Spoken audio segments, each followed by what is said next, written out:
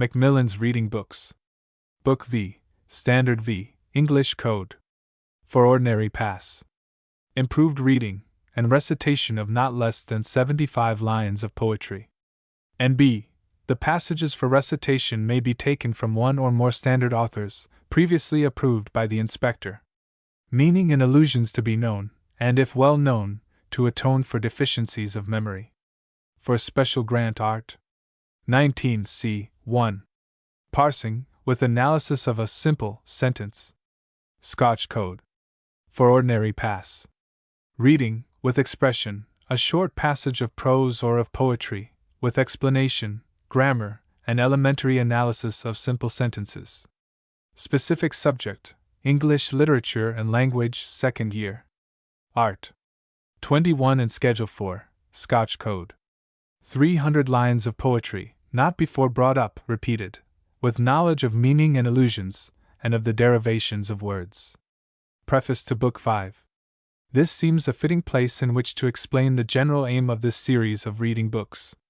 Primarily, it is intended to provide a systematic course for use in schools which are under state inspection, and with this view, each book in the series, after the primer, is drawn up so as to meet the requirements, as set forth in the English and Scotch codes issued by the Committees of Council on Education, of the standard to which it corresponds.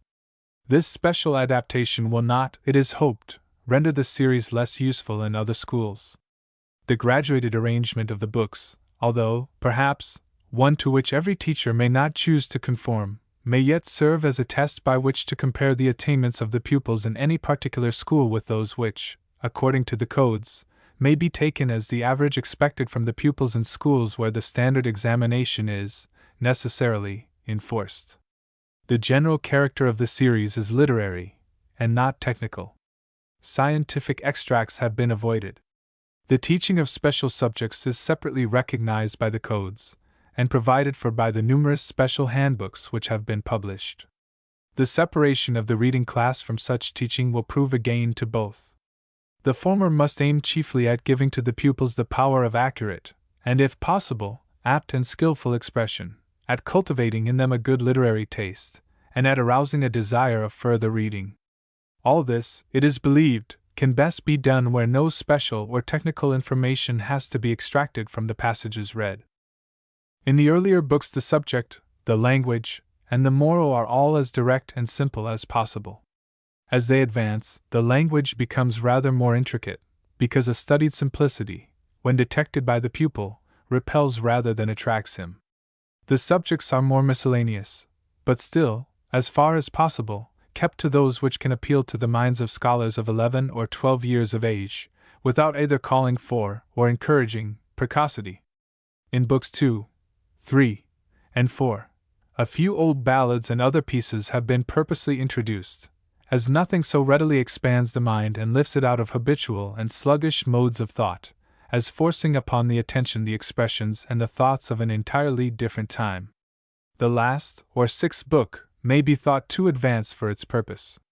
But in the first place, many of the pieces given in it, though selected for their special excellence, do not involve any special difficulties, and in the second place, it will be seen that the requirements of the English Code of 1875 and the 6th Standard really correspond in some degree to those of the special subject of English literature, formerly recognized by the English, and still recognized by the Scotch Code.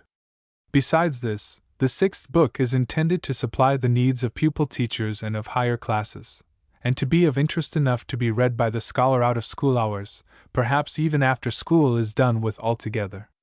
To such it may supply the bare outlines of English literature, and may, at least, introduce them to the best English authors. The aim of all the extracts in the book may not be fully caught, as their beauty certainly cannot be fully appreciated by youths, but they may, at least, serve the purpose of all education, that of stimulating the pupil to know more. The editor has to return his thanks for the kindness by which certain extracts have been placed at his disposal by the following authors and publishers: Mr. Ruskin and Mr. William Allingham, Mr. Nimmo, for extract from Hugh Miller's works, Mr. Nelson, for poems by Mr. and Mrs. Howitt, Messrs. Edmonston and Douglas, for extract from Dasent's Tales from the Norse, Messrs. Chapman and Hall, for extracts from the works of Charles Dickens and Mr. Carlyle. Messrs. Longmans, Green, and Company, for extracts from the works of Macaulay and Mr. Froude. Messrs. Routledge and Company, for extracts from Miss Martineau's works. Mr. Murray, for extracts from the works of Dean Stanley, and many others. Book 5. Preface. Introduction. Incident in the life of Dr. Johnson Warner's tour in the northern counties. The old philosopher and the young lady Jane Taylor. Barbara S., Charles Lamb. Dr. Arnold Tom Brown's school days. Boyhood's work, ditto. Work in the world, ditto. Castles in the air, Addison. The death of Nelson Southey. Learning to ride, T. Hughes. Moses at the fair, Goldsmith. Wang the miller, ditto. And escape, Defoe's Robinson Crusoe. Necessity, the mother of invention, ditto. Labrador, Southey's Omniana. Growth of European civilization in the 12th century, Robertson. A whale hunt, Scott. A shipwreck, Charles Kingsley. The Black Prince, Dean Stanley. The Assembly of Uriah Freeman. My Winter Garden, Charles Kingsley. Aspects of Northern and Southern Countries, John Ruskin. Columbus in Sight of Land, Washington Irving. Columbus shipwrecked, ditto. Robbed in the Desert, Mungo Park. Aristides, Plutarch's Lives. The Venerable B.J.R. Green. The death of Anselm Dean Church. The murder of Becket Dean Stanley. The death of Elizabeth J.R. Green. The Battle of Naseby, Defoe. The Pilgrims and Giant Despair, Bunyan. A Hard Winter, Rev. Gilbert White. A Portentous Summer, ditto. A Thunderstorm, ditto. Character of Sir Walter Scott, J. Lockhart. Mumps's Hall, Scott. The Porteous Mob, ditto. The Porteous Mob, continued, ditto. Josiah Wedgwood's speech by Mr. Gladstone. The Crimean War speech by Mr. Disraeli. National Morality speech by Mr. Bright. The Pleasures of a Life of Labor, Hugh Miller. The Flight of Birds, Rev. Gilbert White. The Battle of Corunna, Napier. Battle of Albuera, Napier. Charge of the Light Brigade at Balaclava _ The Times, correspondent. African Hospitality, Mungo Park. Across the Desert of Nubia, Bruce's Travels. A Shipwreck on the Arabian Coast, W. G. Palgrave. An Arabian Town, W. G. Palgrave. The Quest of the Holy Grail, Sir Thomas Mallory. Visit to Sir Roger de Coverley's country seat, Addison. The Dead Ass Stern. Poetry. The Village Blacksmith, H. W. Longfellow. Men of England, Campbell. A Ballad, Goldsmith. Martyrs, Cooper. A Psalm of Life, H. W. Longfellow. The Ant and the Caterpillar, Cunningham. Report of an Adjudged Case, Couer. The Inchcape Bell, Southey. Battle of the Bomb, Campbell. Lochinvar, Scott. The Chameleon, Merrick. A Wish, Pope.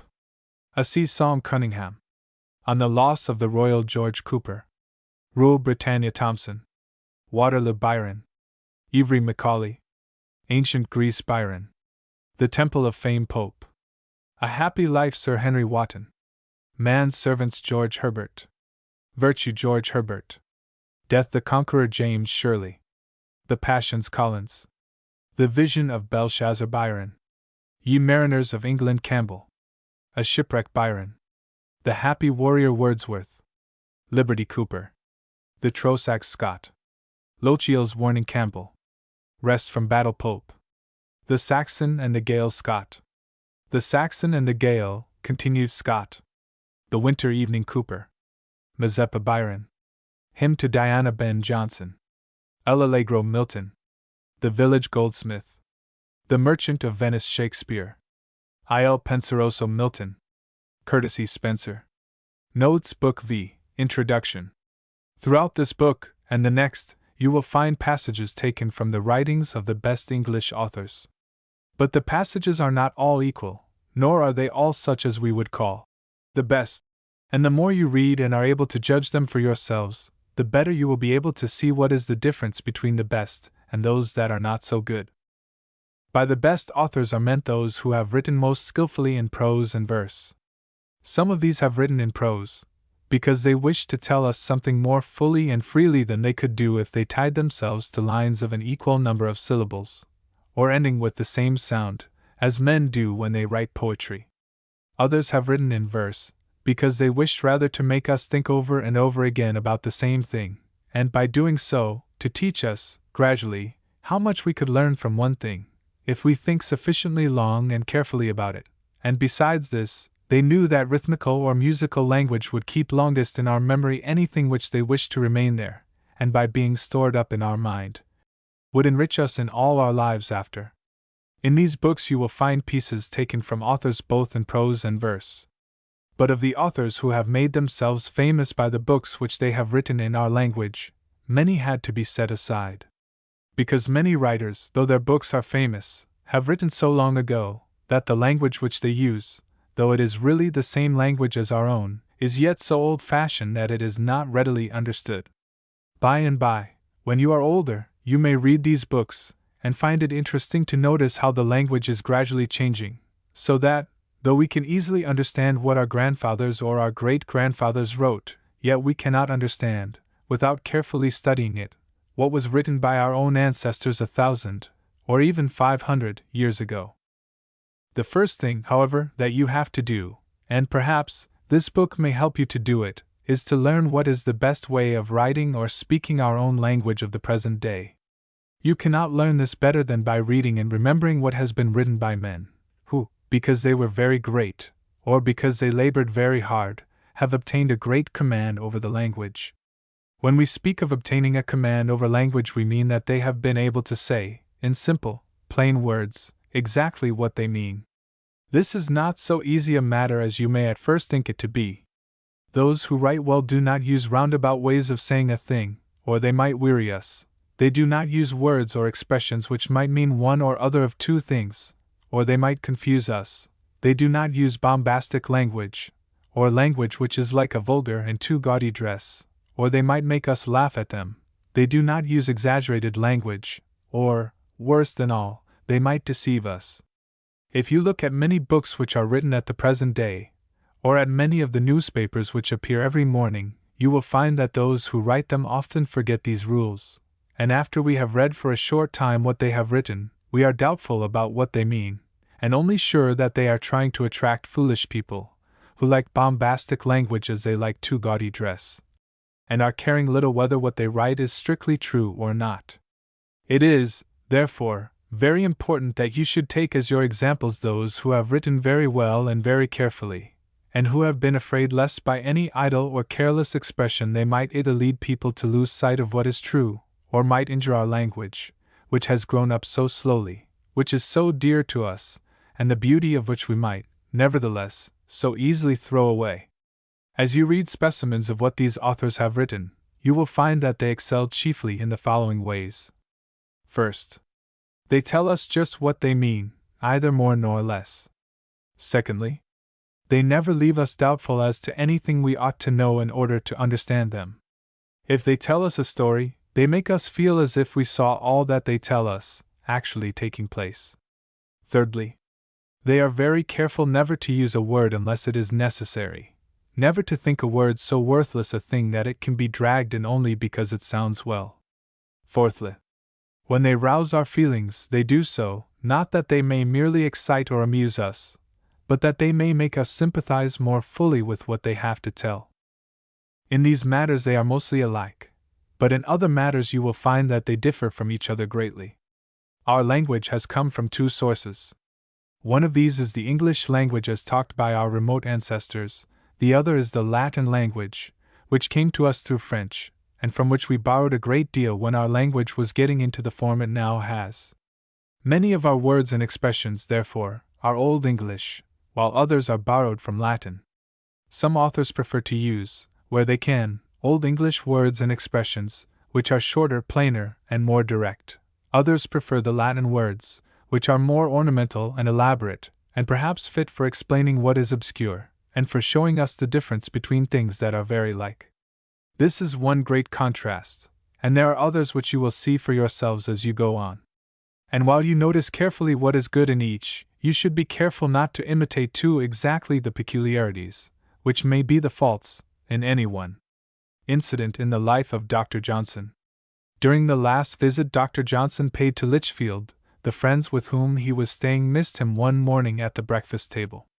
On inquiring after him of the servants, they understood he had set off from Lichfield at a very early hour, without mentioning to any of the family whither he was going.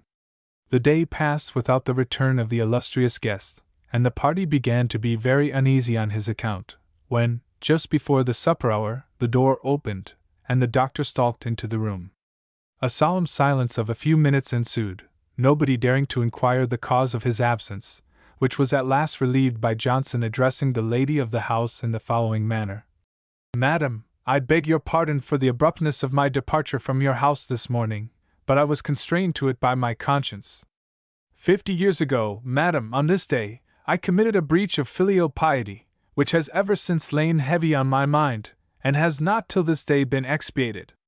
My father, as you recollect, was a bookseller, and had long been in the habit of attending Lichfield market, and opening a stall for the sale of his books during that day.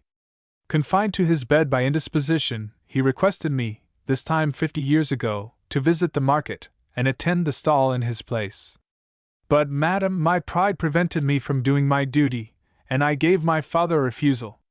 To do away the sin of this disobedience, I this day went in a post-chaise to Lichfield, and going into the market at the time of high business, uncovered my head, and stood with it bare an hour before the stall which my father had formerly used, exposed to the sneers of the standers-by and the inclemency of the weather, a penance by which I hope I have propitiated heaven for this only instance, I believe, of contumacy towards my father."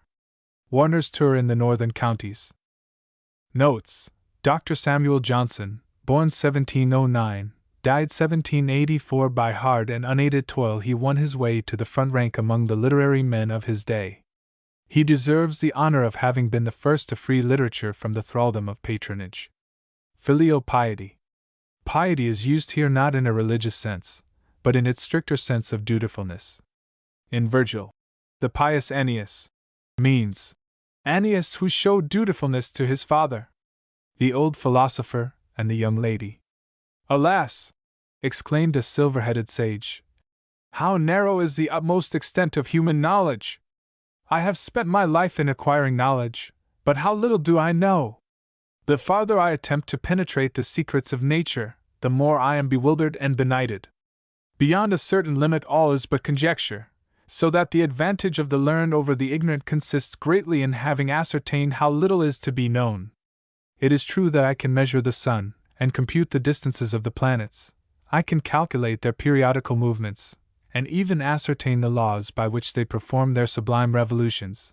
But with regard to their construction, to the beings which inhabit them, their condition and circumstances, what do I know more than the clown, delighting to examine the economy of nature in our own world? I have analyzed the elements, and given names to their component parts. And yet, should I not be as much at a loss to explain the burning of fire, or to account for the liquid quality of water, as the vulgar, who use and enjoy them without thought or examination? I remark that all bodies, unsupported, fall to the ground, and I am taught to account for this by the law of gravitation. But what have I gained here more than a term? Does it convey to my mind any idea of the nature of that mysterious and invisible chain which draws all things to a common center? Pursuing the track of the naturalist, I have learned to distinguish the animal, the vegetable, and the mineral kingdoms, and to divide these into their distinct tribes and families. But can I tell, after all this toil, whence a single blade of grass derives its vitality? Could the most minute researches enable me to discover the exquisite pencil that paints the flower of the field? And have I ever detected the secret that gives their brilliant dye to the ruby and the emerald, or the art that enamels the delicate shell? I observe the sagacity of animals. I call it instinct, and speculate upon its various degrees of approximation to the reason of man. But after all, I know as little of the cogitations of the brute as he does of mine. When I see a flight of birds overhead, performing their evolutions, or steering their course to some distant settlement, their signals and cries are as unintelligible to me as are the learned languages to an unlettered mechanic. I understand as little of their policy and laws as they do of Blackstone's commentaries. Alas! Then, what have I gained by my laborious researches but an humbling conviction of my weakness and ignorance? Of how little has man, at his best estate, to boast. What folly in him to glory in his contracted powers, or to value himself upon his imperfect acquisitions! Well, exclaimed a young lady, just returned from school, my education is at last finished. Indeed, it would be strange if, after 5 years' hard application, anything were left incomplete. Happily it is all over now, and I have nothing to do but exercise my various accomplishments. Let me see, as to French, I am mistress of that, and speak it, if possible, with more fluency than English. Italian I can read with ease, and pronounce very well, as well at least, and better than any of my friends, and that is all one need wish for in Italian. Music I have learned till I am perfectly sick of it. But now that we have a grand piano, it will be delightful to play when we have company. And then there are my Italian songs, which everybody allows I sing with taste, and as it is what so few people can pretend to, I am particularly glad that I can. My drawings are universally admired, especially the shells and flowers, which are beautiful, certainly. Besides this, I have a decided taste in all kinds of fancy ornaments. And then, my dancing and waltzing, in which our master himself owned that he could take me no farther, just a figure for it certainly. It would be unpardonable if I did not excel. As to common things, geography, and history, and poetry, and philosophy, thank my stars, I have got through them all. So that I may consider myself not only perfectly accomplished, but also thoroughly well informed. Well, to be sure, how much I have fagged through, the only wonder is that one head can contain it all. Jane Taylor. Note: Blackstone's Commentaries. The great standard work on the theory and practice of the English law, written by Sir William Blackstone, 1723 to 1780. The Village Blacksmith. Under a spreading chestnut tree, the village smithy stands. The smith, a mighty man is he, with large and sinewy hands, and the muscles of his brawny arms are strong as iron bands. His hair is crisp, and black, and long, his face is like the tan, his brow is wet with honest sweat, he earns whatever he can, and looks the whole world in the face, for he owes not any man. Week in, week out, from morn till night, you can hear his bellows blow, you can hear him swing his heavy sledge, with measured beat and slow, like a sexton ringing the village bell, when the evening sun is low. And children coming home from school look in at the open door. They love to see the flaming forge, and hear the bellows roar, and catch the burning sparks that fly like chaff from a threshing floor. He goes on Sunday to the church, and sits among his boys. He hears the parson pray and preach. He hears his daughter's voice singing in the village choir, and it makes his heart rejoice. It sounds to him like her mother's voice, singing in paradise. He needs must think of her once more, how in the grave she lies, and with his hard, rough hand he wipes a tear out of his eyes. Toiling, rejoicing, sorrowing, onward through life he goes. Each morning sees some task begin, each evening sees it close. Something attempted, something done, has earned a night's repose. Thanks, thanks to thee, my worthy friend, for the lesson thou hast taught. Thus at the flaming forge of life our fortunes must be wrought. Thus on its sounding anvil shaped each burning deed and thought. H. W. Longfellow. Notes: Henry Wadsworth Longfellow, one of the foremost among contemporary American poets. Born in 1807. His chief poems are Evangeline and Hiawatha. His face is like the tan. Tan is the bark of the oak, bruised and broken for tanning leather. Thus at the flaming forge of life, N.C. equals as iron is softened at the forge and beaten into shape on the anvil, so by the trials and circumstances of life, our thoughts and actions are influenced and our characters and destinies decided. The metaphor is made more complicated by being broken up. Men of England! Men of England! Who inherit rights that cost your sires their blood. Men whose undegenerate spirit has been proved on land and flood. By the foes ye fought uncounted, by the glorious deeds ye done, trophies captured, breaches mounted, navies conquered, kingdoms won. Yet remember, England gathers hence but fruitless wreaths of fame, if the virtues of your fathers glow not in your hearts the same. What are monuments of bravery, where no public virtues bloom? What avail in lands of slavery trophy temples, arch, and tomb? Pageants, Let the world revere us for our people's rights and laws, and the breasts of civic heroes bared in freedom's holy cause. Yours are Hampton's, Russell's glory, Sidney's matchless shade is your martyrs and heroic story, worth 1,000 Agincourts. We're the sons of sires that baffled crowned and mitred tyranny. They defied the field and scaffold for their birthrights. So will we. Campbell. Notes: Thomas Campbell, born 1777, died 1844, author of The Pleasures of Hope, Gertrude of Wyoming, and many lyrics. His poetry is careful, scholar-like, and polished. Men whose undegenerate spirit, and see, in prose, this would run. Ye men whose spirit has been proved to be undegenerate. And see, the word undegenerate, which is introduced only as an epithet, is the real predicate of the sentence. By the foes ye fought uncounted. Uncounted, agreeing with foes. Fruitless wreaths of fame. A poetical figure, taken from the wreaths of laurel given as prizes in the ancient games of Greece. Past history will give fame to a country, but nothing more fruitful than fame, unless its virtues are kept alive. Trophy temples, i.e., temples hung, after the fashion of the ancients, with trophies. Arch, the triumphal arch erected by the Romans in honor of victorious generals. Pageants equals. These are not but pageants. And for the beasts of civic heroes. Civic heroes, those who have striven for the rights of their fellow citizens. Hampton, I.E. John Hampton, born 1594, died 1643, the maintainer of the rights of the people in the reign of Charles I. He resisted the imposition of ship money, and died in a skirmish at Chalgrove during the Civil War. Russell, I.E. Lord William Russell, beheaded in 1683, in the reign of Charles II. On a charge of treason. He had resisted the court in its aims at establishing the doctrine of passive obedience. Sidney, i.e. Algernon Sidney, the friend of Russell, who met with the same fate in the same year. Sidney's matchless shade. Shade equals spirit or memory. Agincourt.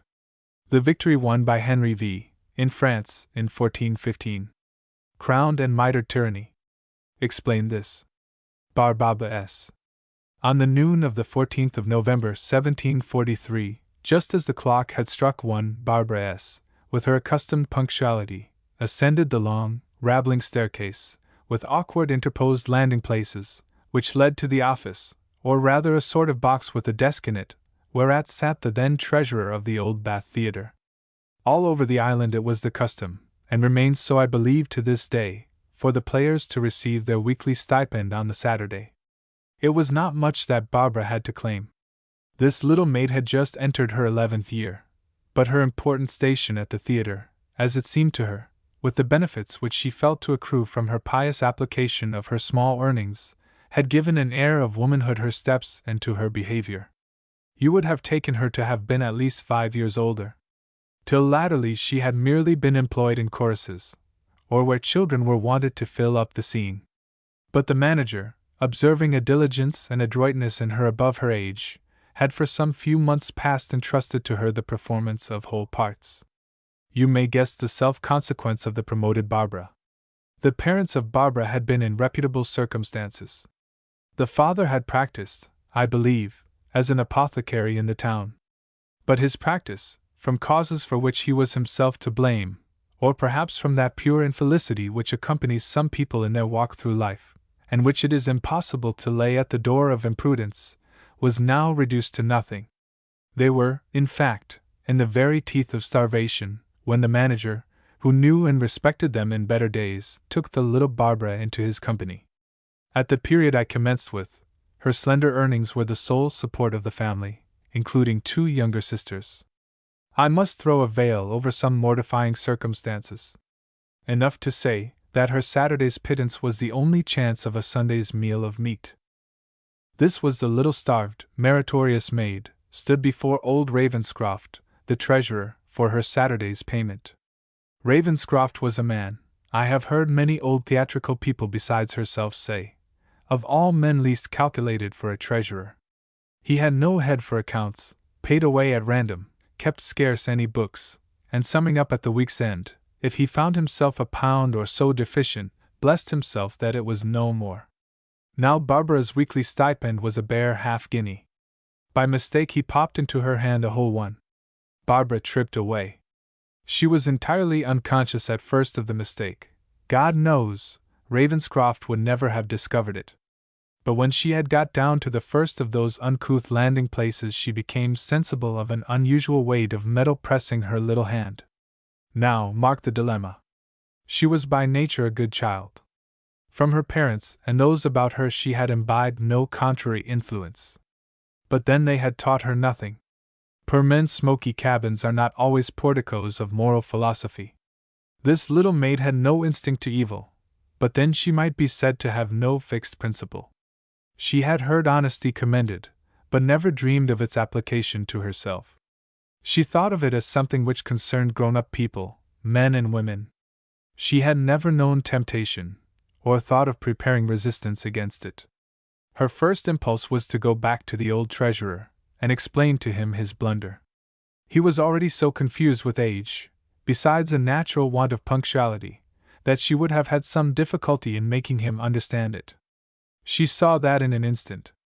And then it was such a bit of money, and then the image of a larger allowance of butcher's meat on their table next day came across her, till her little eyes glistened, and her mouth moistened. But then Mr. Ravenscroft had always been so good-natured, had stood her friend behind the scenes, and even recommended her promotion to some of her little parts. But again the old man was reputed to be worth a world of money. He was supposed to have £50 a year clear of the theatre. And then came staring upon her the figures of her little stockingless and shoeless sisters. And when she looked at her own neat white cotton stockings, which her situation at the theatre had made it indispensable for her mother to provide for her, with hard straining and pinching from the family stock, and thought how glad she should be to cover their poor feet with the same, and how then they could accompany her to rehearsals, which they had hitherto been precluded from doing, by reason of their unfashionable attire. In these thoughts she reached the second landing place, the second. I mean, from the top, for there was still another left to traverse. Now, virtue, support Barbara! And that never-failing friend did step in, for at that moment a strength not her own, I have heard her say, was revealed to her, a reason above reasoning, and without her own agency, as it seemed, for she never felt her feet to move. She found herself transported back to the individual desk she had just quitted, and her hand in the old hand of Ravenscroft, who in silence took back the refunded treasure, and who had been sitting, good man, insensible to the lapse of minutes, which to her were anxious ages, and from that moment a deep peace fell upon her heart, and she knew the quality of honesty. A year or two's unrepining application to her profession brightened up the feet and the prospects of her little sisters, set the whole family upon their legs again, and released her from the difficulty of discussing moral dogmas upon a landing-place. Essays of Elia, by Charles Lamb. A Ballad. Turn, gentle hermit of the dale, and guide my lonely way to where yon taper cheers the vale with hospitable ray. For here forlorn and lost I tread, with fainting steps and slow, where wilds, immeasurably spread, seem lengthening as I go. Forbear, my son, the hermit cries, to tempt the dangerous gloom, for yonder faithless phantom flies to lure thee to thy doom. Here to the houseless child of want my door is open still, and though my portion is but scant, I give it with good will.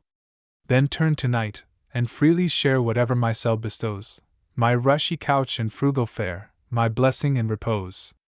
No flocks that range the valley free to slaughter I condemn, taught by that power that pities me, I learn to pity them. But from the mountain's grassy side a guiltless feast I bring, a scrip with herbs and fruits supplied, and water from the spring. Then, pilgrim, turn, thy cares forego, all earth-born cares are wrong, man wants but little here below, nor wants that little long. Soft as the dew from heaven descends his gentle accents fell, the modest stranger lowly bends, and follows to the cell. Far in a wilderness obscure the lonely mansion lay, a refuge to the neighboring poor, and strangers led astray. No stores beneath its humble thatch required a master's care, the wicket, opening with a latch, received the harmless pair. And now, when busy crowds retired to take their evening rest, the hermit trimmed his little fire, and cheered his pensive guest. and spread his vegetable store, and gaily pressed, and smiled, and skilled in legendary lore, the lingering hours beguiled. Around, in sympathetic mirth, its tricks the kitten tries, the cricket chirps on the hearth, the crackling faggot flies. But nothing could a charm impart to soothe the stranger's woe, for grief was heavy at his heart, and tears began to flow. His rising cares the hermit spied, with answering care oppressed, and, "Whence, unhappy youth," he cried, "the sorrows of thy breast? From better habitations spurned, reluctant dost thou rove? Or grieve for friendship unreturned, or unregarded love? Alas! The joys that fortune brings are trifling, and decay, and those who prize the paltry things, more trifling still are they. And what is friendship but a name, a charm that lulls to sleep, a shade that follows wealth or fame, but leaves the wretch to weep? And love is still an emptier sound, the modern fair one's jest, on earth unseen, or only found to warm the turtle's nest. For shame, fond youth, thy sorrows hush, and spurn the sex," he said, but while he spoke, a rising blush his lovelorn guest betrayed. Surprised he sees new beauties rise, swift mantling to the view, like colors o'er the morning skies, as bright, as transient too. The bashful look, the rising breast, alternate spread alarms. The lovely stranger stands confessed a maid in all her charms. And, "Ah! Forgive a stranger rude, a wretch forlorn," she cried, "whose feet unhallowed thus intrude where heaven and you reside. But let a maid thy pity share, whom love has taught to stray, who seeks for rest, but finds despair companion of her way. My father lived beside the Tyne, a wealthy lord was he, and all his wealth was marked as mine, he had but only me. To win me from his tender arms unnumbered suitors came, who praised me for imputed charms, and felt, or feigned, a flame. Each hour a mercenary crowd with richest proffers strove, amongst the rest, young Edwin bowed, but never talked of love. In humble, simple habit clad, no wealth nor power had he, wisdom and worth were all he had, but these were all to me. And when, beside me in the dale, he caroled lays of love, his breath lent fragrance to the gale, and music to the grove. The blossom opening to the day, the dews of heaven refined, could not of purity display to emulate his mind. The dew, the blossom on the tree, with charms in constant shine, their charms were his, but woe to me, their constancy was mine. For still I tried each fickle art, importunate and vain, and while his passion touched my heart, I triumphed in his pain. Till, quite dejected with my scorn, he left me to my pride, and sought a solitude forlorn, in secret, where he died. But mind the sorrow, mind the fault, and well my life shall pay, I'll seek the solitude he sought, and stretch me where he lay. And there, forlorn, despairing, hid I'll lay me down and die. 'Twas so for me that Edwin did, and so for him will I. Forbid it, Heaven! The hermit cried, and clasped her to his breast. The wondering fair one turned to chide, 'twas Edwin's self that pressed. Turn, Angelina, ever dear, my charmer, turn to see thy own, thy long-lost Edwin here, restored to love and thee. Thus let me hold thee to my heart, and every care resign, and shall we never, never part, my life, my all that's mine? No, never from this hour to part, we'll live and love so true, the sigh that rends thy constant heart shall break thy Edwin's too. Goldsmith. Notes: Oliver Goldsmith, poet and novelist. The friend and contemporary of Johnson, Burke, and Reynolds. Born 1728, died 1774. This poem is introduced into The Vicar of Wakefield, and Goldsmith there says of it, "It is at least free from the false taste of loading the lines with epithets." Or as he puts it more fully, "a string of epithets that improve the sound without carrying on the sense." Immeasurably spread, equals spread to an immeasurable length. No flocks that range the valleys free, may be joined either with flocks or with valley. Note the position of the negative. No flocks that range, and see, equals I do not condemn the flocks that range. Guiltless feast. Because it does not involve the death of a fellow creature. Scrip. A purse or wallet, a word of Teutonic origin. Distinguished from scrip, a writing or certificate, from the Latin word scribo, I write. Far in a wilderness obscure. Obscure goes with mansion, not with wilderness. And gaily pressed him to eat. With answering care, i.e., with sympathetic care. A charm that lulls to sleep. Charm is here in its proper sense, that of a thing pleasing to the fancy is derivative. A shade that follows wealth or fame. A shade equals a ghost or phantom. Swift mantling, and see, spreading quickly over, like a cloak or mantle. Where heaven in you reside equals where you, whose only thoughts are of heaven, reside. Whom love has taught to stray. This use of the word, taught for made or force, is taken from a Latin idiom, as in Virgil. He teaches the woods to ring with the name of Amaryllis. It is stronger than made or force, and implies, as here, that she had forgotten all but the wandering life that is now hers. He had but only me. But or only is redundant. To emulate his mind equals to be equal to his mind in purity. Their constancy was mine. This verse has often been accused of violating sense. But, however artificial the expression may be, either the sense is obscure, nor the way of expressing it inaccurate. It is evidently only another way of saying, in the little they had of constancy they resembled me as they resembled him in their charms. Dr. Arnold.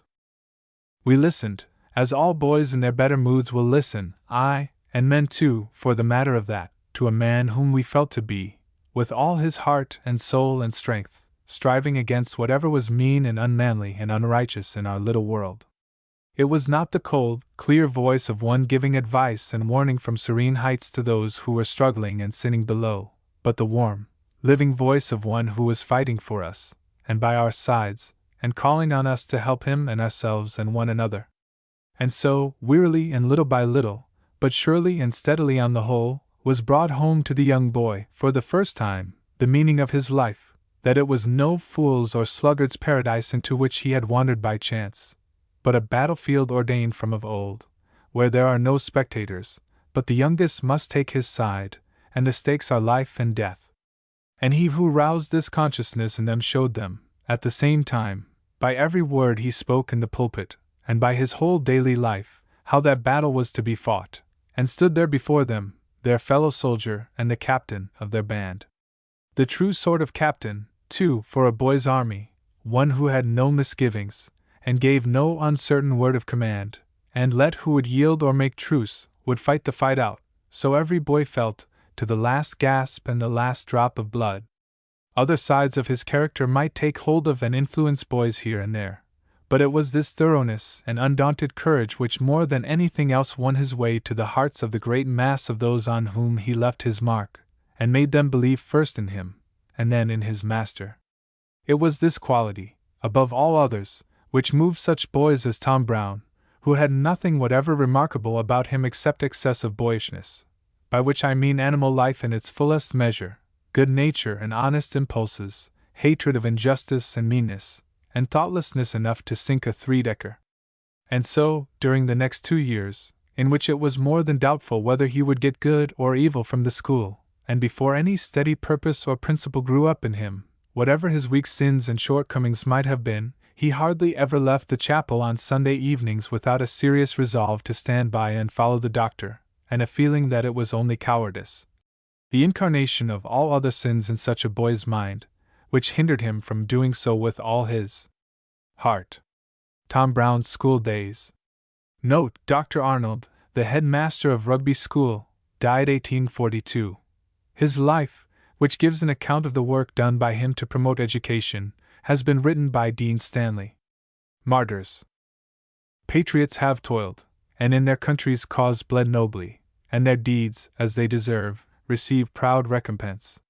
We give in charge their names to the sweet lyre.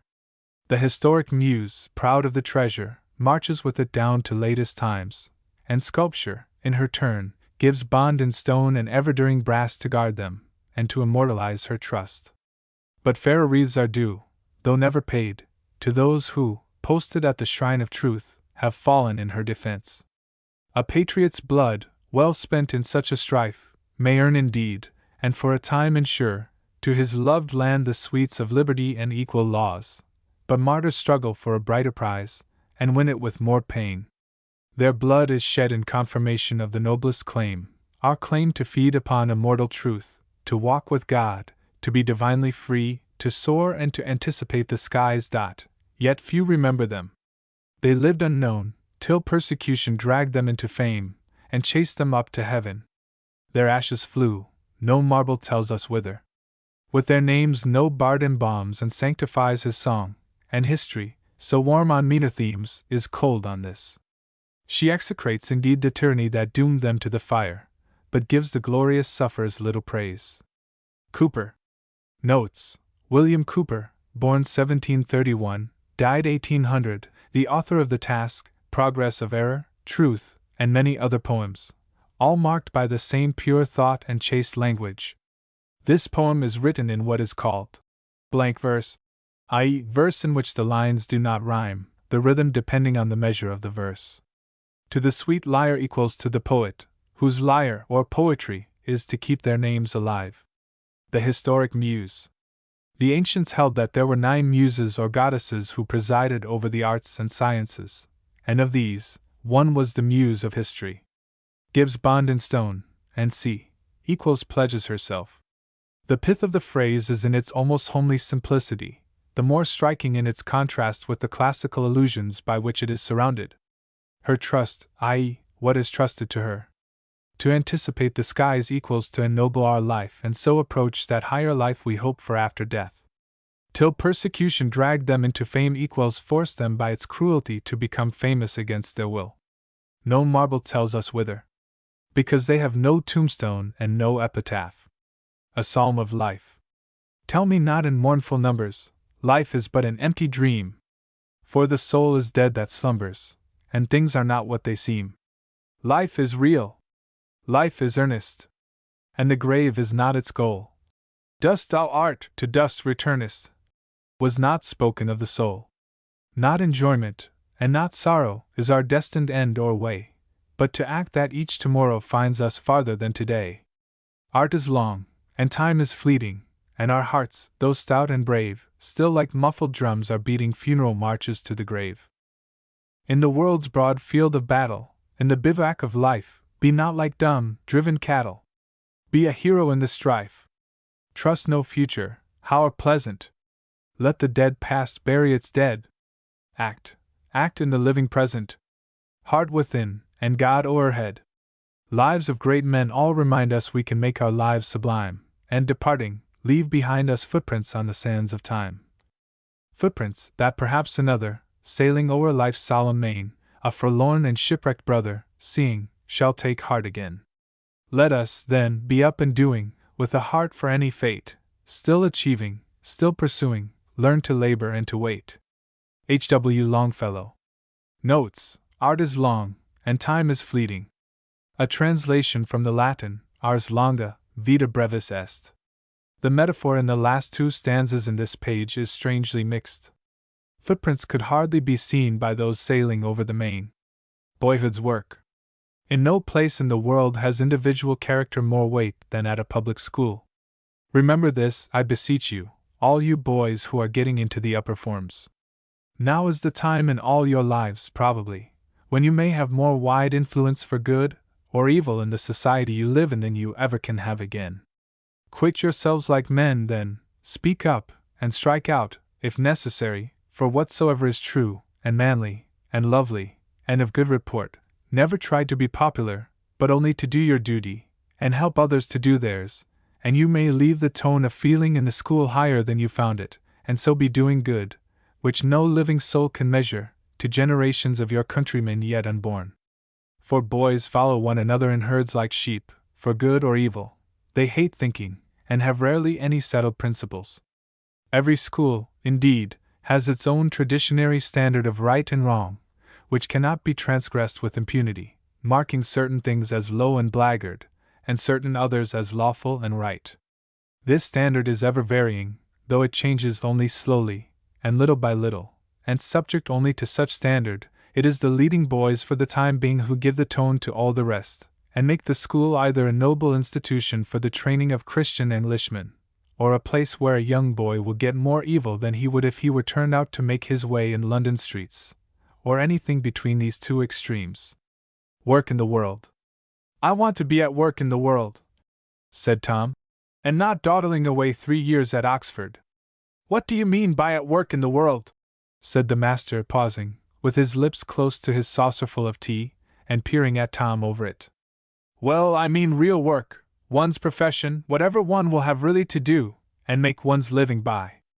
I want to be doing some real good, feeling that I am not only at play in the world, answered Tom, rather puzzled to find out himself what he really did mean.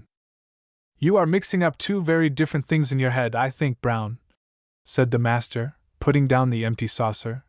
And you ought to get clear about them. You talk of working to get your living, and doing some real good in the world, in the same breath. Now, you may be getting a very good living in a profession, and yet doing no good at all in the world, but quite the contrary, at the same time. Keep the latter before you as your one object, and you will be right, whether you make a living or not. But if you dwell on the other, you'll very likely drop into mere money-making, and let the world take care of itself, for good or evil. Don't be in a hurry about finding your work in the world for yourself. You are not old enough to judge for yourself yet, but just look about you in the place you find yourself in, and try to make things a little better and honester there. You'll find plenty to keep your hand in at Oxford, or wherever else you go. And don't be led away to think this part of the world important, and that unimportant. Every corner of the world is important. No man knows whether this part or that is most so, but every man may do some honest work in his own corner. Tom Brown's School Days. The Ant and the Caterpillar. As an ant, of his talents superiorly vain, was trotting, with consequence, over the plain, a worm, in his progress remarkably slow, cried, "Bless your good worship wherever you go. I hope your great mightiness won't take it ill. I pay my respects with a hearty goodwill." With a look of contempt and impertinent pride. "Begone, you vile reptile," his antship replied. "Go, go, and lament your contemptible state, but first, look at me, see my limbs how complete. I guide all my motions with freedom and ease, run backward and forward, and turn when I please. Of nature grown weary, you shocking essay! I spurn you thus from me, crawl out of my way." The reptile, insulted and vexed to the soul, crept onwards, and hid himself close in his hole. But nature, determined to end his distress, soon sent him abroad in a butterfly's dress. Ere long the proud ant, as repassing the road, fatigued from the harvest, and tugging his load, the bow on a violet bank he beheld, whose vesture, in glory, a monarch's excelled. His plumage expanded, 'twas rare to behold so lovely a mixture of purple and gold. The ant, quite amazed at a figure so gay, bowed low with respect, and was trudging away. "Stop, friend," says the butterfly. "Don't be surprised, I once was the reptile you spurned and despised, but now I can mount, in the sunbeams I play, while you must forever drudge on in your way." Cunningham. Note, of nature grown weary, you shocking essay equals you wretched attempt, equals essay, by nature, when she had grown weary. Report of an adjudged case, not to be found in any of the books. Between nose and eyes a strange contest arose. The spectacles set them unhappily wrong. The point in dispute was, as all the world knows, to which the said spectacles ought to belong. So Tom was the lawyer, and argued the cause, with a great deal of skill, and a wig full of learning, while Chief Baron Ears sat to balance the laws, so fanned for his talent in nicely discerning. "In behalf of the nose it will quickly appear, and your lordship," he said, "will undoubtedly find, that the nose has had spectacles always in wear, which amounts to possession time out of mind."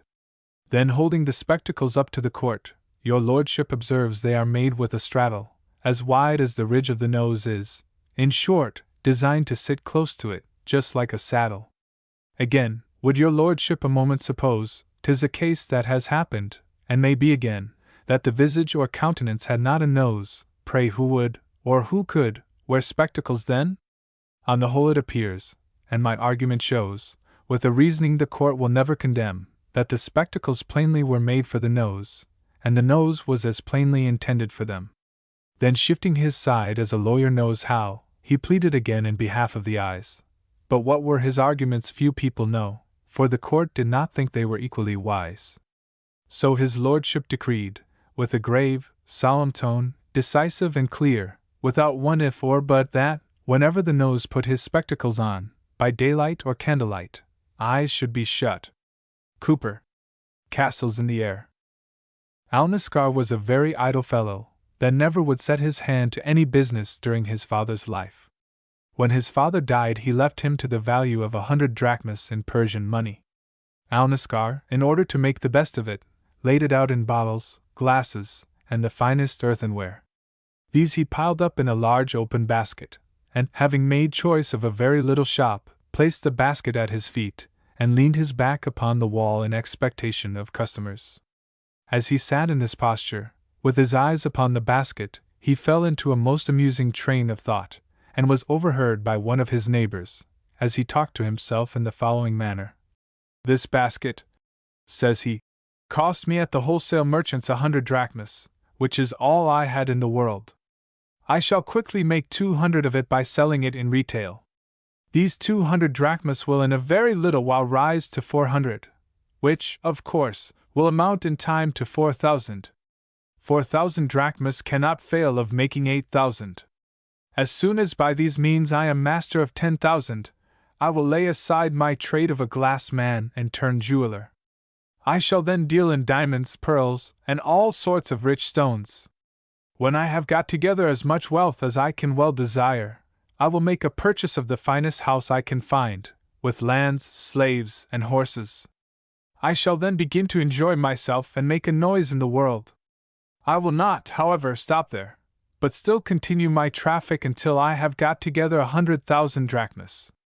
When I have thus made myself master of 100,000 drachmas, I shall naturally set myself on the footing of a prince, and will demand the Grand Vizier's daughter in marriage, after having represented to that minister the information which I have received of the beauty, wit, discretion, and other high qualities which his daughter possesses. I will let him know at the same time that it is my intention to make him a present of 1,000 pieces of gold on our marriage day. As soon as I have married the Grand Vizier's daughter, I must make my father-in-law a visit, with a great train and equipage. And when I am placed at his right hand, which he will do of course, if it be only to honor his daughter, I will give him the 1,000 pieces of gold which I promised him, and afterwards, to his great surprise, will present him with another purse of the same value, with some short speech, as, "Sir, you see I am a man of my word, I always give more than I promise. When I have brought the princess to my house, I shall take particular care to breed her in due respect for me. To this end I shall confine her to her own apartments, make her a short visit, and talk but little to her. Her women will represent to me that she is inconsolable by reason of my unkindness, but I shall still remain inexorable. Her mother will then come and bring her daughter to me, as I am seated on a sofa. The daughter, with tears in her eyes, will fling herself at my feet, and beg me to receive her into my favor. Then will I, to imprint her with a thorough veneration for my person, draw up my legs, and spurn her from me with my foot in such a manner that she shall fall down several paces from the sofa."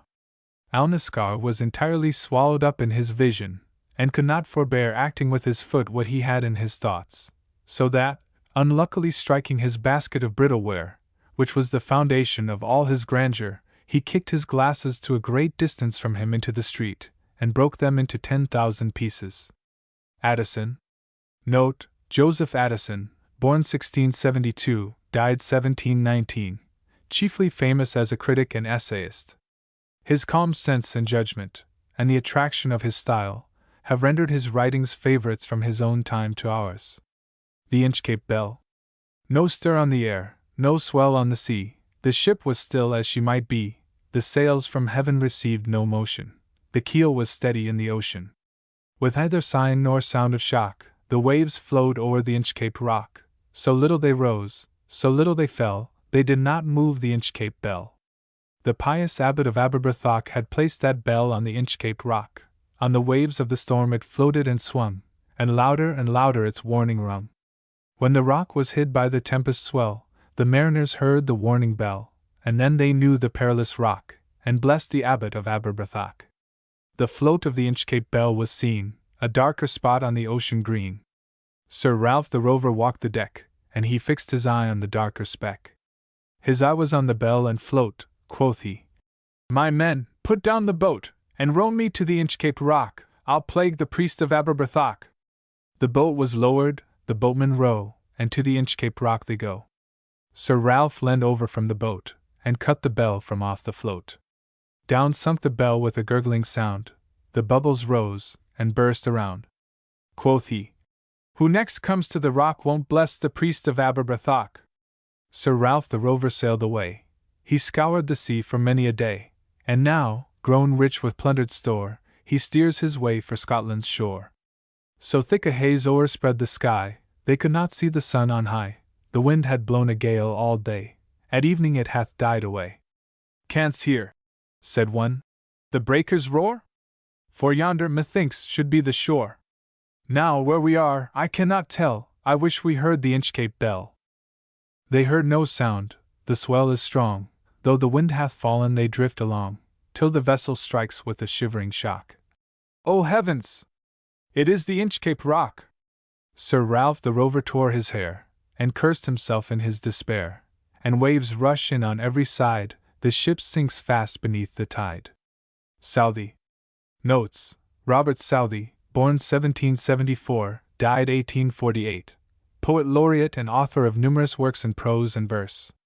Quoth Saxon Quathan to say. A perfect now used only in the first and third persons singular of the present indicative, the nominative following the verb. Till the vessel strikes with a shivering shock.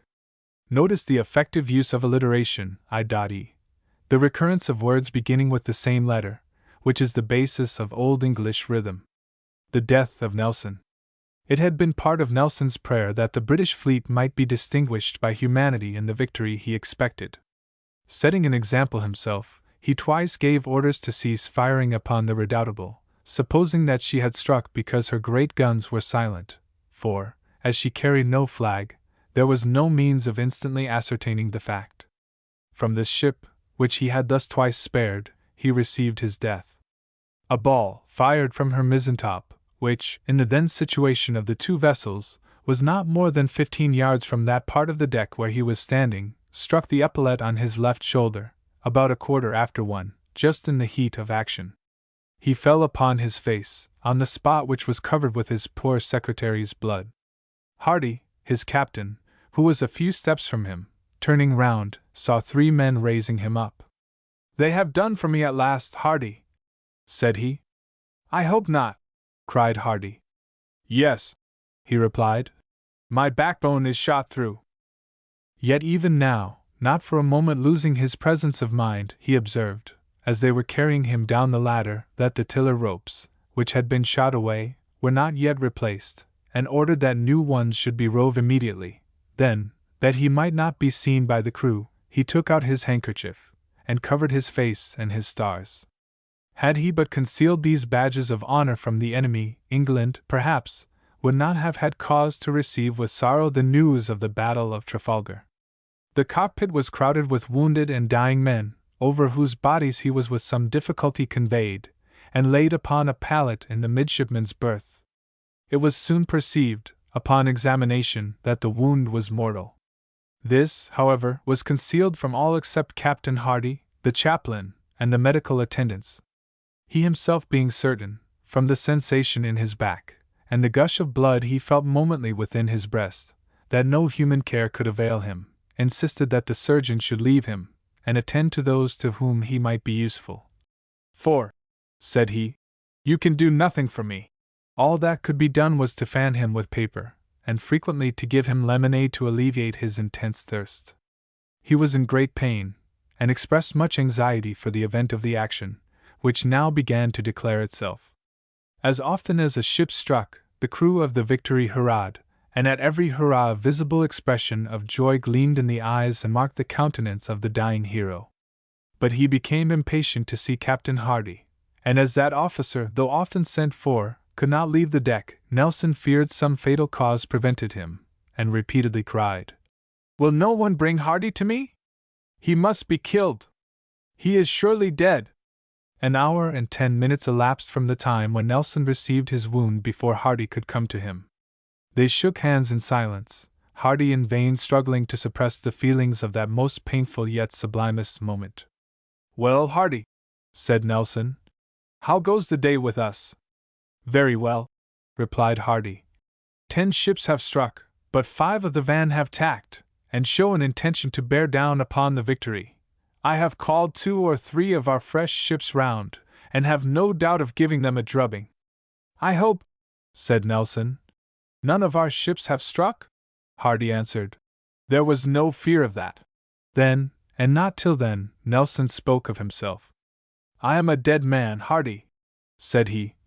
I am going fast. It will be all over with me soon. Come nearer to me. Hardy observed that he hoped Mr. Beatty, the surgeon, could yet hold out some prospect of life. Oh no, he replied. It is impossible. My back is shot through. Beatty will tell you so. Captain Hardy then once more shook hands with him, and, with a heart almost bursting, hastened upon deck. By this time all feeling below the breast was gone, and Nelson, having made the surgeon ascertain this, said to him, You know I am gone. I know it. I feel something rising in my breast, putting his hand on his left side, which tells me so. And upon Beatty's inquiring whether his pain was very great, he replied, So great that he wished he were dead. Yet, said he, in a lower voice, one would like to live a little longer too. Captain Hardy, some 50 minutes after he had left the cockpit, returned, and again taking the hand of his dying friend and commander, congratulated him on having gained a complete victory. How many of the enemy were taken, he did not know, as it was impossible to perceive them distinctly, but 14 or 15 at least. That's well, cried Nelson. But I'd bargained for 20.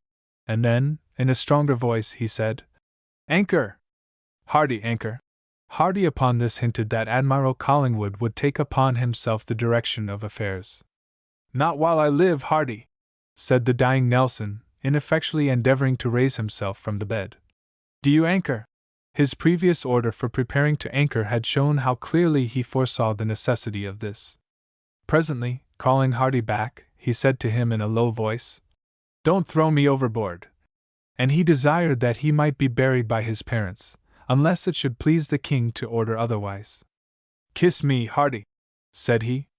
Hardy knelt down and kissed his cheek, and Nelson said, Now I am satisfied. Thank God I have done my duty. Hardy stood over him in silence for a moment or two, then knelt again and kissed his forehead. Who is that?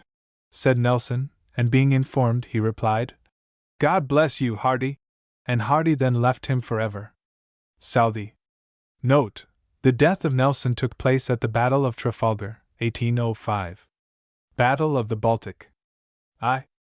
Of Nelson in the north, sing the glorious day's renown, when to battle fierce came forth all the might of Denmark's crown, and her arms along the deep proudly shone. By each gun the lighted brand, in a bold, determined hand, and the prince of all the land led them on. 2. Like leviathans afloat, lay their bulwarks on the brine, while the sign of battle flew on the lofty British line. It was 10 of April morn by the chime. As they drifted on their path, there was silence deep as death, and the boldest held his breath for a time. 3. But the might of England flushed to anticipate the scene, and her van the fleeter rushed o'er the deadly space between. Hearts of oak! Our captains cried, when each gun from its adamantine lips spread a death shade round the ships, like the hurricane eclipse of the sun. 4. Again, again, again, and the havoc did not slack, till a feeble cheer the Dane to our cheering sent us back. Their shots along the deep slowly boom, then cease, and all is wail, as they strike the shattered sail, or, in conflagration pale, light the gloom. The outspoke the victor then, as he hailed them o'er the wave. Ye are brothers! Ye are men! And we conquer but to save, so peace instead of death let us bring. But yield, proud foe, thy fleet, with the crews, at England's feet, and make submission meet to our king. 6. Then Denmark blessed our chief that he gave her wounds repose, and the sounds of joy and grief from her people wildly rose, as death withdrew his shades from the day while the sun looked smiling bright o'er a wide and woeful sight, where the fires of funeral light died away. 7. Now joy, old England, raise! For the tidings of thy might by the festal cities blaze, whilst the wine-cup shines in light, and yet amidst that joy and uproar, Let us think of them that sleep, full many a fathom deep, by thy wild and stormy steep, Elsinore. 8. Brave hearts! To Britain's pride once so faithful and so true, on the deck of fame that died, with the gallant good Rye, soft sigh the winds of heaven o'er their grave, while the billow mournful rolls, and the mermaid's song condoles, singing glory to the souls of the brave. Campbell. Notes: this is the first specimen of the ode in this book.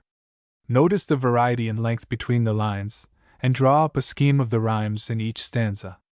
The battle was fought, and Copenhagen bombarded, in April 1801. It was 10 of April morn by the chime. It was 10 o'clock on the morning in April. Like the hurricane eclipse. The eclipse of the sun in storm. Lochinvar. Oh, young Lochinvar is come out of the west, through all the wide border his steed is the best, and save his good broadsword, he weapon had none, he rode all unarmed, and he rode all alone. So faithful in love, and so dauntless in war, there never was knight like the young Lochinvar. He stayed not for brake, and he stopped not for stone, he swam the Esk river where ford there was none. But, ere he alighted at Netherby gate, the bride had consented, the gallant came late, for a laggard in love, and a dastard in war, was to wed the fair Ellen of brave Lochinvar.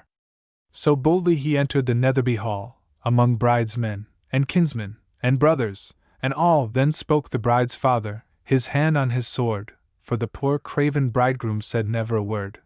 "O come ye in peace here, or come ye in war, or to dance at our bridal? Young Lord Lochinvar, I long wooed your daughter, my suit you denied. Love swells like the Solway, but ebbs like its tide. And now am I come, with this lost love of mine, to lead but one measure, drink one cup of wine.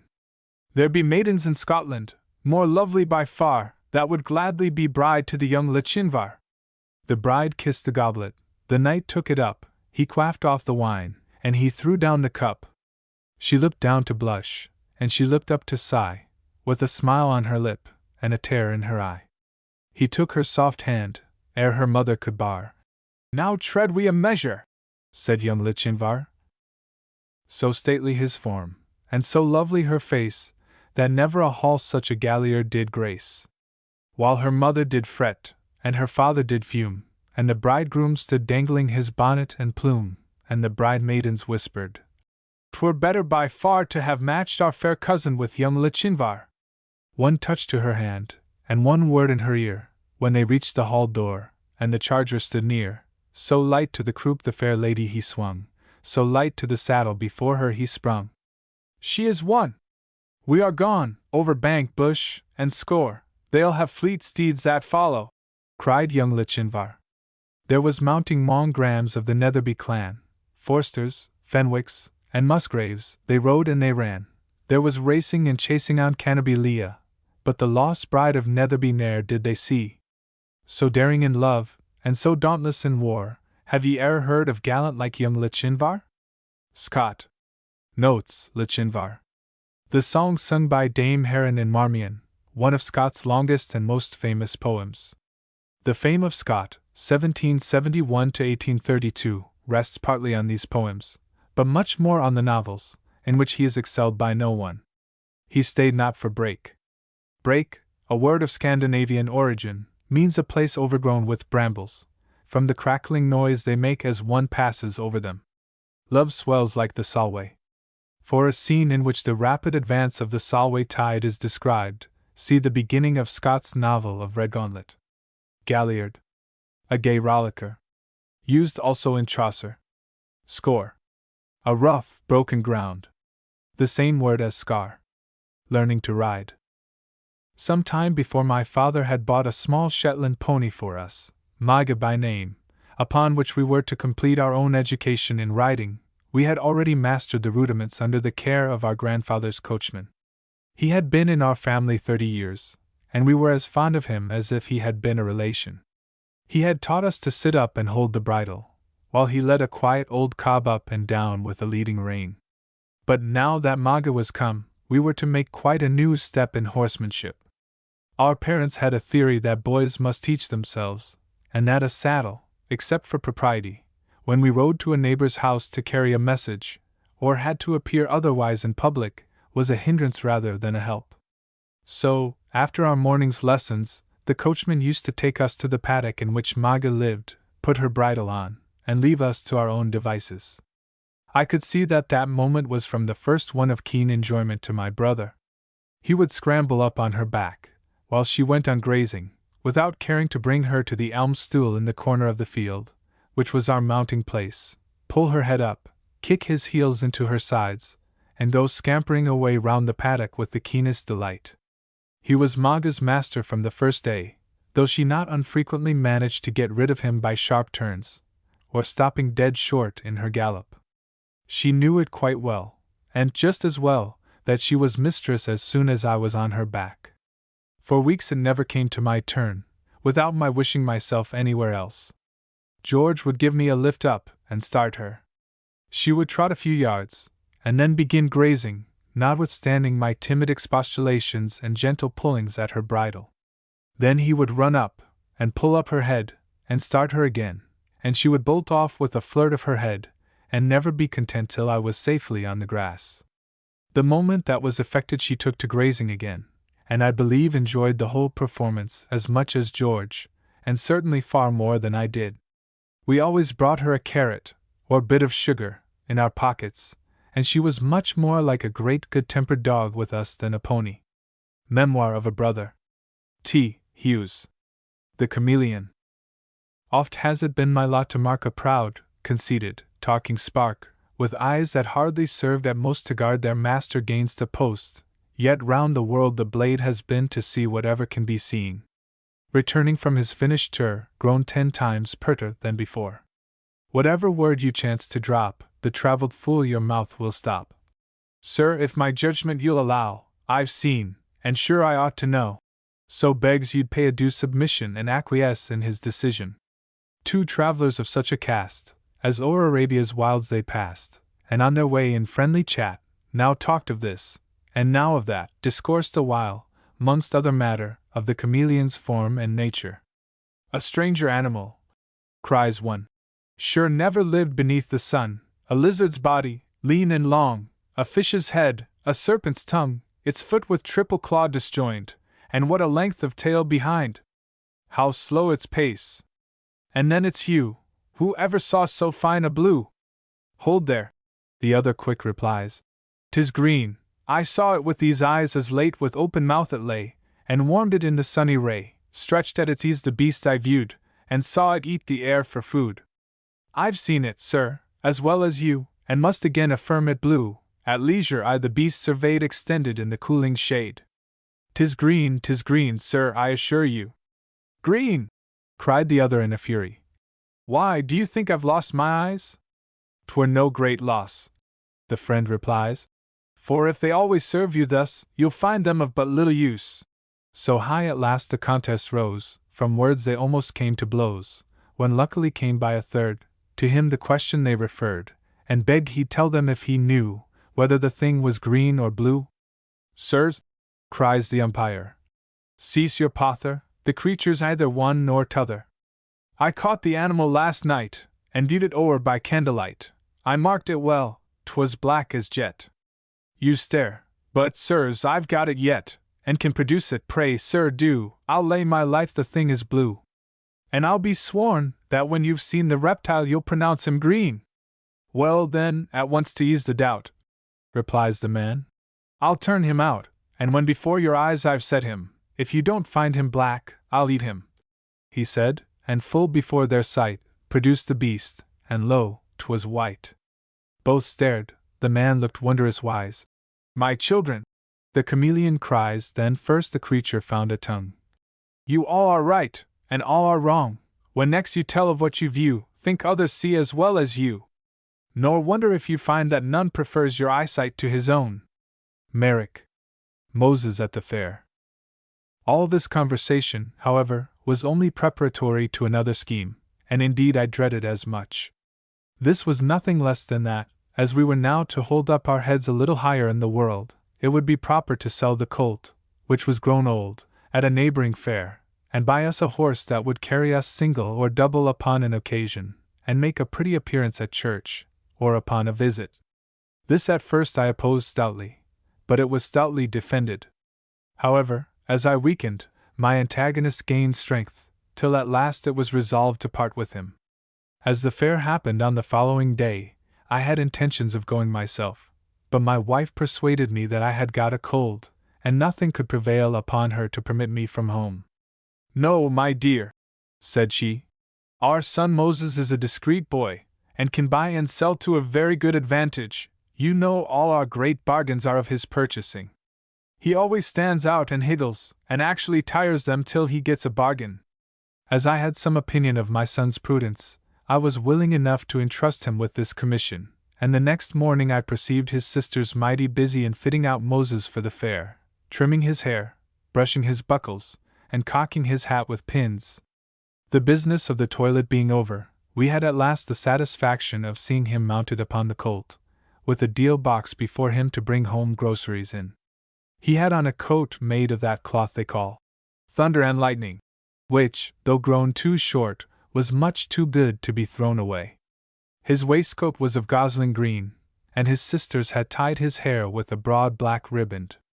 We all followed him several paces from the door, bawling after him, "Good luck! Good luck!" till we could see him no longer. I changed the subject by seeming to wonder what could keep our son so long at the fair, as it was now almost nightfall. "Never mind our son," cried my wife.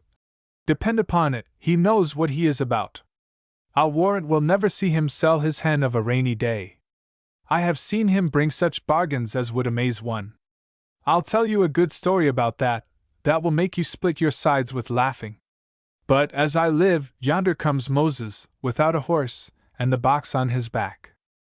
As she spoke, Moses came slowly on foot, and sweating under the deal box, which he had strapped round his shoulders like a peddler. "Welcome, welcome, Moses!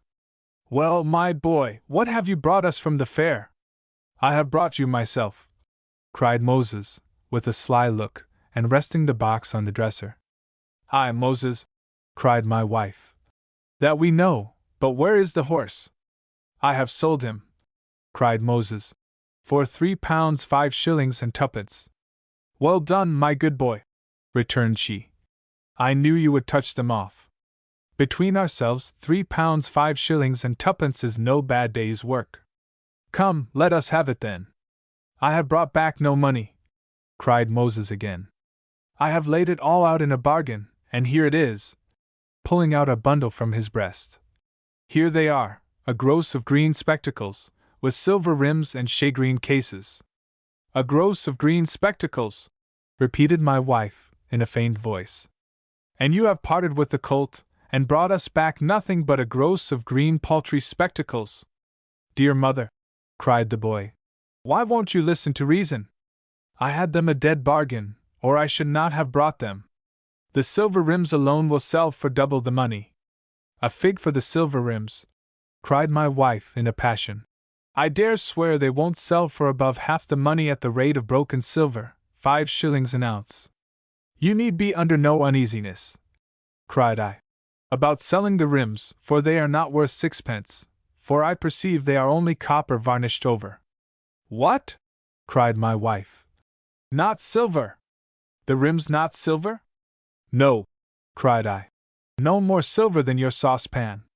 "And so," returned she, "we have parted with the colt, and have only got a gross of green spectacles, with copper rims and shagreen cases? A murrain take such trumpery! The blockhead has been imposed upon, and should have known his company better." "There, my dear," cried I, "you are wrong, he should not have known them at all." "Marry, hang the idiot!" returned she. "To bring me such stuff, if I had them I would throw them in the fire."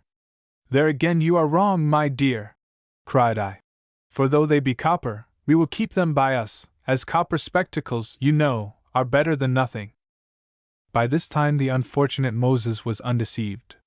He now saw that he had been imposed upon by a prowling sharper, who, observing his figure, had marked him for an easy prey. I therefore asked the circumstances of his deception. He sold the horse, it seems, and walked the fair in search of another. A reverend-looking man brought him to a tent, under pretense of having one to sell. "Here," continued Moses, We met another man, very well dressed, who desired to borrow £20 upon these, saying that he wanted money, and would dispose of them for a third of the value. The first gentleman, who pretended to be my friend, whispered me to buy them, and cautioned me not to let so good an offer pass. I sent for Mr. Flamborough, and they talked him up as finely as they did me, and so at last we were persuaded to buy the 2 gross between us. Goldsmith.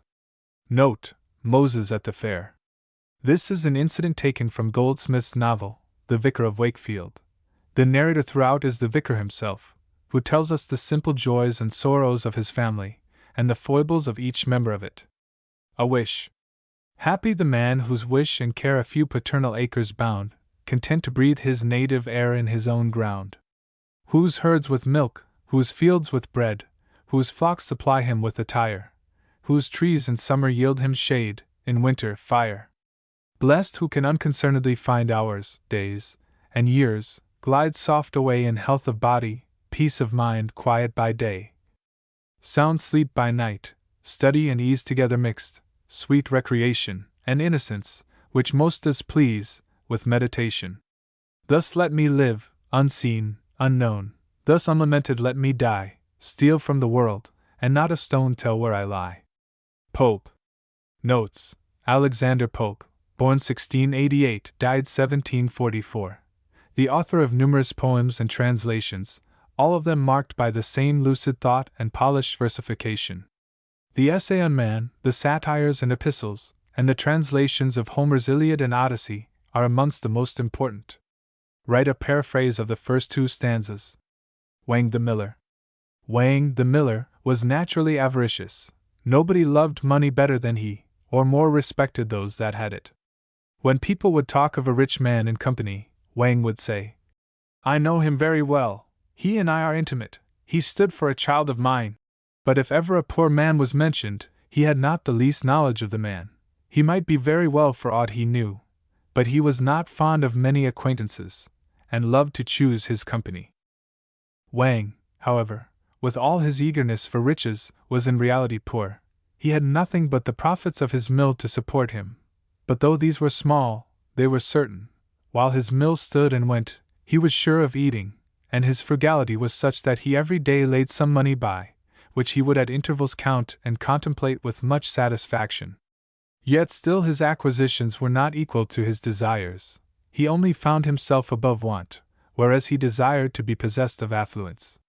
One day, as he was indulging these wishes, he was informed that a neighbor of his had found a pan of money underground, having dreamed of it 3 nights running before.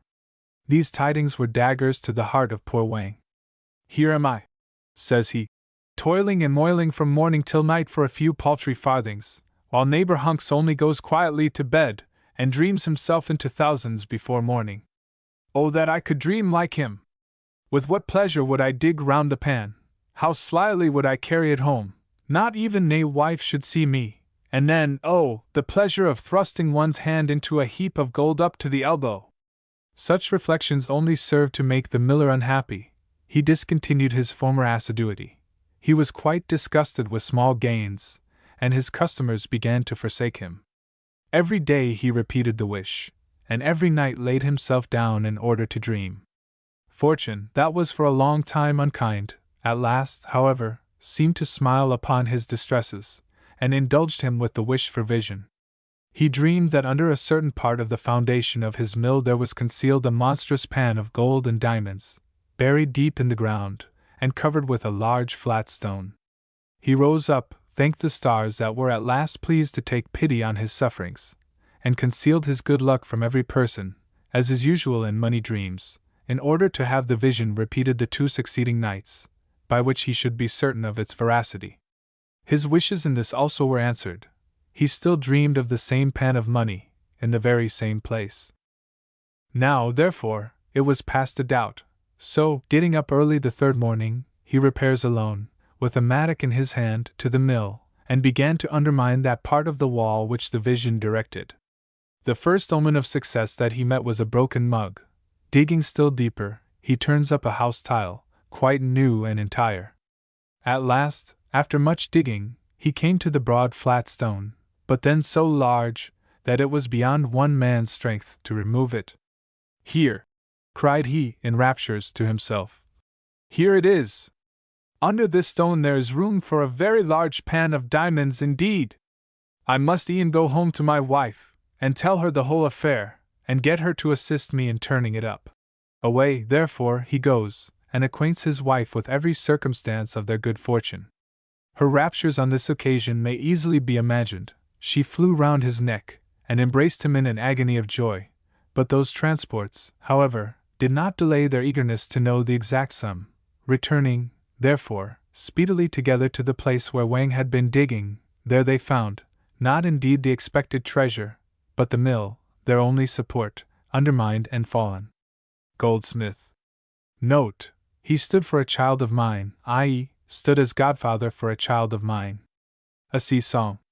A wet sheet and a flowing sea, a wind that follows fast, and fills the white and rustling sail and bends the gallant mast.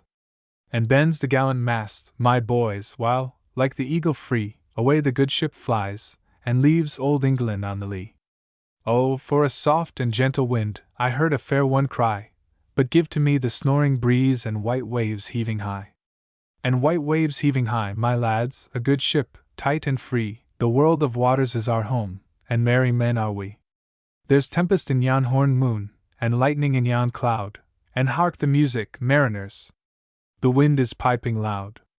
The wind is piping loud, my boys, the lightning flashes free, while the hollow oak our palace is, our heritage the sea. Cunningham. Note: a wet sheet. The sheet is the rope fastened to the lower corner of a sail to retain it in position. On the loss of the Royal George. Toll for the brave that are no more, all sunk beneath the wave, fast by their native shore. 800 of the brave, whose courage well was tried, had made the vessel heel, and laid her on her side. A land breeze shook the shrouds, and she was overset. Down went the Royal George, with all her crew complete. Toll for the brave!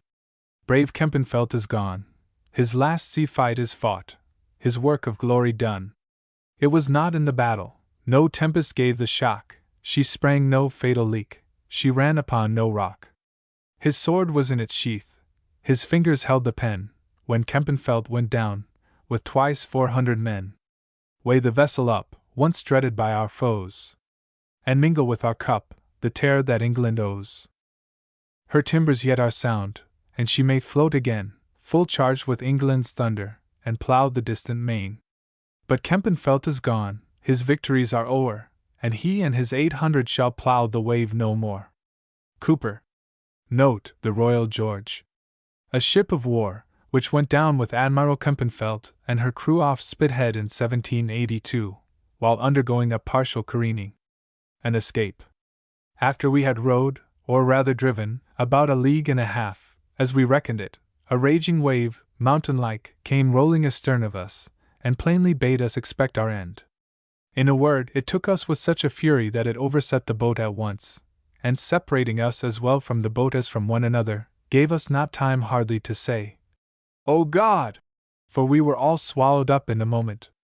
Nothing can describe the confusion of thought which I felt when I sunk into the water, for though I swam very well, yet I could not deliver myself from the waves so as to draw breath, till that wave having driven me, or rather carried me a vast way on towards the shore, and having spent itself, went back, and left me upon the land almost dry, but half dead from the water I took in.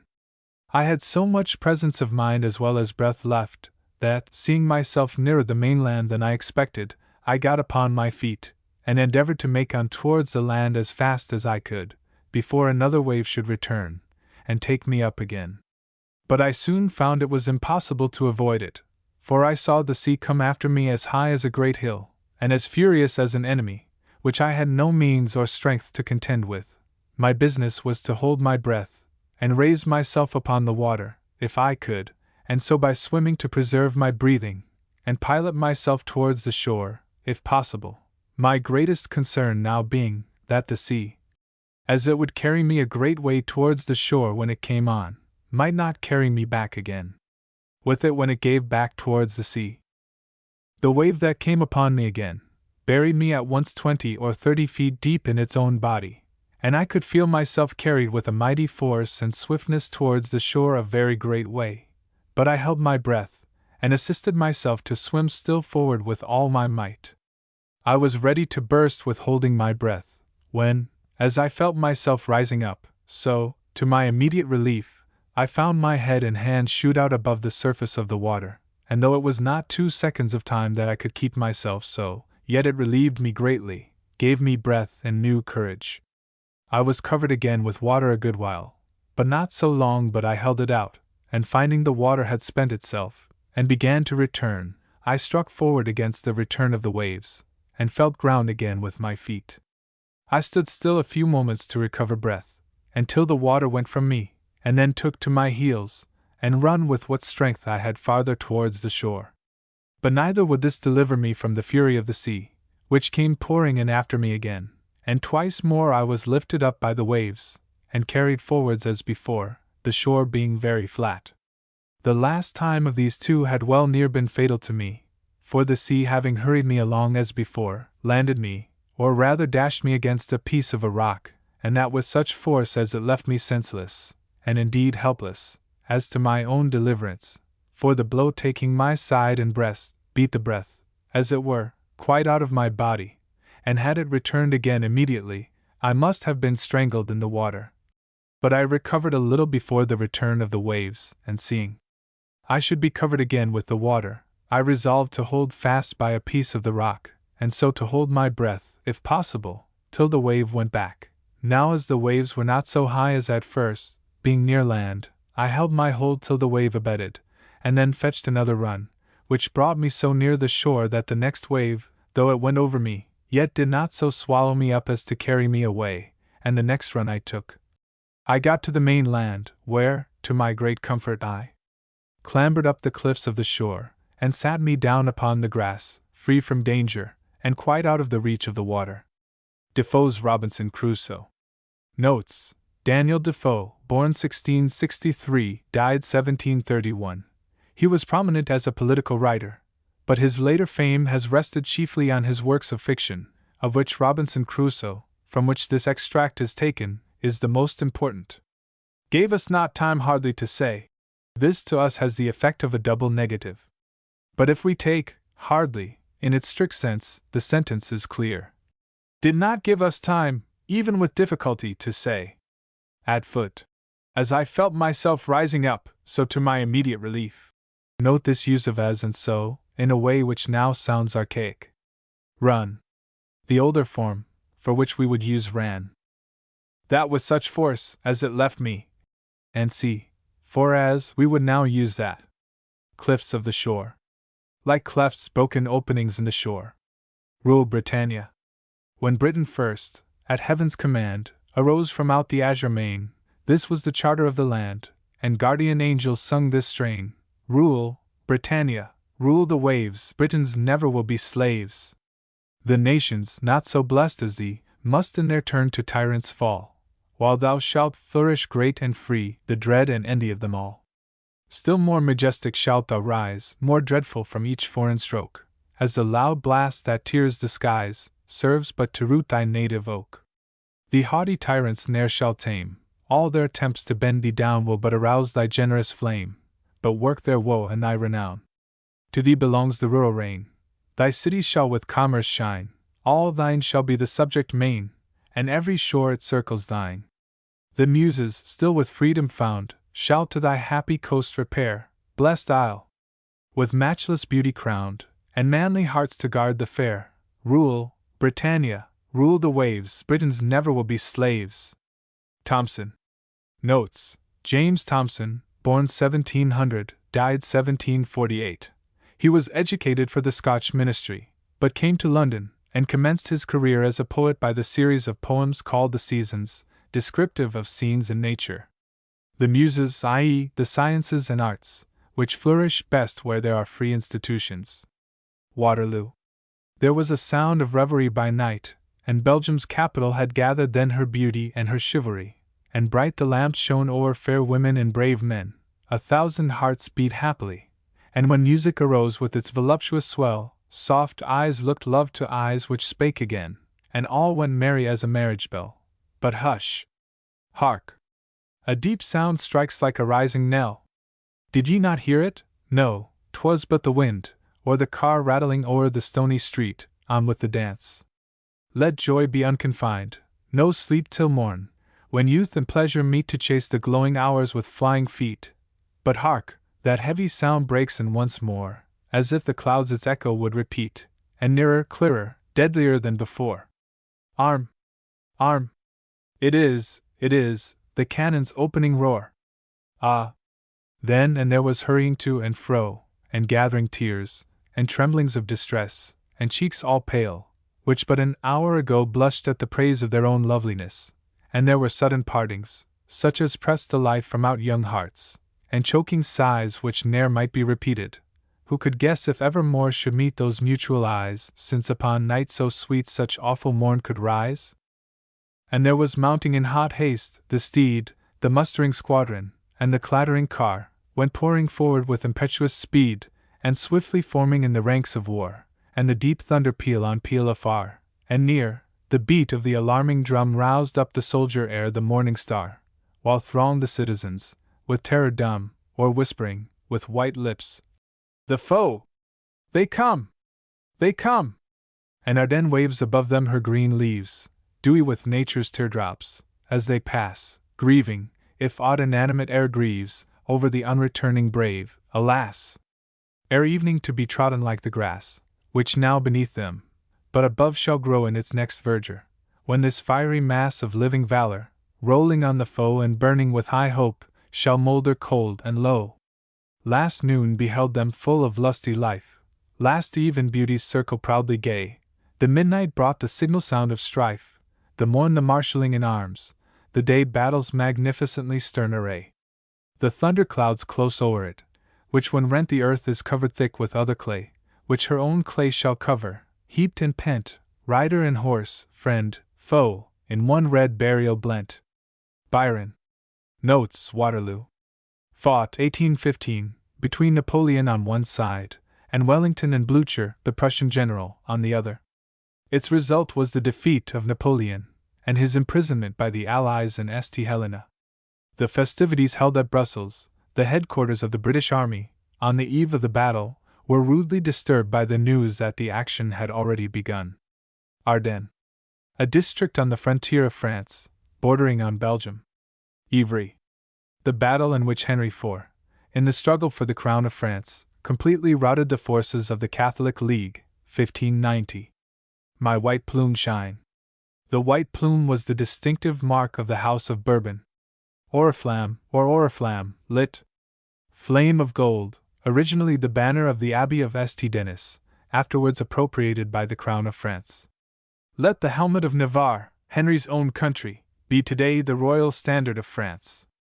Culverin. A piece of artillery of long range.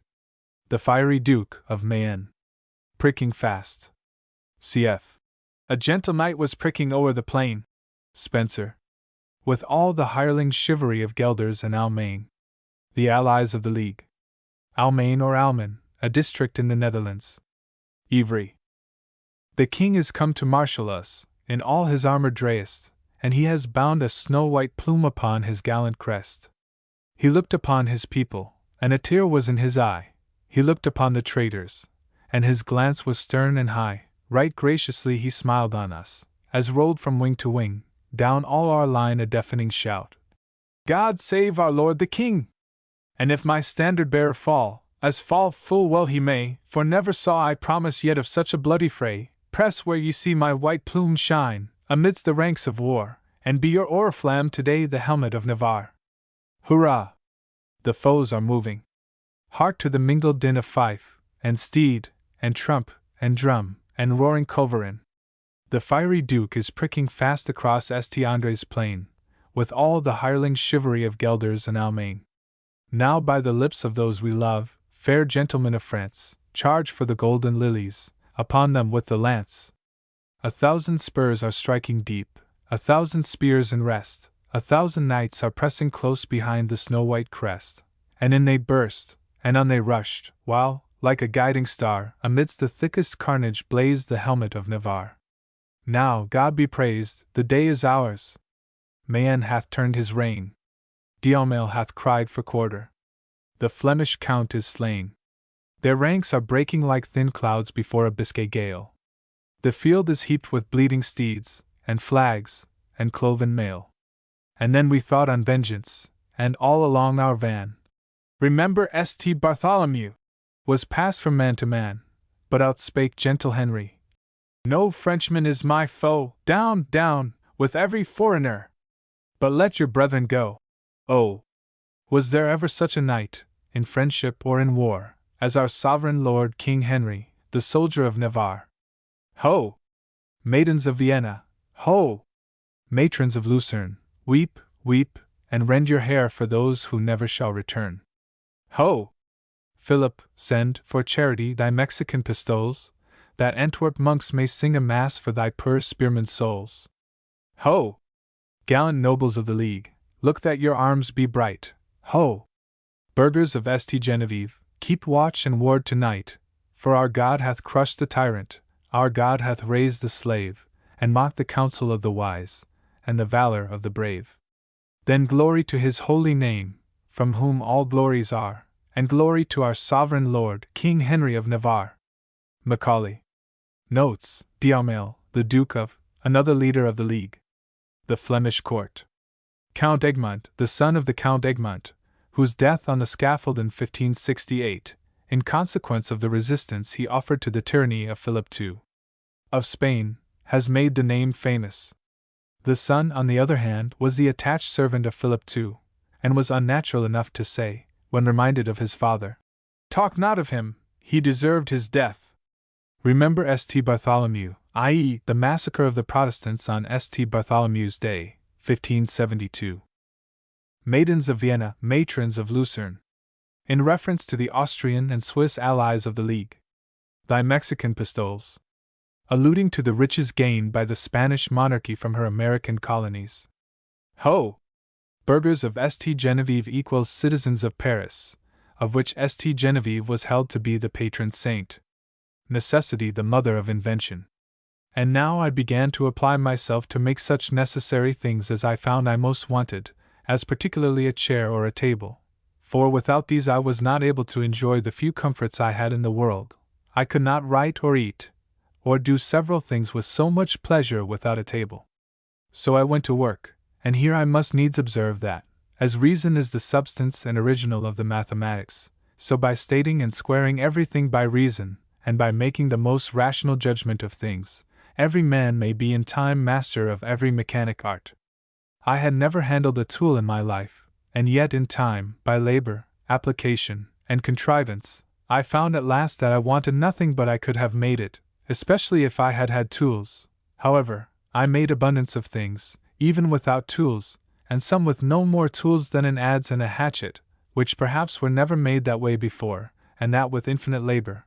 For example, if I wanted a board, I had no other way but to cut down a tree, set it on an edge before me, and hew it flat on either side with my axe, till I had brought it to be as thin as a plank, and then dub it smooth with my adze. It is true, by this method, I could make but one board out of a whole tree, but this I had no remedy for but patience, any more than I had for the prodigious deal of time and labor which it took me up to make a plank or board. But my time or labor was little worth, and so it was as well employed one way as another. However, I made me a table and a chair, as I observed above, in the first place, and this I did out of the short pieces of boards that I brought on my raft from the ship. But when I had wrought out some boards, as above, I made large shelves of the breadth of a foot and a half one over another, all along one side of my cave, to lay all my tools, nails, and ironwork, and in a word, to separate everything at large in their places. That I might come easily at them, I knocked pieces into the wall of the rock to hang my guns and all things that would hang up. So that had my cave been to be seen, it looked like a general magazine of all necessary things, and I had everything so ready at my hand, that it was a great pleasure to me to see all my goods in such order, and especially to find my stock of all necessaries so great. Defoe's Robinson Crusoe. Notes: Reason is the substance and original of the mathematics. Original here equals origin or foundation. The most rational judgment equals the judgment most in accordance with reason. Ancient Greece. Clime of the unforgotten brave, whose land from plain to mountain cave was freedom's home or glory's grave. Shrine of the mighty. Can it be that this is all remains of thee? Approach, thou craven crouching slave, say, is not this Thermopylae? These waters blue that round you lave, O servile offspring of the free, pronounce what sea, what shore is this? The gulf, the rock of Salamis. These scenes, their story not unknown, arise, and make again your own.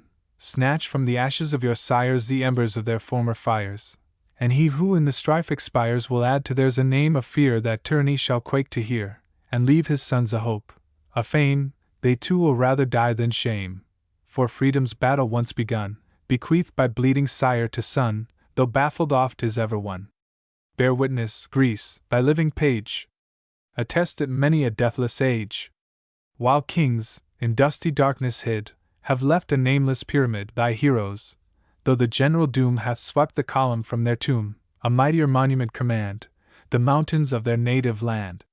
There points thy muse to strangers' eye the graves of those that cannot die. 'Twere long to tell, and sad to trace, each step from splendor to disgrace. Enough, no foreign foe could quell thy soul, till from itself it fell. Yes, self-abasement paved the way to villain bonds and despot sway. Byron. Notes: Lord Byron, born 1788, died 1824. The most powerful English poet of the early part of this century. Thermopylae. The pass at which Leonidas and his Spartans resisted the approach of the Persians, BC 480. Salamis. Where the Athenians fought the great naval battle which destroyed the Persian fleet and secured the liberties of Greece. The Temple of Fame. The temple shakes, the sounding gates unfold, wide vaults appear, and roofs of fretted gold, raised on 1,000 pillars wreathed around with laurel foliage and with eagles crowned. Of bright transparent beryl were the walls, the friezes gold, and gold the capitals. As heaven with stars, the roof with jewels glows, and ever-living lamps depend in rows. Full in the passage of each spacious gate the sage historians in white garments wait, graved o'er their seats, the form of time was found, his scythe reversed, and both his pinions bound. Within stood heroes, who through loud alarms and bloody fields pursued renown in arms. High on a throne, with trophies charged, I viewed the youth that all things but himself subdued. His feet on scepters and tiaras trode, and his horned head belied the Libyan god. There Caesar, graced with both Minervas, shone, Caesar, the world's great master, and his own, unmoved, superior still in every state, and scarce detested in his country's fate. But chief were those, who not for empire fought, but with their toils their people's safety bought. High o'er the rest Epaminondas stood, Timoleon, glorious in his brother's blood, bold Scipio, savior of the Roman state, great in his triumphs, in retirement great, and wise Aurelius, in whose well-taught mind with boundless power unbounded virtue joined, his own strict judge, and patron of mankind. Much suffering heroes next their honors claim, those of less noisy and less guilty fame, fair virtue's silent train. Supreme of these here ever shines the godlike Socrates, he whom ungrateful Athens could expel, at all times just but when he signed the shell. Here his abode the martyred Phocian claims, with Agis, not the last of Spartan names. Unconquered Cato shows the wound he tore, and Brutus his ill genius meets no more. But in the center of the hallowed choir, 6 pompous columns o'er the rest aspire. Around the shrine itself of fame they stand, hold the chief honors, and the famed command. High on the first the mighty Homer shone, eternal adamant composed his throne, father of verse. In holy Phaedrus, his silver beard waved gently o'er his breast, though blind, a boldness in his looks appears. In years he seemed, but not impaired by years. The wars of Troy were round the pillar seen, here fierce Tydides wounds the Cyprian queen, here Hector glorious from Patroclus fall, here dragged in triumph round the Trojan wall. Motion and life did every part inspire, bold was the work, and proved the master's fire. A strong expression most he seemed to effect, and here and there disclosed a brave neglect. A golden column next in rank appeared, on which a shrine of purest gold was reared, finished the whole, and labored every part, with patient touches of unwearied art. The Mantuan there in sober triumph sate, composed his posture, and his look sedate. On Homer still he fixed a reverent eye, great without pride, in modest majesty. In living sculpture on the sides were spread the Latian wars, and haughty Turnus dead. Eliza stretched upon the funeral pyre, Aeneas bending with his aged sire. Troy flamed in burning gold, and o'er the throne arms and the man in golden ciphers shone. 4 swans sustain a car of silver bright, with heads advanced, and pinions stretched for flight. Here, like some furious prophet, Pindar rode, and seemed to labor with the inspiring god. Across the harp a careless hand he flings, and boldly sinks into the sounding strings. The figured games of Greece the column grace, Neptune and Jove survey the rapid race. The youths hang o'er their chariots as they run, the fiery steeds seem starting from the stone, the champions in distorted postures threat, and all appeared irregularly great. Here happy Horace tuned th Ausonian lyre to sweeter sounds, and tempered Pindar's fire. Pleased with Alcaeus' manly rage he infused the softer spirit of the sapphic muse. The polished pillar different sculptures grace, a work outlasting monumental brass. Here smiling Loves and Bacchanals appear, the Julian star, and great Augustus here. The doves, that round the infant poet spread myrtles and bays, hang hovering o'er his head. Here, in a shrine that cast a dazzling light, sate, fixed in thought, the mighty Stagirite, his sacred head a radiant zodiac crowned, and various animals his sides surround. His piercing eyes, erect, appear to view superior worlds, and look all nature through. With equal rays immortally shone, the Roman rostra decked the consul's throne. Gathering his flowing robe, he seemed to stand in act to speak, and graceful stretched his hand. Behind, Rome's genius waits with civic crowns, and the great father of his country owns. These massy columns in a circle rise, o'er which a pompous dome invades the skies. Scarce to the top I stretched my aching sight, so large it spread, and swelled to such a height. Full in the midst proud Fame's imperial seat with jewels blazed magnificently great. The vivid emeralds there revived the eye, the flaming rubies showed their sanguine dye. Bright azure rays from lively sapphires stream, and lucid amber casts a golden gleam. With various colored light the pavement shone, and all on fire appeared the glowing throne. The dome's high arch reflects the mingled blaze, and forms a rainbow of alternate rays.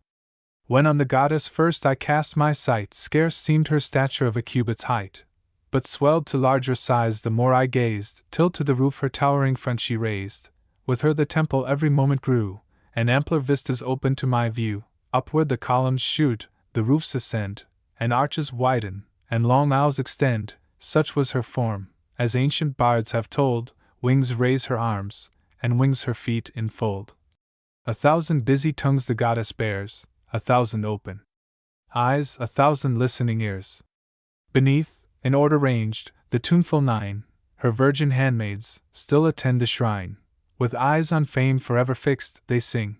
For Fame they raise the voice, and tune the string. With Time's first birth began the heavenly lays, and last eternal through the length of days.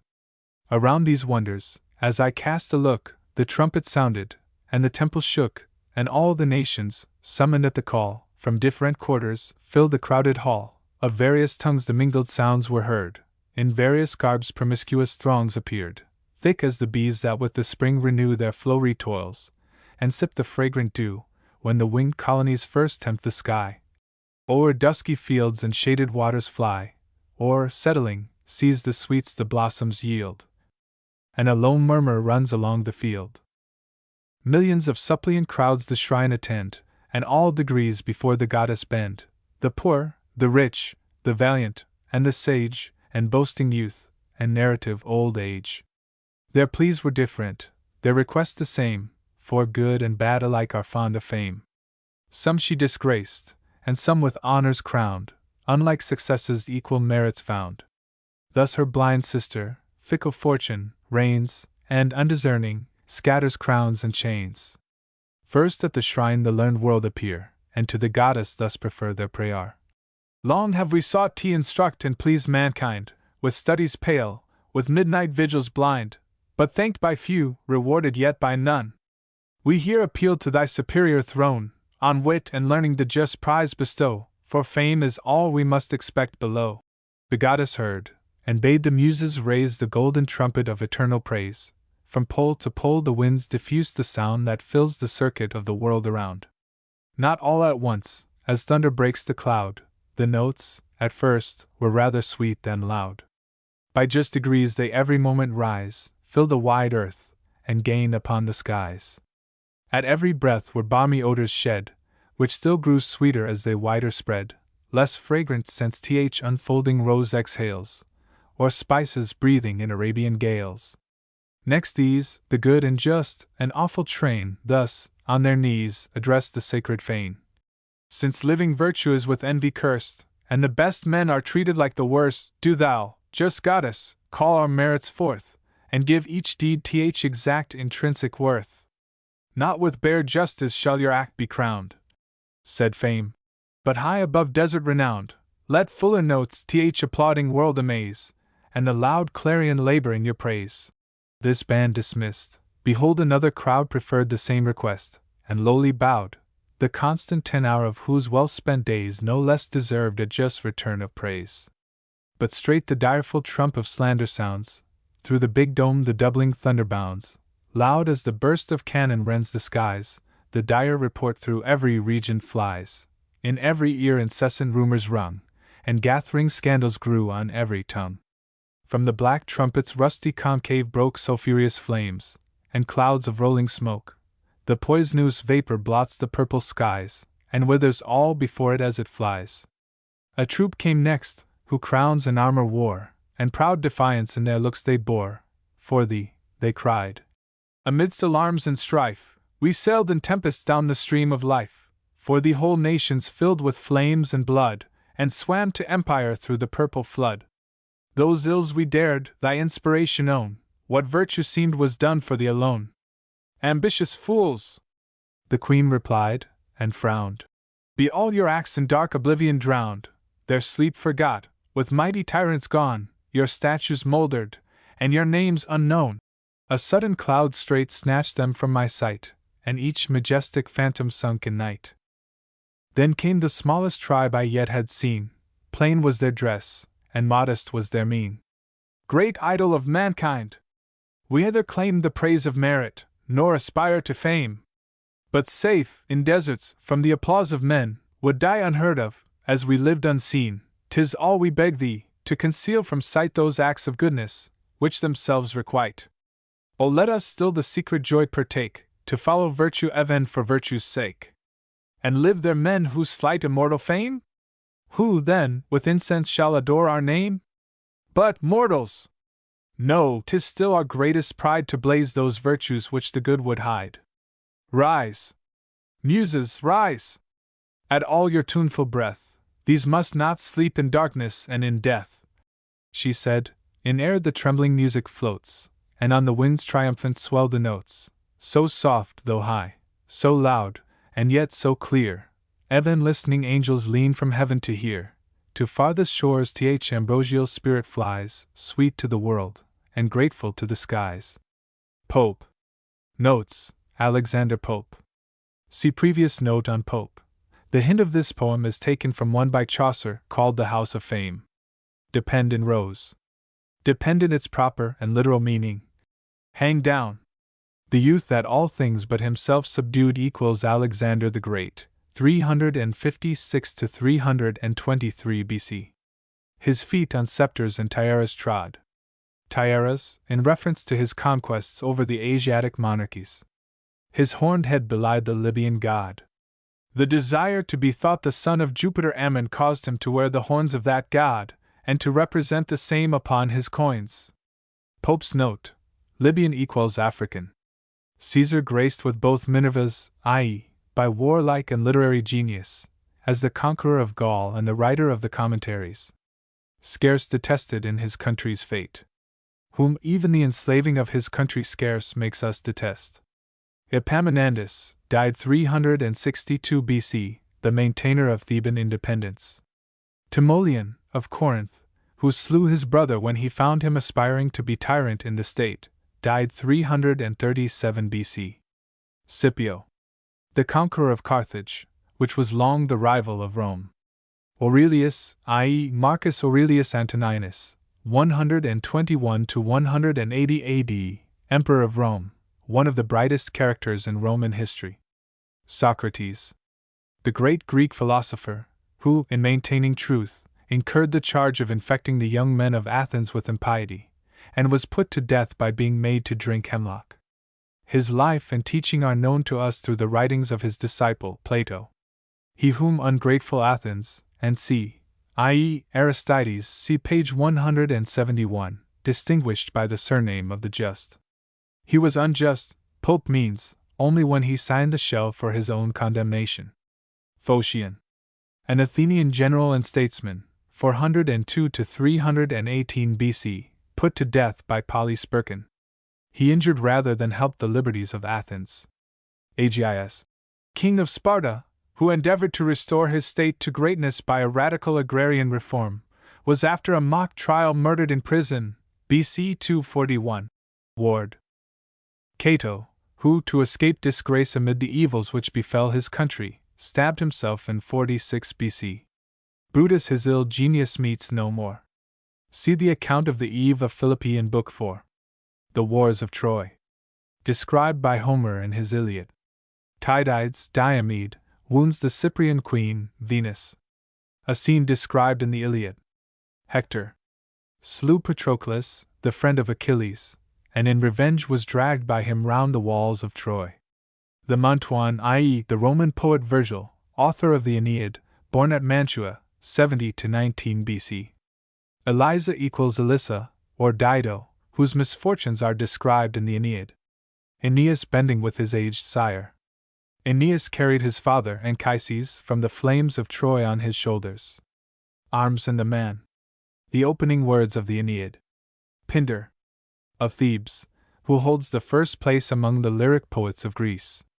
The character and subjects of his poetry, of which the portions remaining to us are the triumphal odes, celebrating victories gained in the great games of Greece, are indicated by the lines that follow. Happy Horace, 65 to 8 BC. The epithet is used to describe the lightsome and genial tone of Horace's poetry. Ausonian lyre equals Italian song. Ausonia is a poetical name for Italy. Alcaeus and Sappho, two of the early lyric poets of Greece. A work outlasting monumental brass. This line is suggested by one of Horace, when he describes his work as a monument more lasting than brass. The Julian star, and great Augustus here. Referring to the imperial house and its representative, Augustus, Horace's chief patron. Stagirite. Aristotle, the great philosopher of Greece, 384 to 322 BC, born at Stagira. Pope here shortens the second syllable by a poetical license. Tully. Marcus Tullius Cicero, the great orator, statesman, and writer of Rome.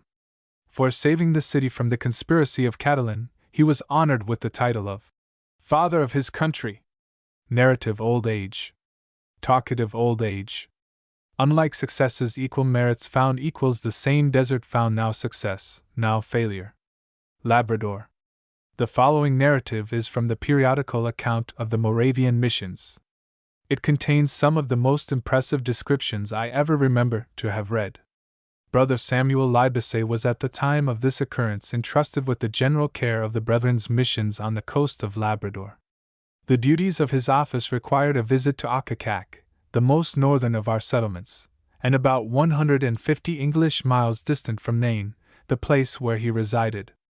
Brother William Turner being appointed to accompany him, they left Nain together on March the 11th, 1782, early in the morning, with very clear weather, the stars shining with uncommon luster. The sledge was driven by the baptized Eskimo Mark, and another sledge with Eskimo joined company. An Eskimo's sledge is drawn by a species of dogs, not unlike a wolf in shape. Like them, they never bark, but howl disagreeably. They are kept by the Eskimo in greater or larger packs or teams, in proportion to the affluence of the master. They quietly submit to be harnessed for their work, and are treated with little mercy by the heathen Eskimo, who make them do hard duty for the small quantity of food they allow them. This consists chiefly in offal, old skins, entrails, such parts of whale flesh as are unfit for other use, rotten whale fins, and if they are not provided with this kind of dog's meat, they leave them to go and seek dead fish or mussels upon the beach.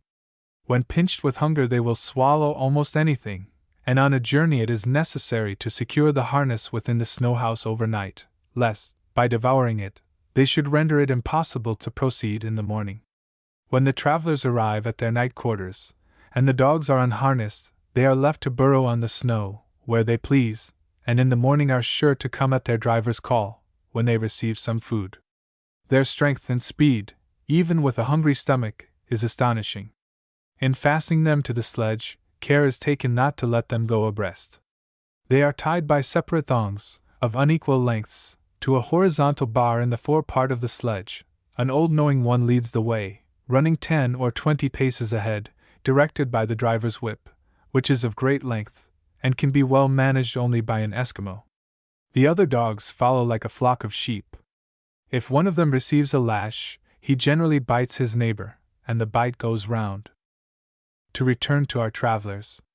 The sledge contained 5 men, 1 woman, and a child. All were in good spirits, and appearances being much in their favor, they hoped to reach Akakak in safety in 2 or 3 days. The track over the frozen sea was in the best possible order, and they went with ease at the rate of 6 or 7 miles an hour.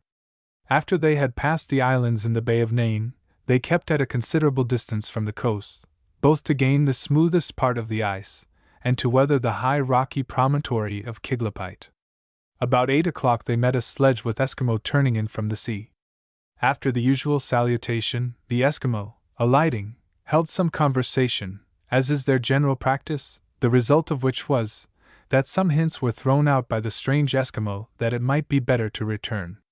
However, as the missionaries saw no reason whatever for it, and only suspected that the Eskimo wished to enjoy the company of their friends a little longer, they proceeded.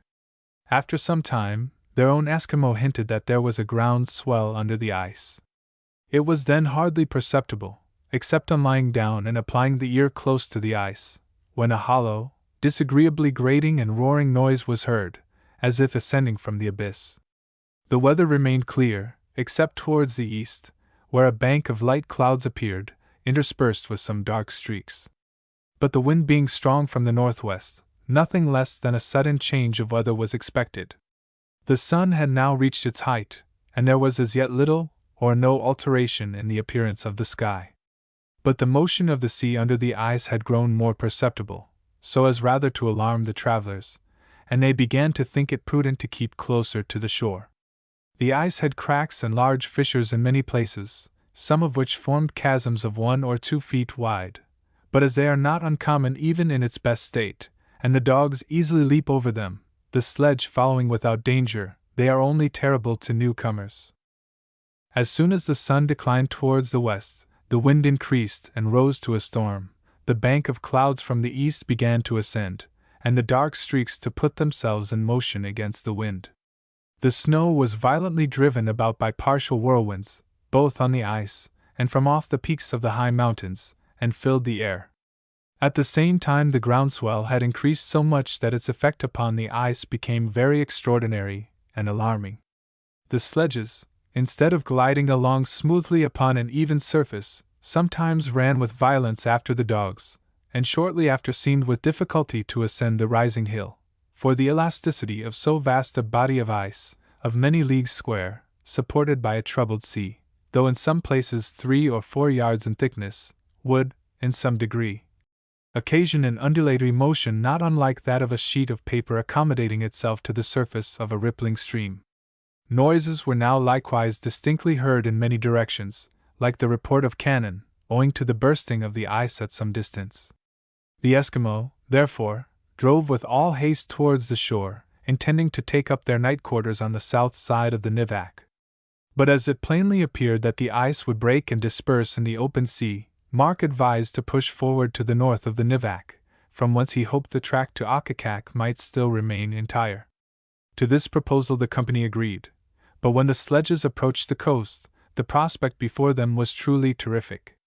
The ice having broken loose from the rocks, was forced up and down, grinding and breaking into 1,000 pieces against the precipices, with a tremendous noise, which, added to the raging of the wind, and the snow driving about in the air, deprived the travelers almost of the power of hearing and seeing anything distinctly. To make the land at any risk was now the only hope left, but it was with the utmost difficulty the fright dogs could be forced forward, the whole body of ice sinking frequently below the surface of the rocks, then rising above it. As the only moment to land was when it gained the level of the coast, the attempt was extremely nice and hazardous. However, by God's mercy, it succeeded. Both sledges gained the shore, and were drawn up the beach with much difficulty. The travelers had hardly time to reflect with gratitude to God on their safety, when that part of the ice from which they had just now made good their landing burst asunder, and the water, forcing itself from below, covered and precipitated it into the sea. In an instant, as if by a signal given, the whole mass of ice, extending for several miles from the coast, and as far as the eye could reach, began to burst and be overwhelmed by the immense waves. The sight was tremendous and awfully grand, the large fields of ice, raising themselves out of the water, striking against each other and plunging into the deep with a violence not to be described, and a noise like the discharge of innumerable batteries of heavy guns. The darkness of the night, the roaring of the wind and sea, and the dashing of the waves and ice against the rocks, filled the travelers with sensations of awe and horror, so as almost to deprive them of the power of utterance. They stood overwhelmed with astonishment at their miraculous escape, and even the heathen Eskimo expressed gratitude to God for their deliverance. Note, but high above desert renown equals let it be renowned high above desert. A happy life.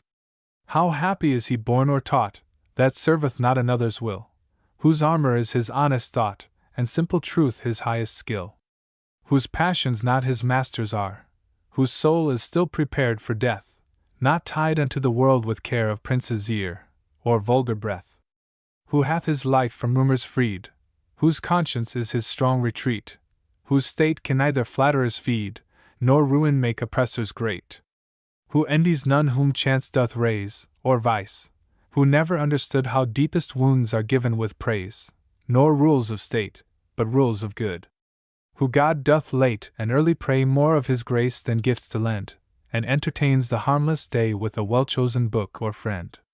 This man is freed from several bands of hope to rise or fear to fall, lord of himself, though not of lands, and having nothing yet hath all. Sir Henry Wotton. Notes: Sir Henry Wotton, 1568 to 1639. A poet, ambassador, and miscellaneous writer, in the reign of James I. Born or taught equals whether from natural character or by training. Nor ruin make oppressors great equals nor his ruin, and see how deepest wounds are given with praise.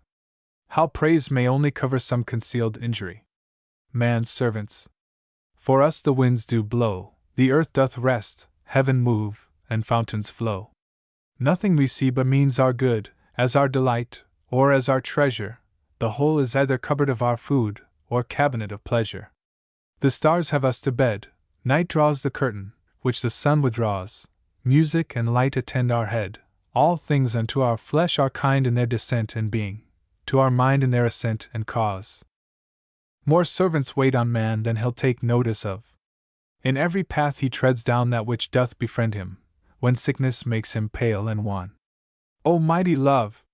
Man is one world, and hath another to attend him. Since, then, my God, thou hast so brave a palace built, O dwell in it, that it may dwell with thee at last. Till then afford us so much wit that, as the world serves us, we may serve thee, and both thy servants be. George Herbert. Notes: George Herbert, 1593 to 1632. A clergyman of the Church of England, the author of many religious works in prose and poetry. His poetry is overfull of conceits, but in spite of these is eminently graceful and rich with fancy. The stars have its to lead, i.e., conduct, or show us to bed. All things unto our flesh are kind, and see, i.e., as they minister to the needs of our body here below, so they minister to the mind by leading us to think of the higher cause that brings them into being. The words descent and accent are not to be pressed, they are rather balanced one against the other, according to the fashion of the day. Virtue. Sweet day, so cool, so calm, so bright, the bridal of the earth and sky, the dew shall weep thy fall tonight, for thou must die. Sweet rose, whose hue, angry and brave, bids the rash gazer wipe his eye, thy root is ever in its grave, and thou must die. Sweet spring, full of sweet days and roses, a box where sweets compacted lie, my music shows ye have your closes, and all must die. Only a sweet and virtuous soul, like seasoned timber, never gives, but though the whole world turn to coal, then chiefly lives. George Herbert. Note, the bridal of the earth and sky, i.e., in which all the beauties of sky and earth are united. Death the conqueror. The glories of our blood and state are shadows, not substantial things. There is no armor against fate. Death lays his icy hand on kings, scepter and crown must tumble down, and in the dust be equal made with the poor crooked scythe and spade. Some men with swords may reap the field, and plant fresh laurels where they kill, but their strong nerves at last must yield, they tame but one another still. Early or late they stoop to fate, and must give up their murmuring breath, when they, pale captives, creep to death. The garlands wither on your brow, then boast no more your mighty deeds. Upon death's purple altar now see, where the victim bleeds. All heads must come to the cold tomb, only the actions of the just smell sweet, and blossom in their dust. James Shirley. Notes: James Shirley, 1594 to 1666.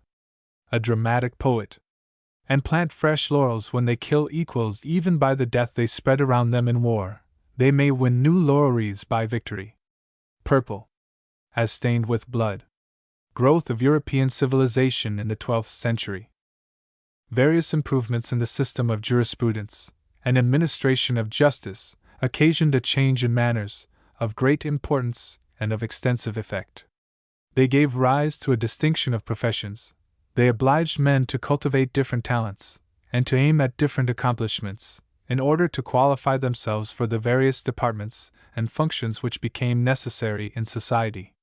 Among uncivilized nations there is but one profession honorable, that of arms. All the ingenuity and vigor of the human mind are exerted in acquiring military skill or address. The functions of peace are few and simple, and require no particular course of education or of study as a preparation for discharging them. This was the state of Europe during several centuries. Every gentleman, born a soldier, scorned any other occupation. He was taught no science but that of war. Even his exercises and pastimes were feats of martial prowess. Nor did the judicial character, which persons of noble birth were alone entitled to assume, demand any degree of knowledge beyond that which such untutored soldiers possessed. To recollect a few traditionary customs which time had confirmed and rendered respectable, to mark out the lists of battle with due formality, to observe the issue of the combat, and to pronounce whether it had been conducted according to the laws of arms, included everything that a baron, who acted as a judge, found it necessary to understand. But when the forms of legal proceedings were fixed, when the rules of decision were committed to writing, and collected into a body, law became a science, the knowledge of which required a regular course of study, together with long attention to the practice of courts. Martial and illiterate nobles had neither leisure nor inclination to undertake a task so laborious, as well as so foreign from all the occupations which they deemed entertaining or suitable to their rank. They gradually relinquished their places in courts of justice, where their ignorance exposed them to contempt. They became weary of attending to the discussion of cases, which grew too intricate for them to comprehend.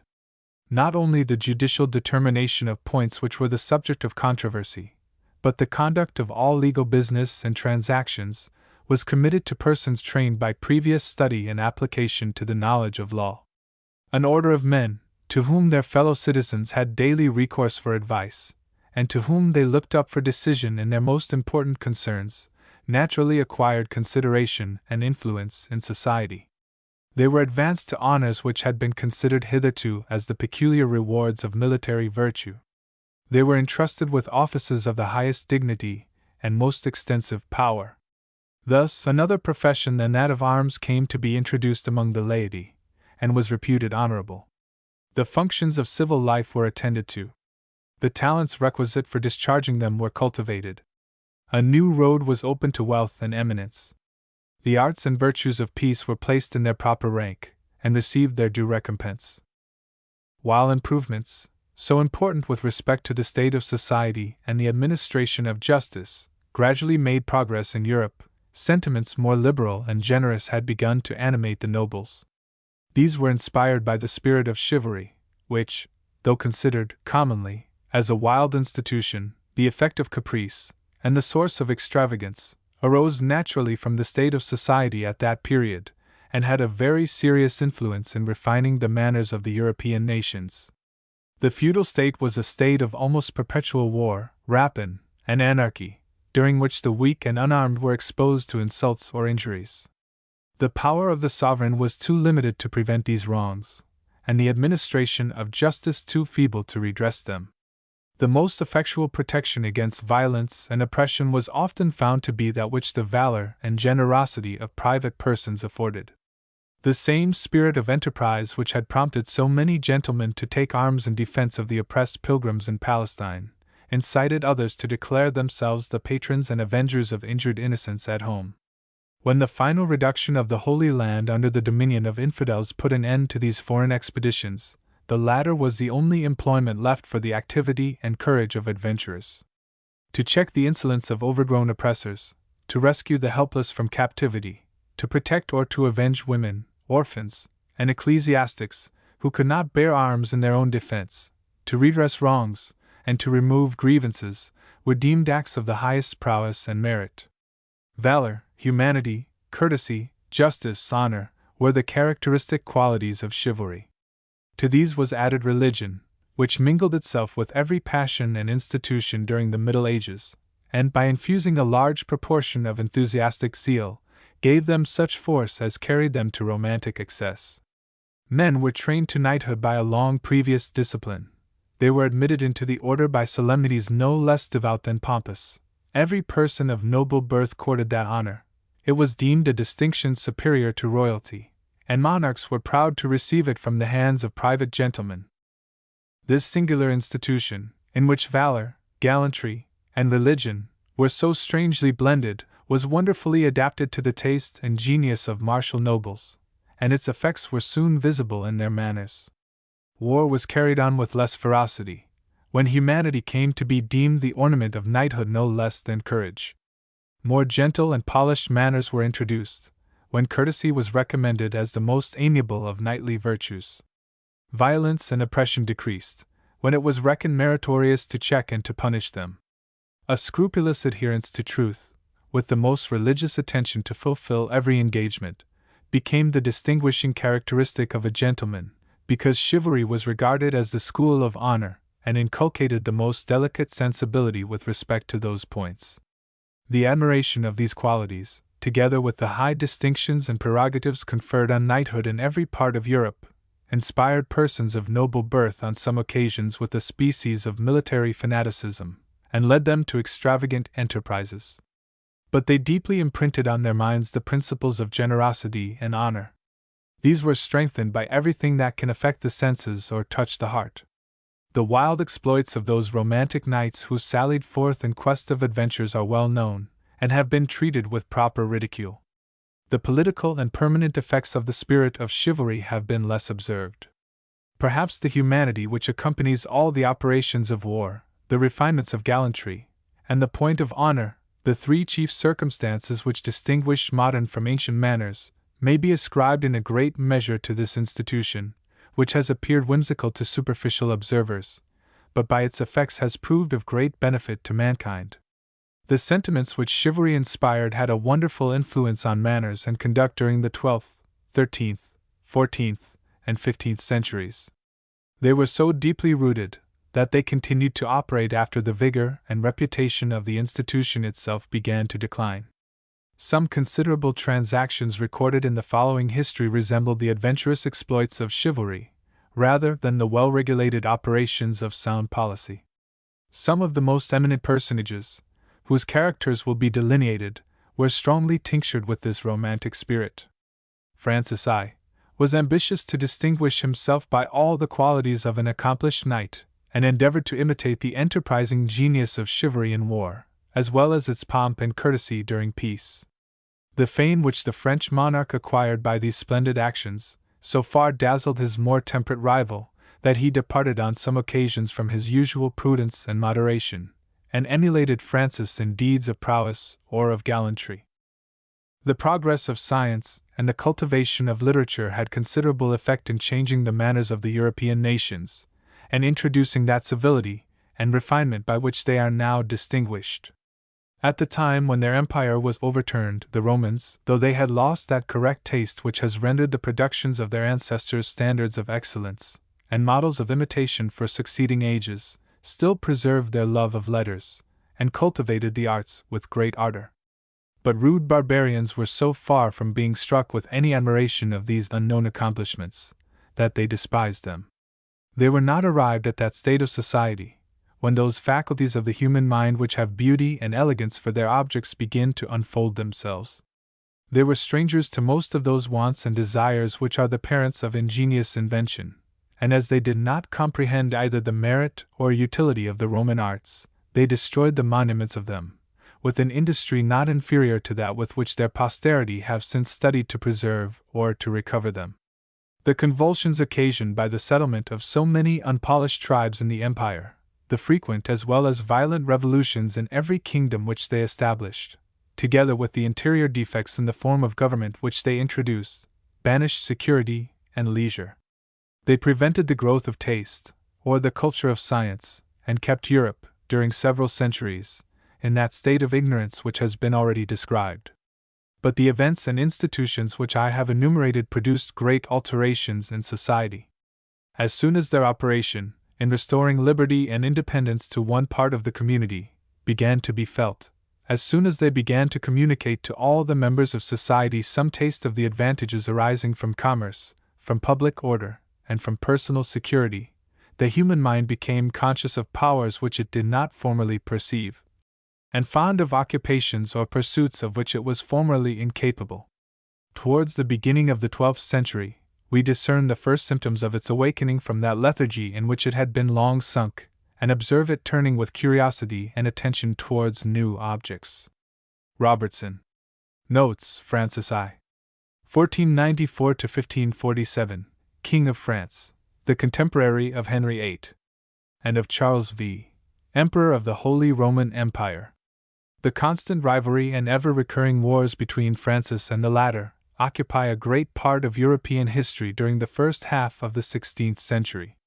His more temperate rival, i.e., Charles V., at the time when their empire was overturned, the Romans, and c. in 410 AD by the incursions of the Goths. The Passions. An Ode for Music. When music, heavenly made, was young, while yet in early Greece she sung the passions oft, to hear her shell thronged around her magic cell, exulting, trembling, raging, fainting, possessed beyond the muses' painting.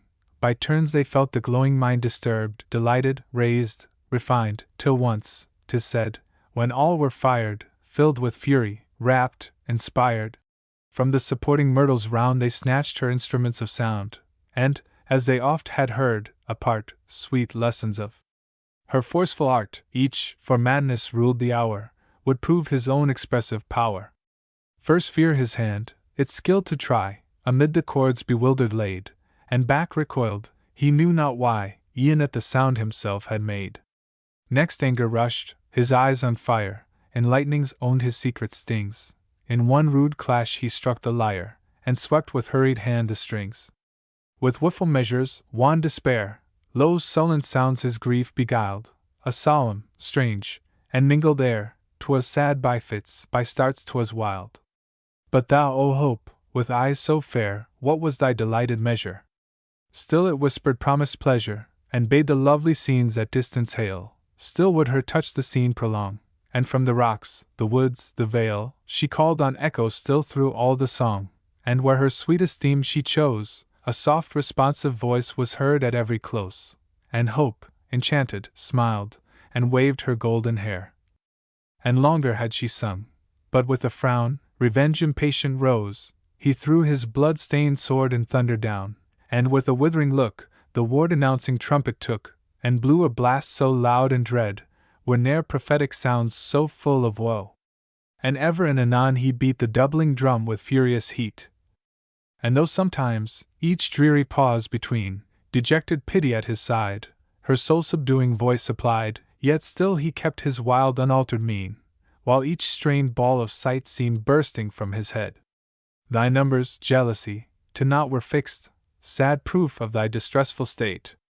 Of differing themes the veering song was mixed, and now it courted love, now raving called on hate. With eyes upraised, as one inspired, pale melancholy sat retired, and from her wild sequestered seat, in notes by distance made more sweet, poured through the mellow horn her pensive soul, and dashing soft from rocks around, bubbling runnels joined the sound, through glades and glooms the mingled measure stole, or, o'er some haunted stream, with fond delay, round a holy calm diffusing, love of peace and lonely musing, in hollow murmurs died away. But oh, how altered was its sprightlier tone, when cheerfulness, a nymph of healthiest hue, her bow across her shoulder flung, her buskins gemmed with morning dew, blew an inspiring air, that dale and thicket rung, the hunter's call to fawn and dryad known. The oak-crowned sisters and their chaste-eyed queen, satyrs and sylvan boys, were seen peeping from forth their alleys green. Brown exercise rejoiced to hear, and sport leaped up, and seized his beechen spear. Last came joy's ecstatic trial.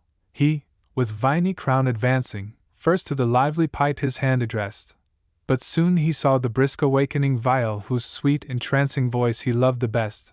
They would have thought, who heard the strain, they saw in Tempe's vale her native maids, amidst the festal-sounding shades, to some unwearied minstrel dancing, while, as his flying fingers kissed the strings, love framed with mirth a gay fantastic round.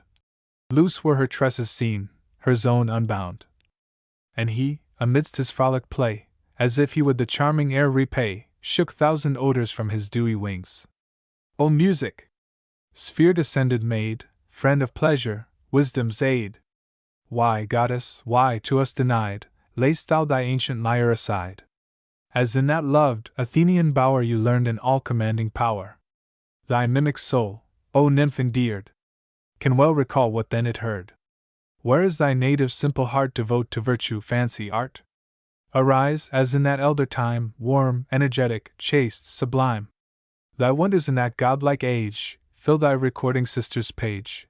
'Tis said, and I believe the tale, thy humblest reed could more prevail, had more of strength, diviner rage, than all which charms this laggard age. E'en all at once together found Cecilia's mingled world of sound.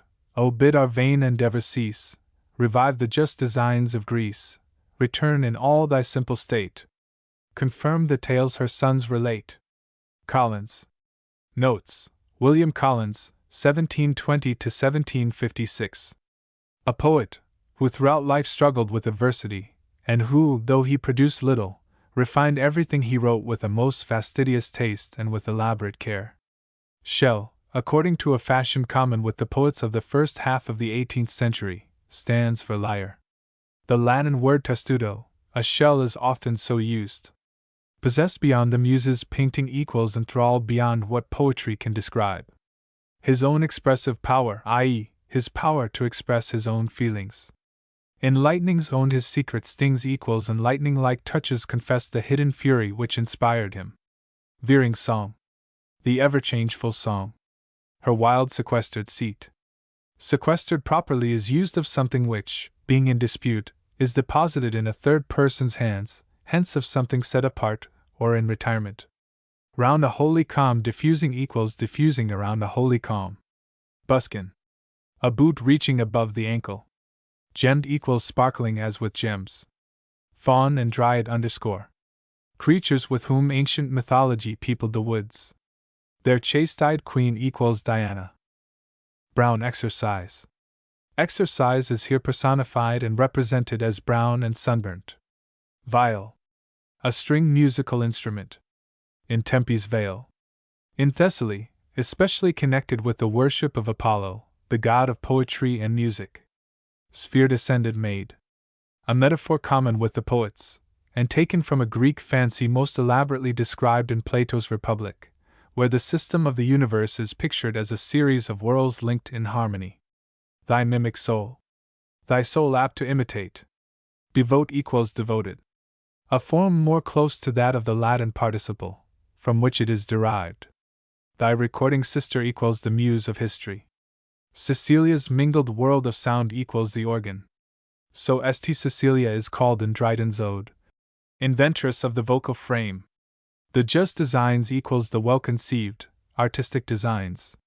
A whale hunt. A tide of unusual height had carried the whale over a large bar of sand, into the Vaux or creek in which he was now lying. So soon as he found the water ebbing, he became sensible of his danger, and had made desperate efforts to get over the shallow water, where the waves broke on the bar, but hitherto he had rather injured than mended his condition, having got himself partly aground, and lying therefore particularly exposed to the meditated attack. At this moment the enemy came down upon him. The front ranks consisted of the young and hardy, armed in the miscellaneous manner we have described, while, to witness and animate their efforts, the young women, and the elderly persons of both sexes, took their place among the rocks, which overhung the scene of action. As the boats had to double a little headland, ere they opened the mouth of the Vaux, those who came by land to the shores of the inlet had time to make the necessary reconnaissances upon the force and situation of the enemy, on whom they were about to commence a simultaneous attack by land and sea.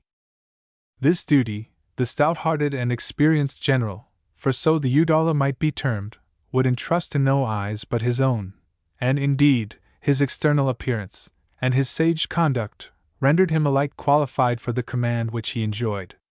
His gold-laced hat was exchanged for a bearskin cap, his suit of blue broadcloth, with its scarlet lining, and loops, and frogs of bullion, had given place to a red flannel jacket, with buttons of black horn, over which he wore a sealskin shirt curiously seamed and plaited on the bosom, such as are used by the Eskimo, and sometimes by the Greenland whale fishers. Sea boots of a formidable size completed his dress, and in his hand he held a large whaling knife, which he brandished, as if impatient to employ it in the operation of flinching the huge animal which lay before them, that is, the act of separating its flesh from its bones. Upon closer examination, however, he was obliged to confess that the sport to which he had conducted his friends, however much it corresponded with the magnificent scale of his hospitality, was likely to be attended with its own peculiar dangers and difficulties. The animal, upwards of 60 feet in length, was lying perfectly still, in a deep part of the Vaux into which it had weltered, and where it seemed to await the return of tide, of which it was probably assured by instinct. A council of experienced harpooners was instantly called, and it was agreed that an effort should be made to noose the tail of this torpid leviathan, by casting a cable around it, to be made fast by anchors to the shore, and thus to secure against his escape, in case the tide should make before they were able to dispatch him. 3 boats were destined to this delicate piece of service, one of which the Udalla himself proposed to command, while Cleveland and Mertown were to direct the 2 others. This being decided, they sat down on the strand, waiting with impatience until the naval part of the force should arrive in the Vaux. It was during this interval that Triptolemus Yellowlay, after measuring with his eyes the extraordinary size of the whale, observed that in his poor mind, a weighing 1, with 6,000, 2, or with 60,000 either, if they were the ousand of the country, could not drag sick and 3, a huge creature from the water, where it was now lying, to the sea beach. Trifling as this remark may seem to the reader, it was connected with a subject which always fired the blood of the old Udalla, who, glancing upon Triptolemus a quick and stern look, asked him what it signified, supposing 100 oxen could not drag the whale upon the beach. Mr. Yellowlay, though not much liking the tone with which the question was put, felt that his dignity and his profit compelled him to answer as follows. Nay, sir, you know yourself, Master Magnus Troil, and every one knows that knows anything, that whales of sickened size as may not be masterfully dragged on shore by the instrumentality of one weighing with 6,000, are the right and property of the Admiral, who is at this time the same noble lord who is, moreover, Chamberlain of these isles. And I tell you, Mr. Triptolemus Yellowlay, said the Udalla, as I would tell your master if he were here, that every man who risks his life to bring that fish ashore shall have an equal and partition, according to our ancient and lovable Norse custom, and won't, nay, if there is so much as a woman looking on, that will but touch the cable, she will be partner with us. All shall share that lend a hand, and never a one else. So you, Master Factor, shall be busy as well as other folk, and think yourself lucky to share like other folk. Jump into that boat!" For the boats had by this time pulled round the headland. "And you, my lads, make way for the Factor in the stern sheets. He shall be the first man this day that shall strike the fish." The 3 boats destined for this perilous service now approached the dark mass, which lay like an islet in the deepest part of the Vaud, and suffered them to approach without showing any sign of animation. Silently, and with such precaution as the extreme delicacy of the operation required, the intrepid adventurers, after the failure of their first attempt, and the expenditure of considerable time, succeeded in casting a cable around the body of the torpid monster, and in carrying the ends of it ashore, when 100 hands were instantly employed in securing them. But ere this was accomplished, the tide began to make fast, and the Udollar informed his assistants that either the fish must be killed or at least greatly wounded ere the depth of water on the bar was sufficient to float him, or that he was not unlikely to escape from their joint prowess. "Wherefore," said he, "we must set to work, and the Factor shall have the honor to make the first throw." The valiant Triptolemus caught the word, and it is necessary to say that the patience of the whale, in suffering himself to be noosed without resistance, had abated his terrors, and very much lowered the creature in his opinion.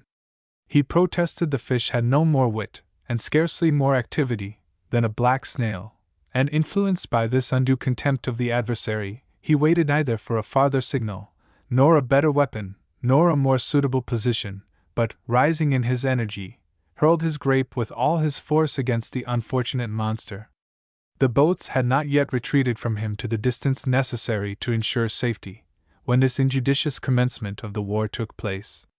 Magnus Troil, who had only jested with the Factor, and had reserved the launching the first spear against the whale to some much more skilful hand, had just time to exclaim, "Mind yourselves, lads, or we are all stamped!"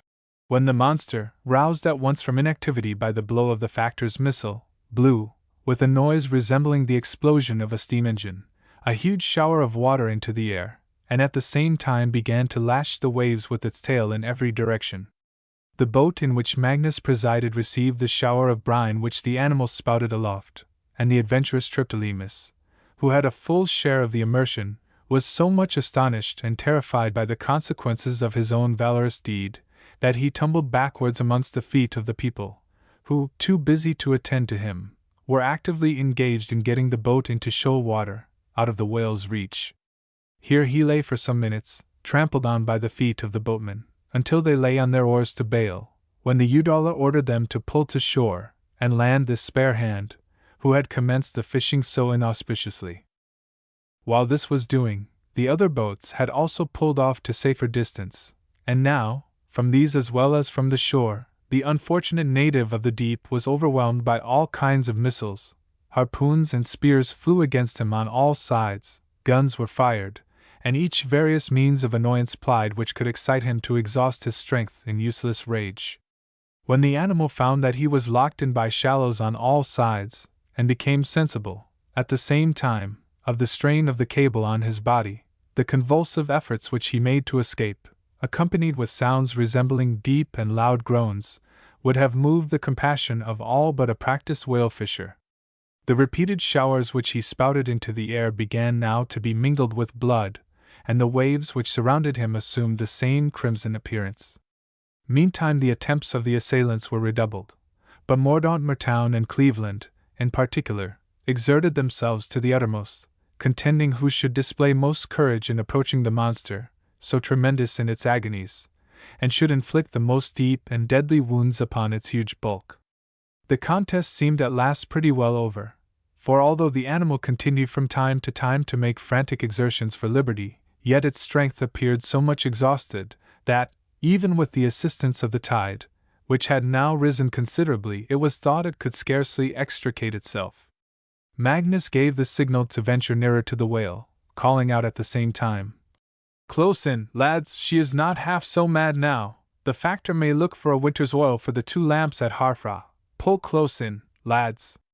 Ere his orders could be obeyed, the other 2 boats had anticipated his purpose, and Mordaunt Mertoun, eager to distinguish himself above Cleveland, had with the whole strength he possessed, plunged a half-pike into the body of the animal. But the Leviathan, like a nation whose resources appear totally exhausted by previous losses and calamities, collected his whole remaining force for an effort, which proved at once desperate and successful. The wound, last received, had probably reached through his external defenses of blubber, and attained some very sensitive part of the system, for he roared loud, as he sent to the sky a mingled sheet of brine and blood, and snapping the strong cable like a twig, overset Mertown's boat with a blow of his tail, shot himself, by a mighty effort, over the bar, upon which the tide had now risen considerably, and made out to sea, carrying with him a whole grove of the implements which had been planted in his body, and leaving behind him, on the waters, a dark red trace of his course. Scott notes 1 wagon, 2 oxen, 3 such. Vision of Belshazzar. The king was on his throne. The satraps thronged the hall. 1,000 bright lamps shone o'er that high festival. 1,000 cups of gold, in Judah deemed divine, Jehovah's vessels hold the godless heathen's wine. In that same hour and hall, the fingers of a hand came forth against the wall, and wrote as if on sand, the fingers of a man. A solitary hand along the letters ran, and traced them like a wand. The monarch saw, and shook, and bade no more rejoice. All bloodless waxed his look, and tremulous his voice. Let the men of lore appear, the wisest of the earth, and expound the words of fear, which mar our royal mirth. Chaldea's seers are good, but here they have no skill, and the unknown letters stood untold, and awful still. And Babel's men of age are wise and deep in lore, but now they were not sage, they saw, but knew no more. A captive in the land, a stranger and a youth, he heard the king's command, he saw that writing's truth. The lamps around were bright, the prophecy in view, he read it on that night, the morrow proved it true. Belshazzar's grave is made, his kingdom passed away, he in the balance weight, is light and worthless clay, the shroud his robe of state, his canopy the stone, the Mede is at his gate, the Persian on his throne.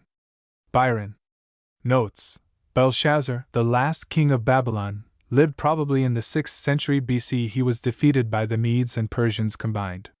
Satraps. The governors or magistrates of provinces. 1,000 cups of gold, and c. taken in the captivity of Judah. A captive in the land equals the prophet Daniel. Ye mariners of England. Ye mariners of England, that guard our native seas, whose flag has braved 1,000 years the battle and the breeze. Your glorious standard launch again, to match another foe, and sweep through the deep, while the stormy winds do blow, and the battle rages loud and long, and the stormy winds do blow. The spirit of your fathers shall start from every wave, for the deck it was their field of fame, and ocean was their grave. Where Blake and mighty Nelson fell, your manly hearts shall glow. As ye sweep through the deep while the stormy winds do blow, while the battle rages loud and long, and the stormy winds do blow. Britannia needs no bulwarks, no towers along the steep. Her march is o'er the mountain waves, her home is on the deep. With thunders from her native oak, she quells the floods below, as they roar on the shore, when the stormy winds do blow. While the battle rages loud and long, and the stormy winds do blow. The meteor flag of England shall yet terrific burn, till danger's troubled night depart, and the star of peace return. Then, ye ocean warriors! Your song and feast shall flow to the fame of your name, when the storm has ceased to blow, when the fiery fight is heard no more, and the storm has ceased to blow. Campbell notes Blake. Robert Blake, 1598 to 1657, an English admiral under Cromwell, chiefly distinguished for his victories over the Dutch. A shipwreck. One morning I can remember well, how we watched from the Heartland cliffs a great bark, which came drifting and rolling in before the western gale, while we followed her up the coast, parsons and sportsmen, farmers and preventive men, with the Manby's mortar lumbering behind us in a cart, through stone gaps and trackways, from headland to headland. The maddening excitement of expectation as she ran wildly towards the cliffs at our feet, and then sheered off again inexplicably. Her foremast and bowsprit, I recollect, were gone short off by the deck, a few rags of sail fluttered from her main and mizzen. But with all straining of eyes and glasses, we could discern no sign of man on board. Well, I recollect the mingled disappointment and admiration of the preventive men, as a fresh set of salvors appeared in view, in the form of a boat's crew of clovelly fishermen. How we watched breathlessly the little black speck crawling and struggling up in the teeth of the gale, under the shelter of the land, till, when the ship had rounded a point into smoother water, she seized on her like some tiny spider on a huge unwieldy fly. And then how one still smaller black speck showed aloft on the main-yard, and another, and then the desperate efforts to get the topsail set, and how we saw it tear out of their hands again, and again, and again, and almost fancied we could hear the thunder of its flappings above the roar of the gale, and the mountains of surf which made the rocks ring beneath our feet, and how we stood silent, shuddering, expecting every moment to see whirled into the sea from the plunging yards one of those same tiny black specks, in each one of which was a living human soul, with sad women praying for him at home. And then how they tried to get her head round to the wind, and disappeared instantly in a cloud of white spray, and let her head fall back again, and jammed it round again, and disappeared again, and at last let her drive helplessly up the bay, while we kept pace with her along the cliffs, and how at last, when she had been mastered and fairly taken in tow, and was within 2 miles of the pier, and all hearts were merry with the hopes of a prize which would make them rich, perhaps, for years to come, 1/3, I suppose, of the whole value of her cargo, how she broke loose from them at the last moment, and rushed frantically in upon those huge rocks below us, leaping great banks of slate at the blow of each breaker, tearing off masses of ironstone which lie there to this day to tell the tale, till she drove up high and dry against the cliff, and lay, like an enormous stranded whale, grinding and crashing herself to pieces against the walls of her adamantine cage. And well I recollect the sad records of the logbook which was left on board the deserted ship, how she had been waterlogged for weeks and weeks, buoyed up by her timber cargo, the crew clinging in the tops, and crawling down, when they dared, for putrid biscuit dust and drops of water, till the water was washed overboard and gone, and then notice after notice. On this day such an one died, on this day such an one was washed away.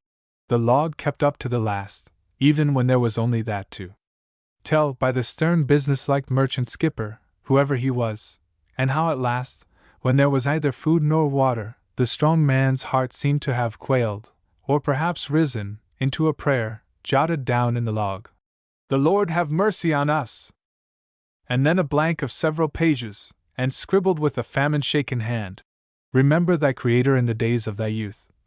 And so the log and the ship were left to the rats, which covered the deck when our men boarded her.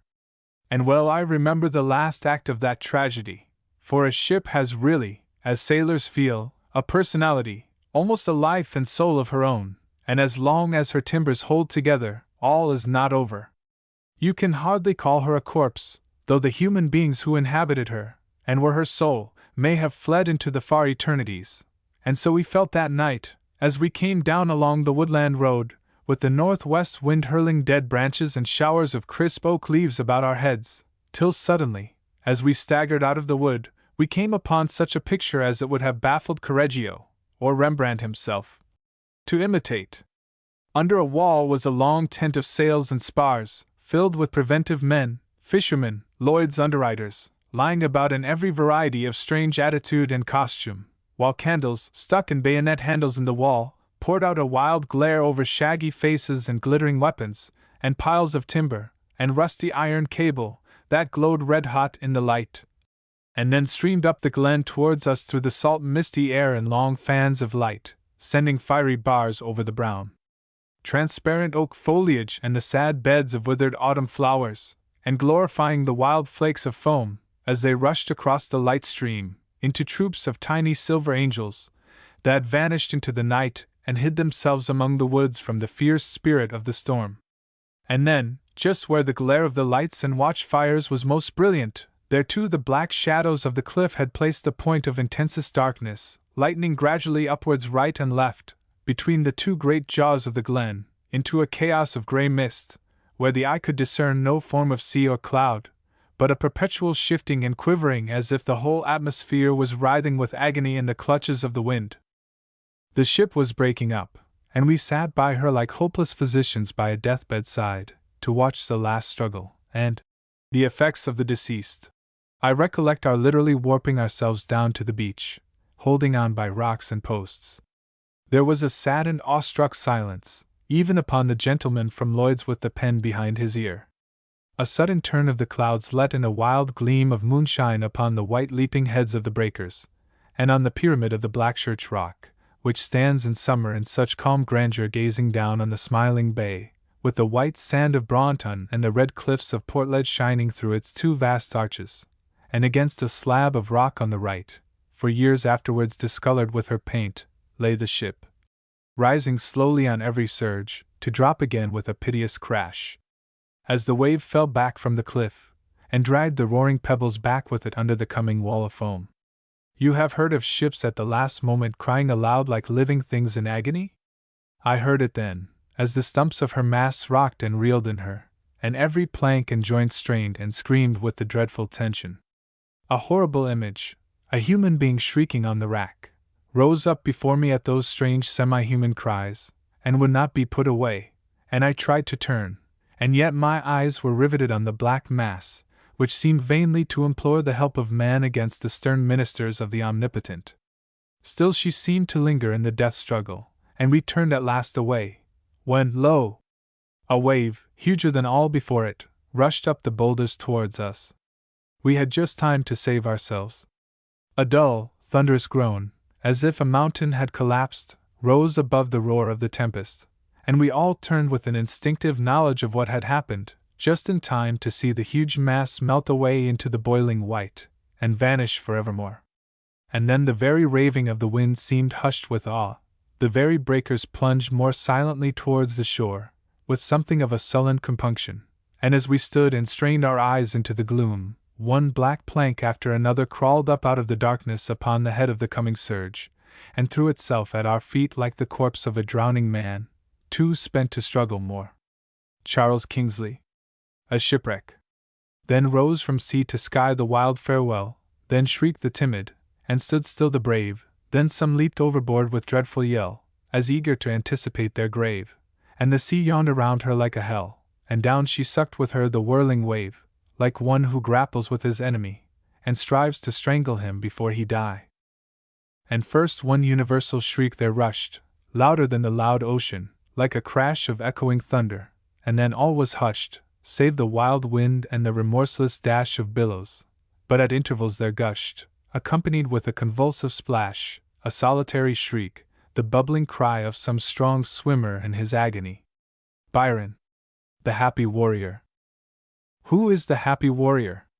Who is he that every man in arms should wish to be? It is the generous spirit, who when brought among the tasks of real life, hath wrought upon the plan that pleased his boyish thought, whose high endeavors are an inward light that makes the path before him always bright, who, with a natural instinct to discern what knowledge can perform, is diligent to learn, abides by this resolve, and stops not there, but makes his morrow being his prime care, who, doomed to go in company with pain, and fear, and bloodshed, miserable train, turns his necessity to glorious gain, in face of these doth exercise a power which is our human nature's highest dower, controls them and subdues, transmutes, bereaves of their bad influence, and their good receives, by objects, which might force the soul to abate her feeling, rendered more compassionate, is placable, because occasions rise so often that demand such sacrifice, more skillful in self-knowledge, even more pure, as tempted more able to endure,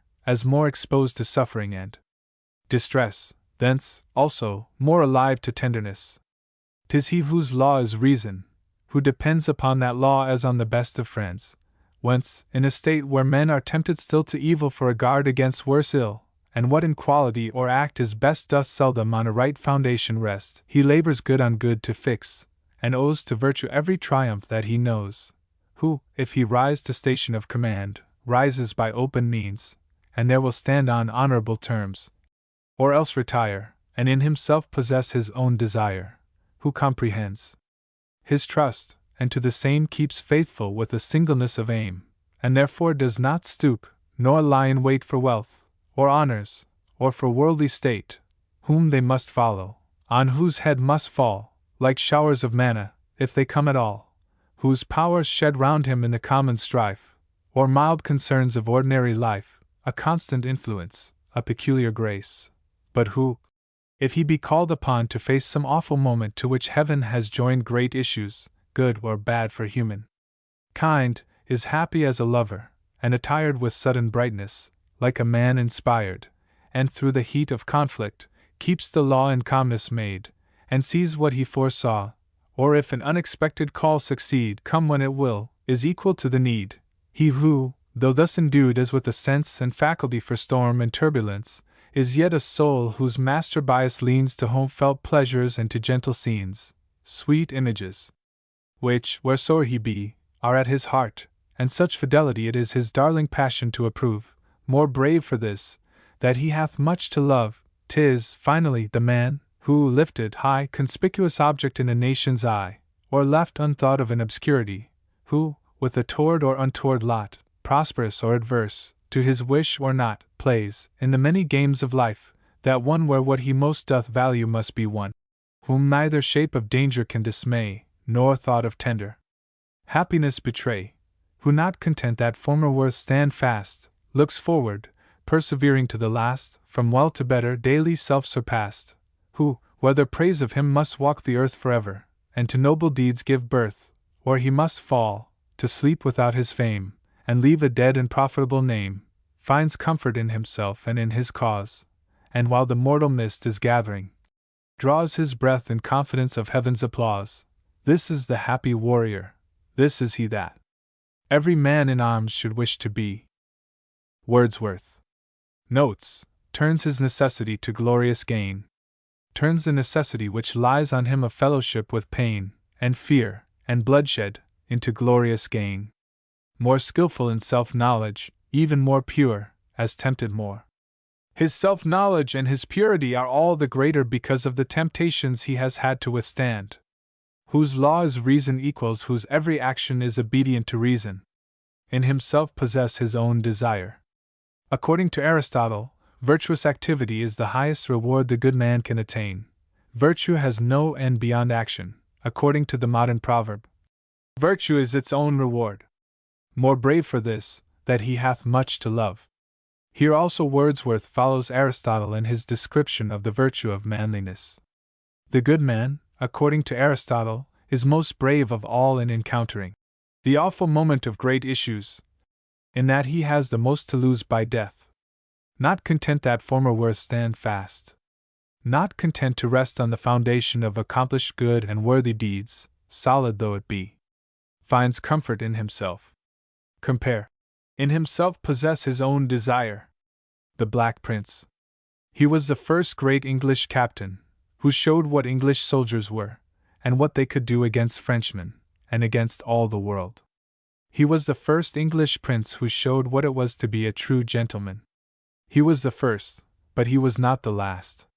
We have seen how, when he died, Englishmen thought that all their hopes had died with him. But we know that it was not so. We know that the life of a great nation is not bound up in the life of a single man. We know that the valor and the courtesy and the chivalry of England are not buried in the grave of the Plantagenet prince. It needs only a glance round the country to see that the high character of an English gentleman, of which the Black Prince was the noble pattern, is still to be found everywhere, and has since his time been spreading itself more and more through classes, which in his time seemed incapable of reaching it. It needs only a glance down the names of our own Cathedral of Canterbury, and the tablets on the walls, with their tattered flags, will tell you in a moment that he, as he lies up there aloft, with his head resting on his helmet, and his spurs on his feet, is but the first of a long line of English heroes, that the brave men who fought at Sobraon and Ferozesha are the true descendants of those who fought at Crécy and Poitiers. And not to soldiers only, but to all who are engaged in the long warfare of life, is his conduct an example. To unite in our lives the two qualities expressed in his motto, high spirit and reverent service, is to be, indeed, not only a true gentleman and a true soldier, but a true Christian also. To show to all who differ from us, not only in war but in peace, that delicate forbearance, that fear of hurting another's feelings, that happy art of saying the right thing to the right person, which he showed to the captive king, would indeed add a grace and a charm to the whole course of this troublesome world, such as none can afford to lose, whether high or low. Happy are they, who having this gift by birth and station, use it for its highest purposes. Still more happy are they, who having it not by birth and station, have acquired it, as it may be acquired by Christian gentleness and Christian charity. And lastly, to act in all the various difficulties of our everyday life, with that coolness, and calmness, and faith in a higher power than his own, which he showed when the appalling danger of his situation burst upon him at Poitiers, would smooth 100 difficulties, and ensure 100 victories. We often think that we have no power in ourselves, no advantages of position, to help us against our many temptations, to overcome the many obstacles we encounter. Let us take our stand by the Black Prince's tomb, and go back once more in thought to the distant fields of France. A slight rise in the wild upland plain, a steep lane through vineyards and underwood, this was all that he had, humanly speaking, on his side. But he turned it to the utmost use of which it could be made, and won the most glorious of battles. So, in like manner, our advantages may be slight, hardly perceptible to any but ourselves. Let us turn them to account, and the results will be 100-fold. We have only to adopt the Black Prince's bold and cheering words, when first he saw his enemies. God is my help. I must fight them as best I can. Adding that lofty, yet resigned and humble prayer, which he uttered when the battle was announced to be inevitable, and which has since become a proverb. God defend the right. Dean Stanley's Memorials of Canterbury. Notes: the Black Prince. Edward, the son of Edward III, and father of Richard II. He not only won for the English the renown of conquest, but befriended the early efforts after liberty. His untimely death plunged England into the evils of a long minority under his son. The one stain on his name is his massacre of the townsfolk of Limoges. Reverent service, or I serve, ich dying, the motto adopted by the Black Prince from the King of Bohemia, his defeated foe. Poitiers. His victory won over the French king, John, whom he took prisoner, 1356. The Assembly of Uri. Let me ask you to follow me in spirit to the very home and birthplace of freedom, to the land where we need not myth or fable to add aught to the fresh and gladdening feeling with which we for the first time tread the soil and drink the air of the immemorial democracy of Uri.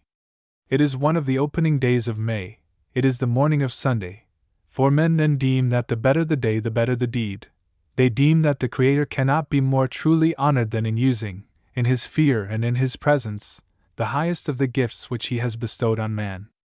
But deem not that, because the day of Christian worship is chosen for the great yearly assembly of a Christian commonwealth, the more direct sacred duties of the day are forgotten. Before we, in our luxurious island, have lifted ourselves from our beds, the men of the mountains, Catholic and Protestant alike, have already paid the morning's worship in God's temple. They have heard the Mass of the priest, or they have listened to the sermon of the pastor, before some of us have awakened to the fact that the morn of the holy day has come.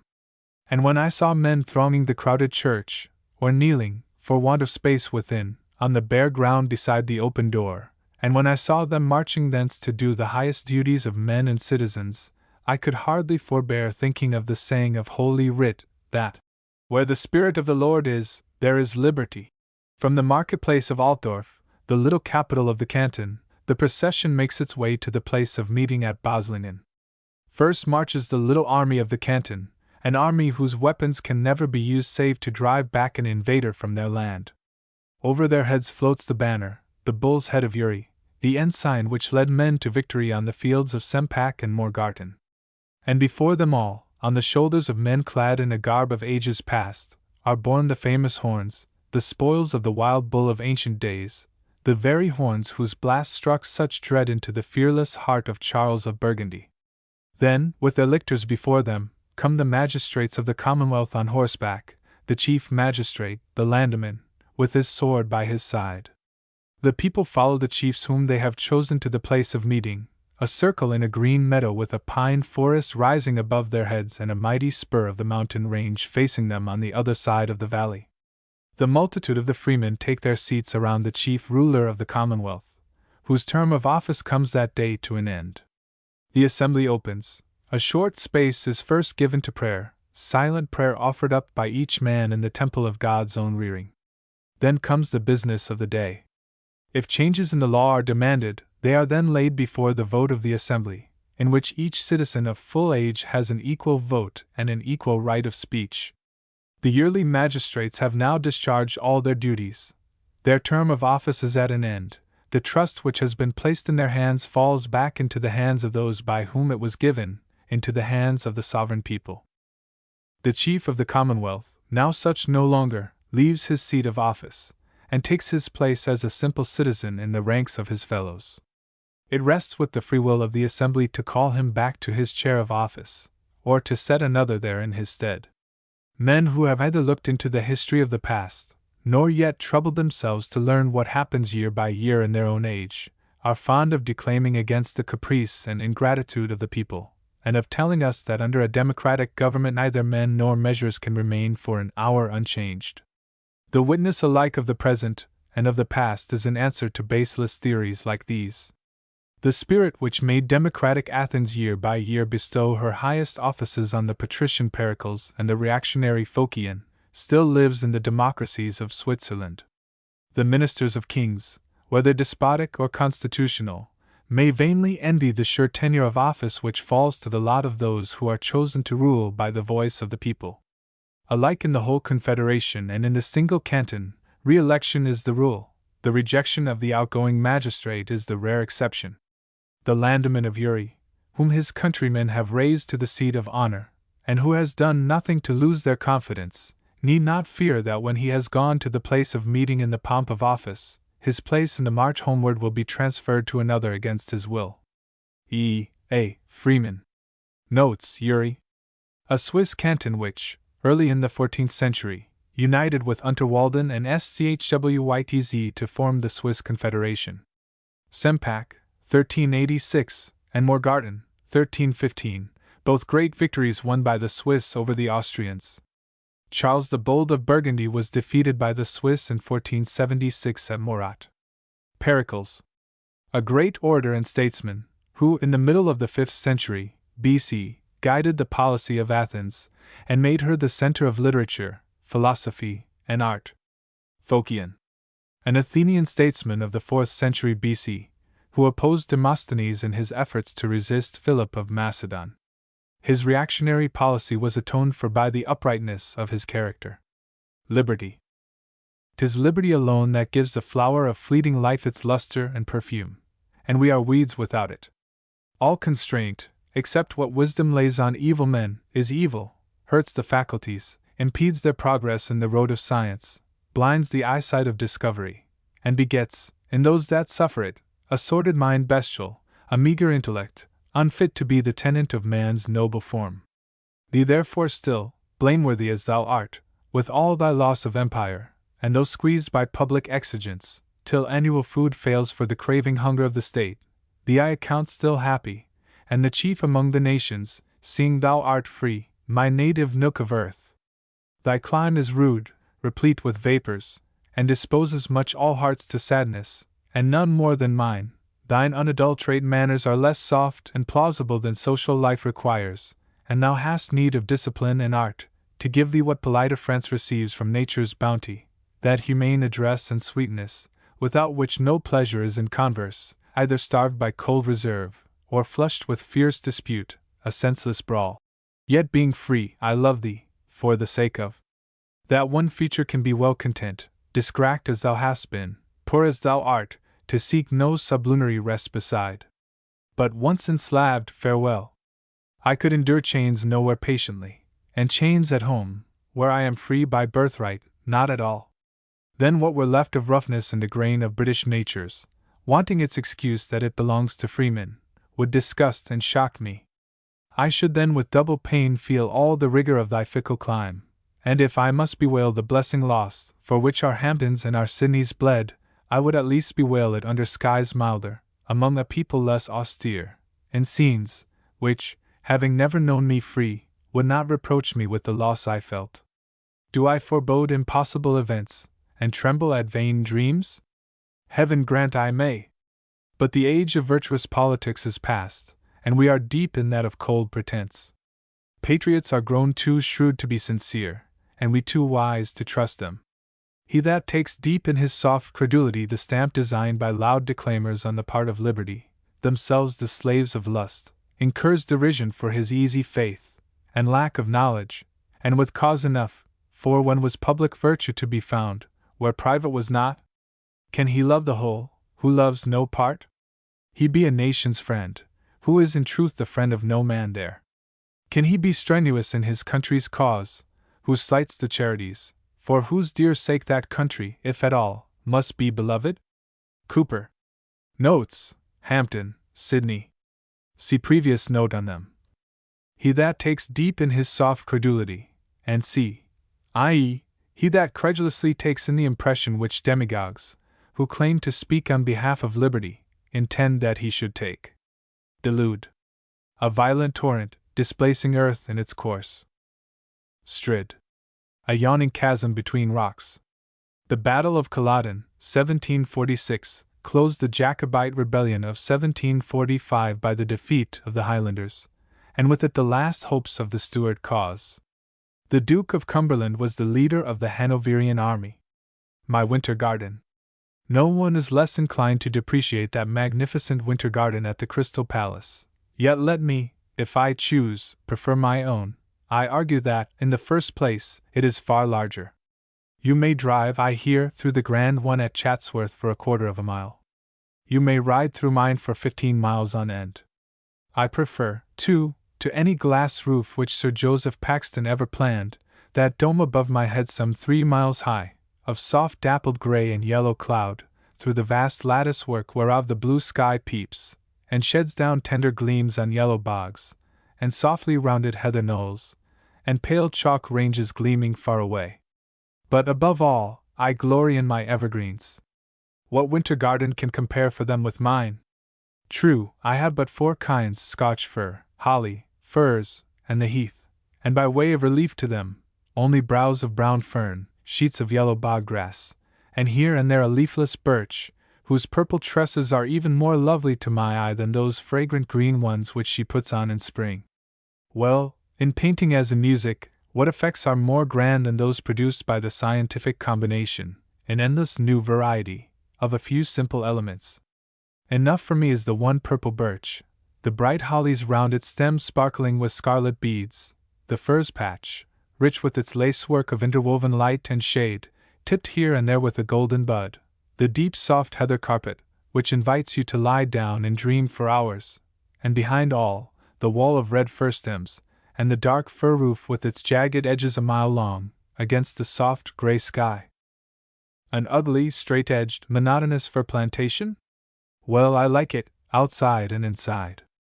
I need no soage of mountain peaks to stir up my imagination with the sense of the sublime, while I can watch the soage of those fir peaks against the red sunset. They are my Alps, little ones, it may be, but after all, as I asked before, what is size? A phantom of our brain, an optical delusion. Grandeur, if you will consider wisely, consists in form, and not in size, and to the eye of the philosopher, the curve drawn on a paper 2 inches long is just as magnificent, just as symbolic of divine mysteries and melodies, as when embodied in the span of some cathedral roof. Have you eyes to see?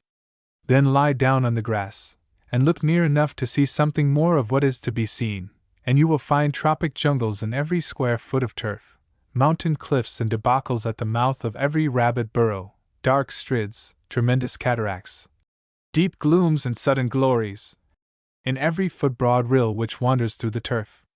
All is there for you to see, if you will but rid yourself of that idol of space. And nature, as everyone will tell you who has seen dissected an insect under the microscope, is as grand and graceful in her smallest as in her hugest forms. The March breeze is chilly, but I can be always warm if I like in my winter garden. I turn my horse's head to the red wall of fir stems, and leap over the furze-grown bank into my cathedral, wherein if there be no saints, there are likewise no priestcraft and no idols, but endless vistas of smooth red-green veined shafts holding up the warm dark roof, lessening away into endless gloom, paved with rich brown fir needle, a carpet at which nature has been at work for 40 years. Red shafts, green roof, and here and there a pane of blue sky.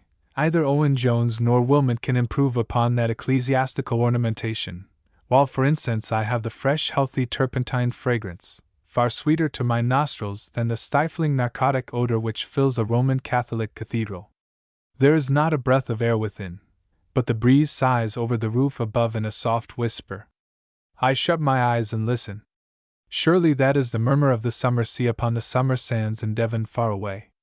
I hear the innumerable wavelets spend themselves gently upon the shore, and die away to rise again. And with the innumerable wave sighs come innumerable memories, and faces which I shall never see again upon this earth. I will not tell even you of that, old friend. It has 2 notes, 2 keys rather, that Aeolian harp of fir needles above my head, according as the wind is east or west, the needles dry or wet. This easterly key of today is shriller, more cheerful, warmer in sound, though the day itself be colder, but grander still, as well as softer, is the sad soughing key in which the southwest wind roars on, rain-laden, over the forest, and calls me forth, being a minute philosopher, to catch trout in the nearest chalk stream. The breeze is gone a while, and I am in perfect silence, a silence which may be heard. Not a sound, and not a moving object, absolutely none. The absence of animal life is solemn, startling. That ringdove, who was cooing half a mile away, has hushed his moan. That flock of long-tailed titmice, which were twinging and pecking about the fir cones a few minutes since, are gone, and now there is not even a gnat to quiver in the slant sun rays. Did a spider run over these dead leaves, I almost fancy I could hear his footfall. The creaking of the saddle, the soft step of the mare upon the fir needles, jar my ears. I seem alone in a dead world. A dead world, and yet so full of life, if I had eyes to see. Above my head every fir needle is breathing, breathing forever. Currents unnumbered circulate in every bough, quickened by some undiscovered miracle. Around me every fir stem is distilling strange juices, which no laboratory of man can make, and where my dull eye sees only death, the eye of God sees boundless life and motion, health and use. Charles Kingsley. Aspects of Northern and Southern Countries. The charts of the world which have been drawn up by modern science have thrown into a narrow space the expression of a vast amount of knowledge, but I have never yet seen any pictorial enough to enable the spectator to imagine the kind of contrast in physical character which exists between northern and southern countries. We know the differences in detail, but we have not that broad glance or grasp which would enable us to feel them in their fullness. We know that gentians grow on the Alps, and olives on the Apennines, but we do not enough conceive for ourselves that variegated mosaic of the world's surface which a bird sees in its migration, that difference between the district of the gentian and of the olive which the stork and the swallow see far off, as they lean upon the sirocco wind.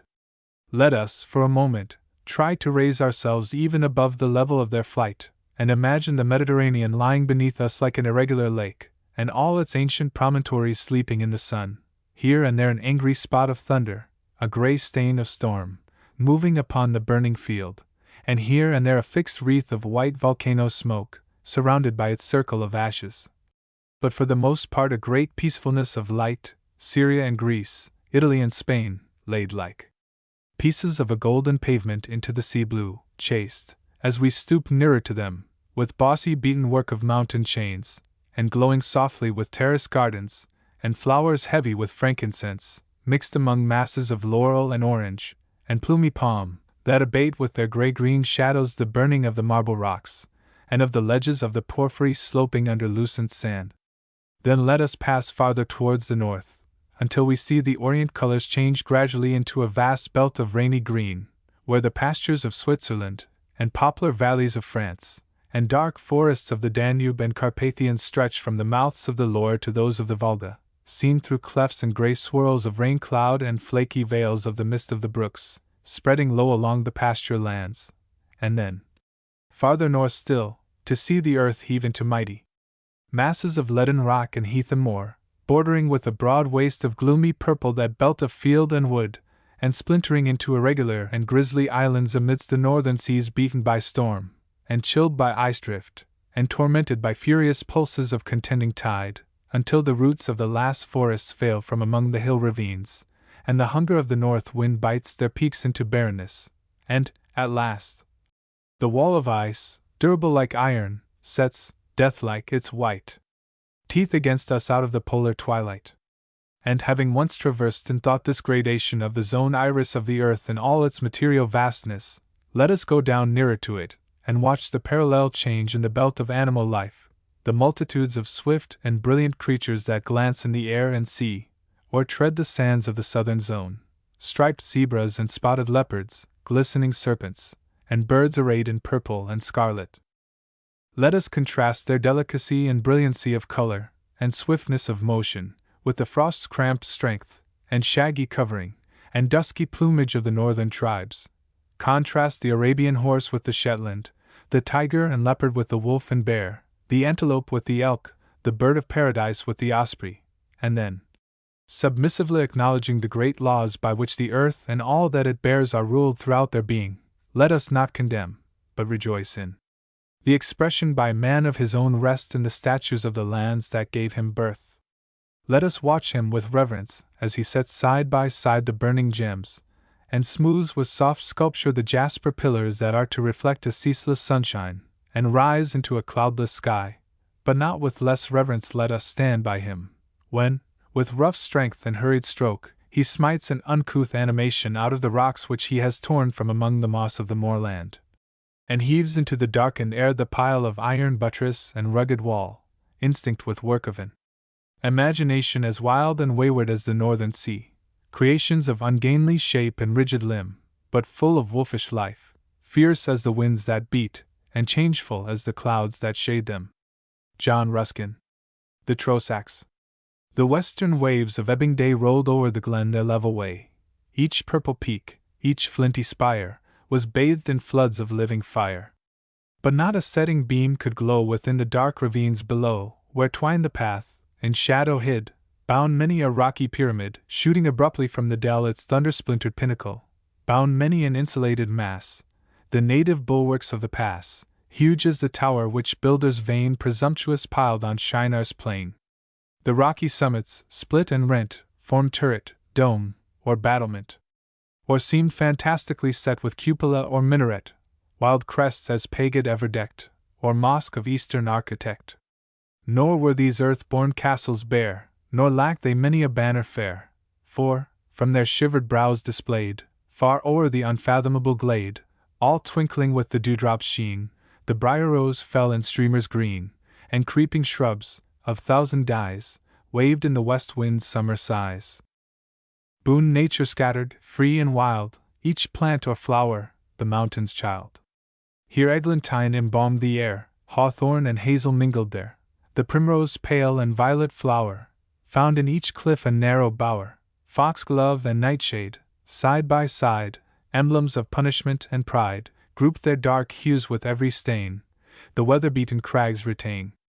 With boughs that quaked at every breath, grey birch and aspen wept beneath, aloft the ash and warrior oak cast anchor in the rift rock, and higher yet the pine tree hung his shattered trunk, and frequent flung, where seemed the cliffs to meet on high, his boughs athwart the narrowed sky highest of all, where white peaks glanced, where glistening streamers waved and danced, the wanderer's eye could barely view the summer heaven's delicious blue, so wondrous wild. The whole might seem the scenery of a fairy dream.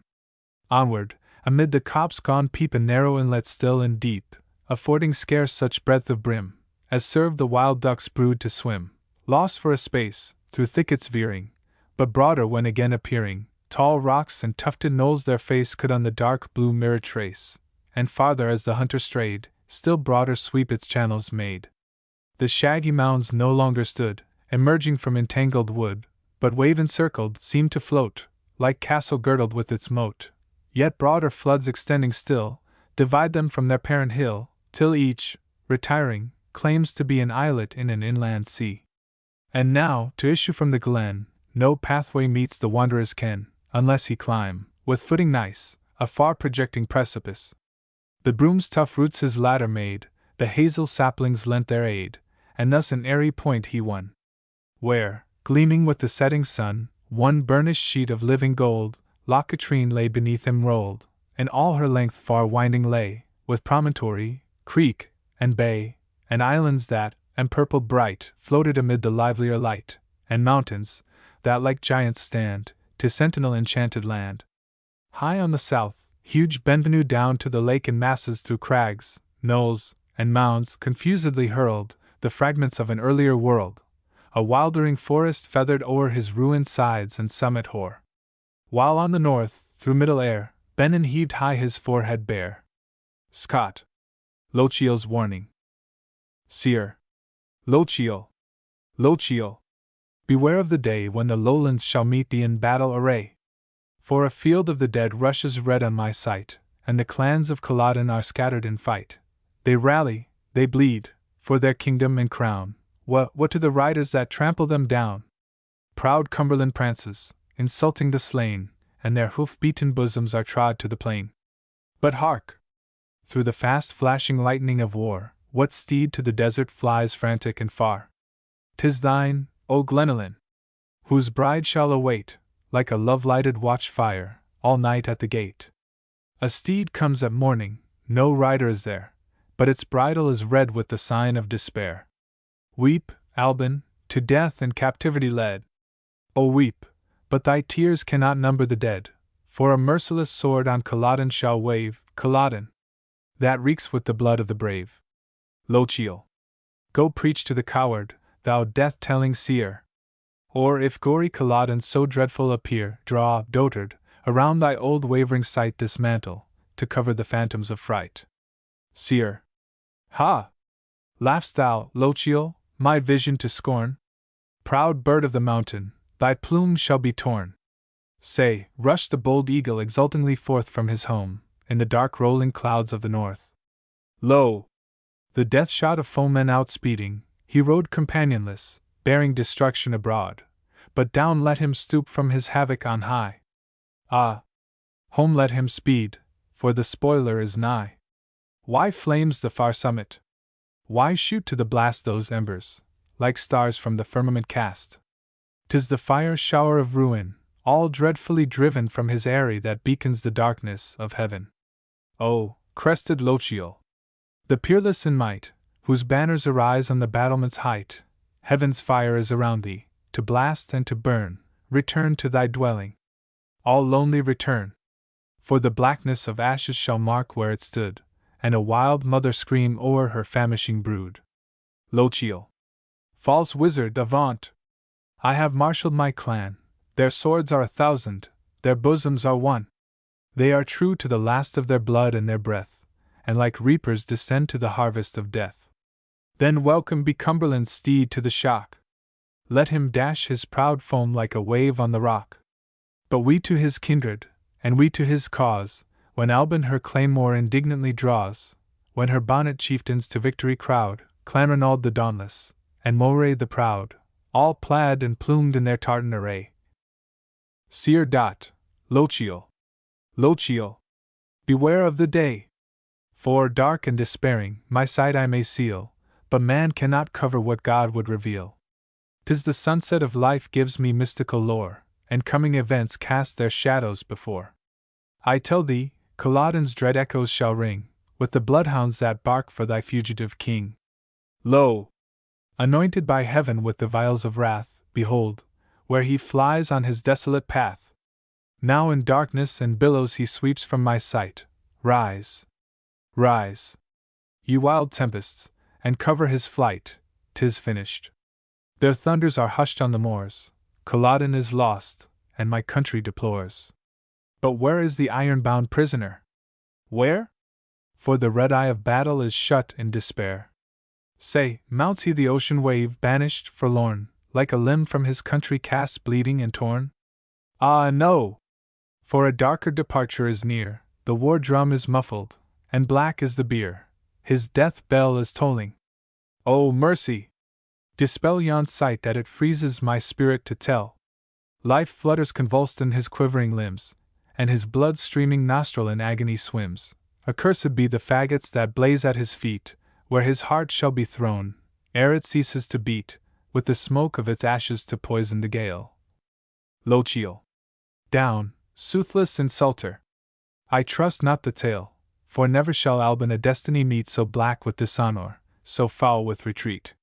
Though my perishing ranks should be strewed in their gore, like ocean weeds heaped on the surf-beaten shore, Lochiel, untainted by flight or by chains, while the kindling of life in his bosom remains, shall victor exult, or in death be laid low, with his back to the field, and his feet to the foe. And leaving in battle no blot on his name, look proudly to heaven from the deathbed of fame.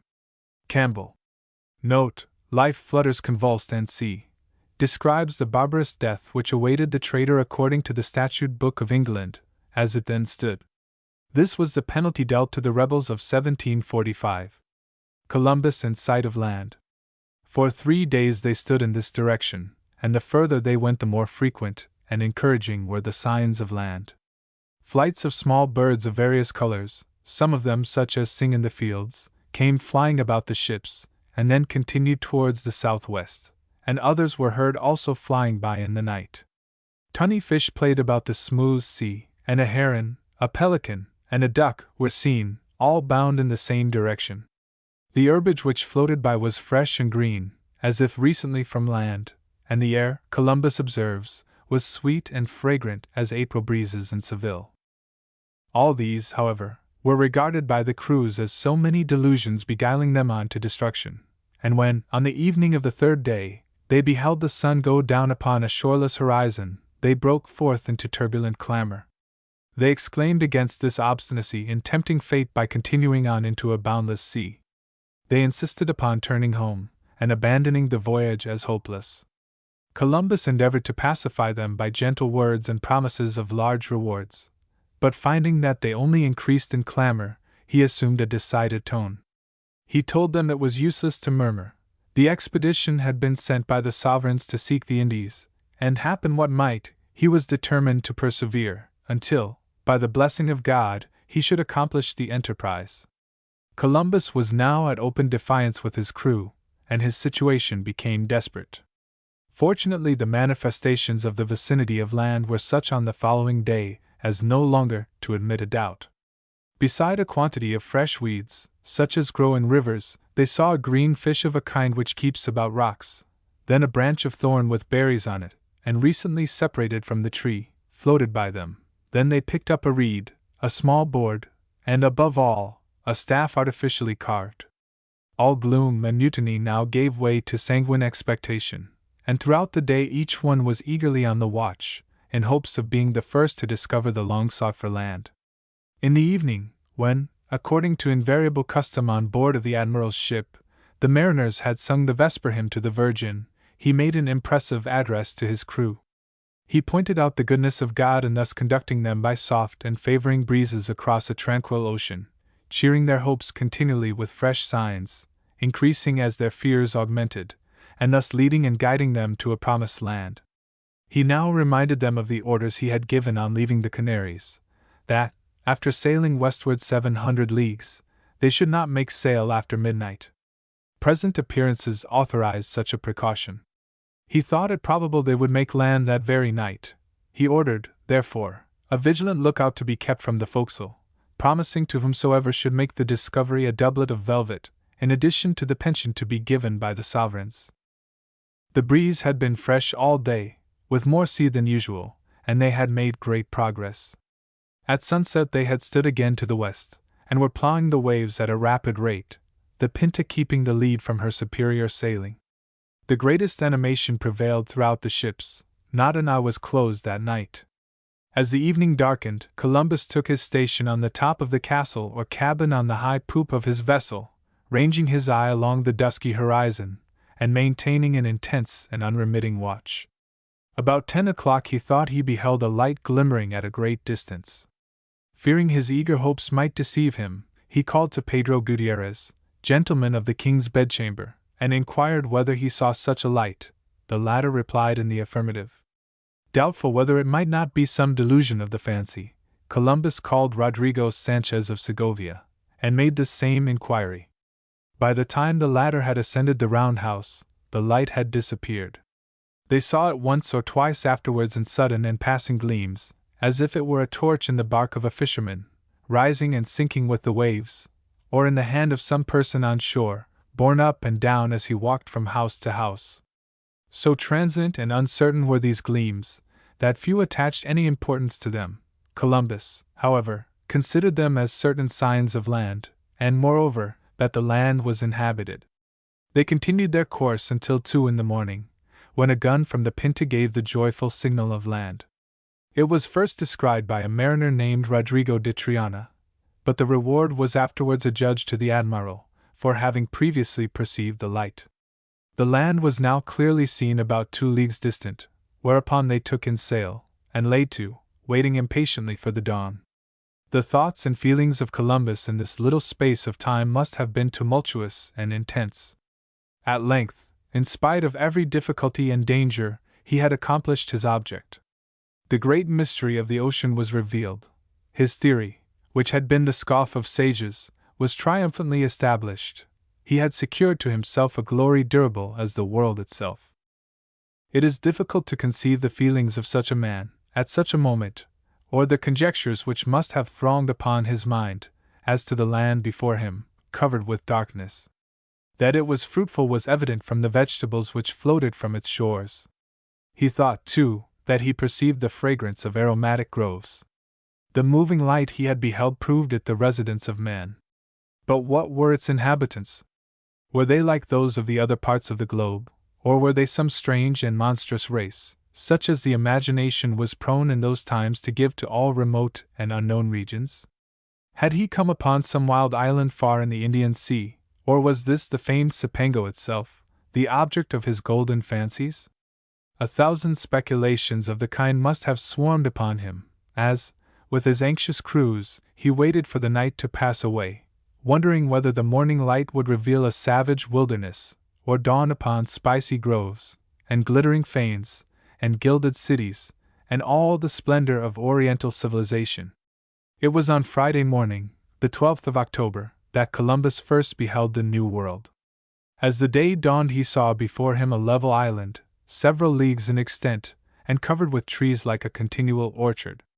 Though apparently uncultivated, it was populous, for the inhabitants were seen issuing from all parts of the woods and running to the shore. They were perfectly naked, and, as they stood gazing at the ships, appeared by their attitudes and gestures to be lost in astonishment. Columbus made signal for the ships to cast anchor, and the boats to be manned and armed.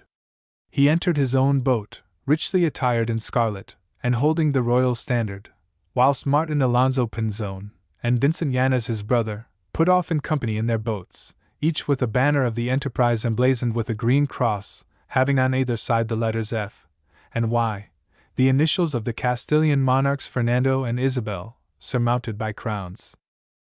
As he approached the shore, Columbus, who was disposed for all kinds of agreeable impressions, was delighted with the purity and suavity of the atmosphere, the crystal transparency of the sea, and the extraordinary beauty of the vegetation. He beheld, also, fruits of an unknown kind upon the trees which overhung the shores. On landing, he threw himself on his knees, kissed the earth, and returned thanks to God with tears of joy. His example was followed by the rest, whose hearts indeed overflowed with the same feelings of gratitude. Columbus then rising, drew his sword, displayed the royal standard, and assembling round him the 2 captains, with Rodrigo de Escobedo, notary of the armament, Rodrigo Sanchez, and the rest who had landed, he took solemn possession in the name of the Castilian sovereigns, giving the island the name of San Salvador. Having complied with the requisite forms and ceremonies, he called upon all present to take the oath of obedience to him, as Admiral and Viceroy, representing the persons of the sovereigns. The feelings of the crew now burst forth in the most extravagant transports. They had recently considered themselves devoted men, hurrying forward to destruction. They now looked upon themselves as favorites of fortune, and gave themselves up to the most unbounded joy. They thronged around the Admiral with overflowing zeal, some embracing him, others kissing his hands. Those who had been most mutinous and turbulent during the voyage were now most devoted and enthusiastic. Some begged favors of him, as if he had already wealth and honors in his gift. Many abject spirits, who had outraged him by their insolence, now crouched at his feet, begging pardon for all the trouble they had caused him, and promising the blindest obedience for the future. Washington Irving. Notes: Columbus. Christopher Columbus of Genoa, born 1430, died 1506, the discoverer of America. His first expedition was made in 1492. The reward was afterwards adjudged to the admiral. This has often been alleged, and apparently with considerable reason, as a stain upon the name of Columbus. Columbus shipwrecked. On the morning of the 24th of December, Columbus set sail from Port St. Thomas before sunrise, and steered to the eastward, with an intention of anchoring at the harbor of the cacique Guacanagari. The wind was from the land, but so light as scarcely to fill the sails, and the ships made but little progress.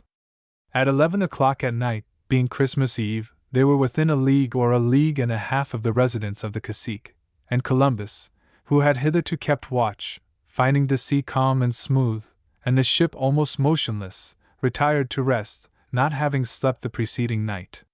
He was, in general, extremely wakeful on his coasting voyages, passing whole nights upon deck in all weathers, never trusting to the watchfulness of others where there was any difficulty or danger to be provided against.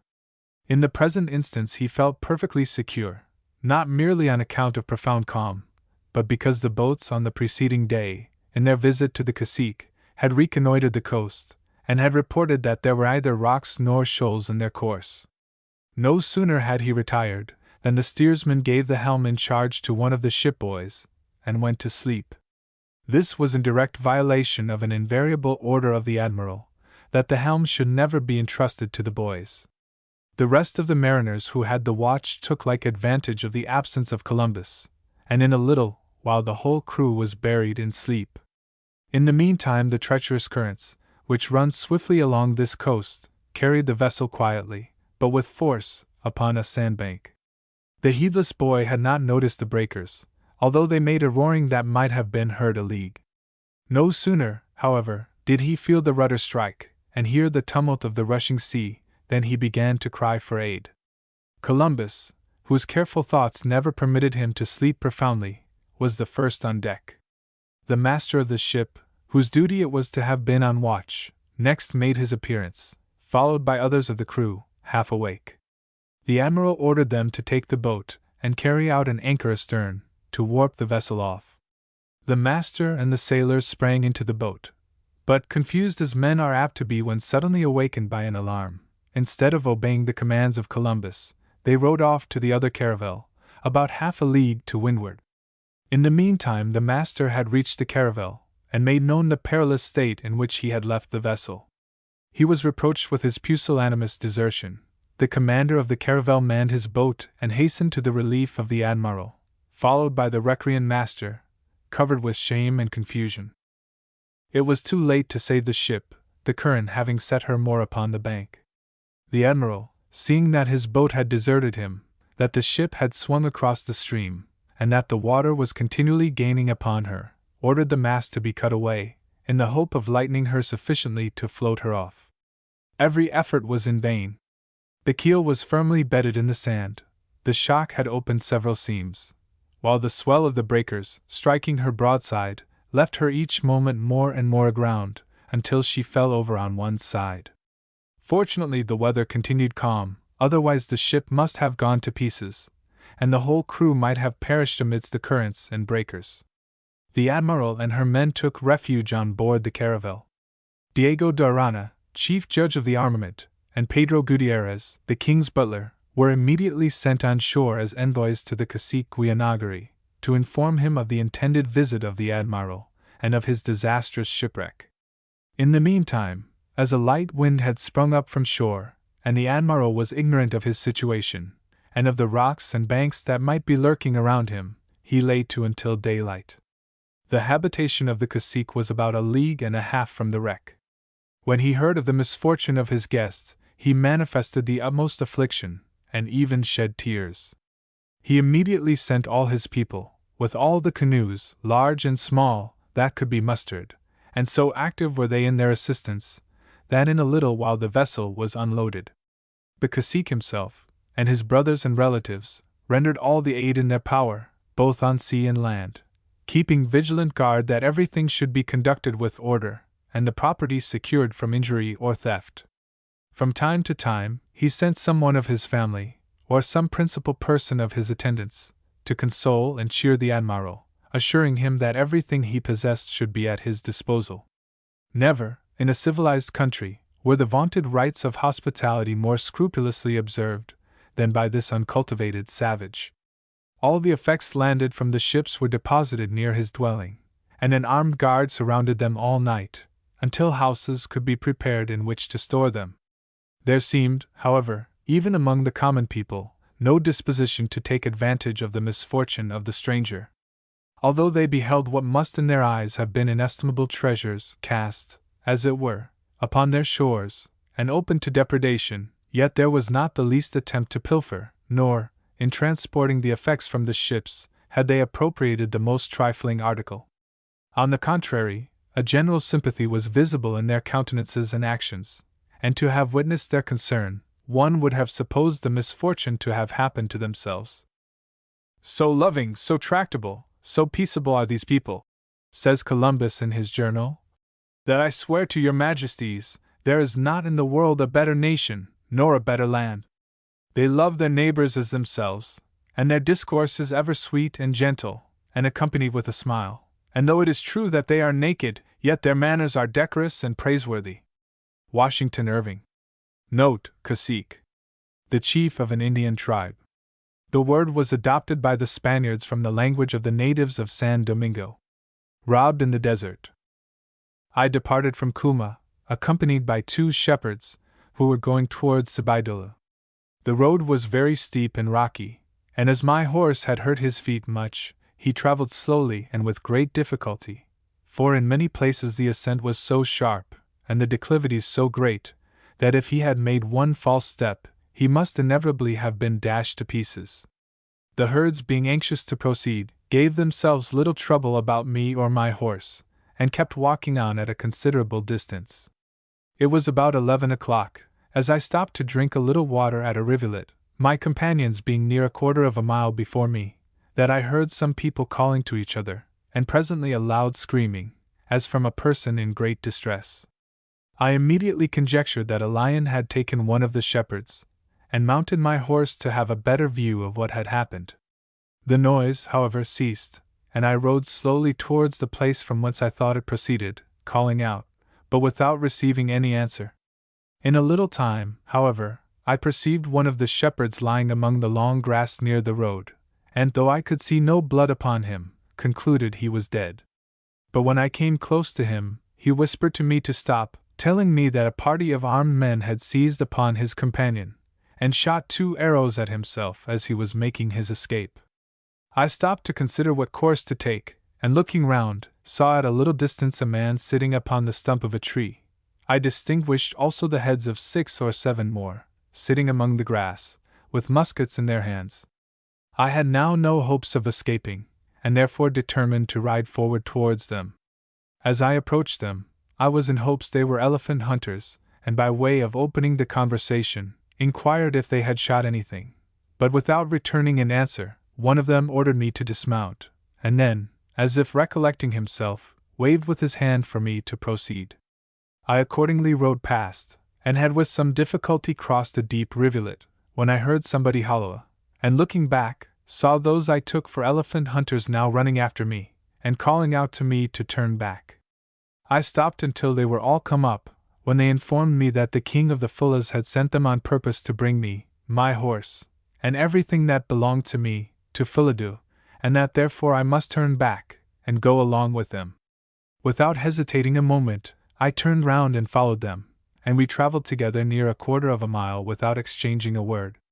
When coming to a dark place of the wood, one of them said, in the Mandingo language, "This place will do," and immediately snatched my hat from my head. Though I was by no means free of apprehension, yet I resolved to show as few signs of fear as possible, and therefore told them, unless my hat was returned to me, I should go no farther. But before I had time to receive an answer, another drew his knife, and seizing upon a metal button which remained upon my waistcoat, cut it off, and put it in his pocket. Their intention was now obvious, and I thought that the more easily they were permitted to rob me of everything, the less I had to fear. I therefore allowed them to search my pockets without resistance, and examine every part of my apparel, which they did with scrupulous exactness.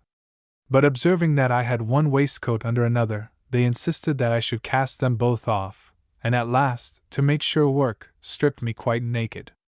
Even my half-boots, though the sole of one of them was tied to my foot with a broken bridle rein, were narrowly inspected. Whilst they were examining the plunder, I begged them with great earnestness to return my pocket compass. But when I pointed it out to them, as it was lying on the ground, one of the banditti, thinking I was about to take it up, cocked his musket, and swore that he would lay me dead on the spot if I presumed to lay my hand on it. After this some of them went away with my horse, and the remainder stood considering whether they should leave me quite naked, or allow me something to shelter me from the sun. Humanity at last prevailed. They returned me the worst of the 2 shirts and a pair of trousers, and, as they went away, one of them threw back my hat, in the crown of which I kept my memorandums, and this was probably the reason they did not wish to keep it. After they were gone, I sat for some time looking around me with amazement and terror. Whichever way I turned, nothing appeared but danger and difficulty. I saw myself in the midst of a vast wilderness in the depth of the rainy season, naked and alone, surrounded by savage animals, and men still more savage. I was 500 miles from the nearest European settlement. All these circumstances crowded at once to my recollection, and I confess that my spirits began to fail me. I considered my fate as certain, and that I had no alternative but to lie down and perish. At this moment, painful as my reflections were, the extraordinary beauty of a small moss irresistibly caught my eye. I mention this to show from what trifling circumstances the mind will sometimes derive consolation, for though the whole plant was not larger than the tip of one of my fingers, I could not contemplate the delicate conformation of its roots, leaves, and capsule without admiration. Can that being, thought I, who planted, watered, and brought to perfection, in this obscure part of the world, a thing which appears of so small importance, look with unconcern upon the situation and sufferings of creatures formed after his own image? Surely not. Reflections like these would not allow me to despair. I started up, and disregarding both hunger and fatigue, traveled forwards, assured that relief was at hand, and I was not disappointed. In a short time I came to a small village, at the entrance of which I overtook the 2 shepherds who had come with me from Ruma. They were much surprised to see me, for they said they never doubted that the Fullahs, when they had robbed, had murdered me. Departing from this village, we traveled over several rocky ridges, and at sunset arrived at Sabaidulu, the frontier town of the Kingdom of Mandang. Mungo Park. Note: Mungo Park. Born in Selkirkshire in 1771, set out on his first African exploration in 1795. His object was to explore the Niger, and this he had done to a great extent when he was murdered, as is supposed, by the natives in 1805. Rest from battle. Now deep in ocean sunk the lamp of light, and drew behind the cloudy veil of night. The conquering Trojans mourn his beams decayed. The Greeks rejoicing bless the friendly shade. The victors keep the field, and Hector calls a martial council near the navy walls. These to Scamander's bank apart he led, where thinly scattered lay the heaps of dead. The assembled chiefs, descending on the ground, attend his order, and their prince surround. A massy spear he bore of mighty strength, of full 10 cubits was the lance's length. The point was brass, refulgent to behold, fixed to the wood with circling rings of gold. The noble Hector on his lance reclined, and bending forward, thus revealed his mind. Ye valiant Trojans, with attention hear! Ye Dardan bands, and generous aids, give ear! This day, we hoped, would wrap in conquering flame Greece with her ships, and crown our toils with fame. But darkness now, to save the cowards, falls, and guards them trembling in their wooden walls. Obey the night, and use her peaceful hours, our steeds to forage, and refresh our powers. Straight from the town be sheep and oxen sought, and strengthening bread and generous wine be brought. Wide o'er the field, high blazing to the sky, let numerous fires the absent sun supply, the flaming piles with plenteous fuel raise, till the bright morn her purple beam displays. Lest, in the silence and the shades of night, Greece on her sable ships attempt her flight. Not unmolested let the wretches gain their lofty decks, or safely cleave the main. Some hostile wound let every dart bestow, some lasting token of the Phrygian foe, wounds that long hence may ask their spouses' care, and warn their children from a Trojan war. Now, through the circuit of our Ilian wall, let sacred heralds sound the solemn call, to bid the sires with hoary honors crowned, and beardless youths, our battlements surround. Firm be the guard, while distant lie our powers, and let the matrons hang with lights the towers, lest, under covert of the midnight shade, the insidious foe the naked town invade. Suffice, tonight, these orders to obey, a nobler charge shall rouse the dawning day. The gods, I trust, shall give to Hector's hand, from these detested foes to free the land, who plowed, with fates averse, the watery way, for Trojan vultures a predestined prey. Our common safety must be now the care, but soon as morning paints the fields of air, sheathed in bright arms let every troop engage, and the fired fleet behold the battle rage. Then shall Hector and Tydides prove, whose fates are heaviest in the scale of Jove. Tomorrow's light, O haste the glorious morn, shall see his bloody spoils in triumph borne. With this keen javelin shall his breast be gored, and prostrate heroes bleed around their lord. Certain as this, oh, might my days endure, from age inglorious, and black death secure, so might my life and glory know no bound, like Pallas worshipped, like the sun renowned. As the next dawn, the last they shall enjoy, shall crush the Greeks, and end the woes of Troy. The leader spoke. From all his host around shouts of applause along the shores resound. Each from the yoke the smoking steeds untied, and fixed their headstalls to his chariot's side. Fat sheep and oxen from the town are led, with generous wine, and all-sustaining bread. Full hecatombs lay burning on the shore, the winds to heaven the curling vapors bore, ungrateful offering to the immortal powers, whose wrath hung heavy o'er the Trojan towers, nor Priam nor his sons obtained their grace. Proud Troy they hated, and her guilty race.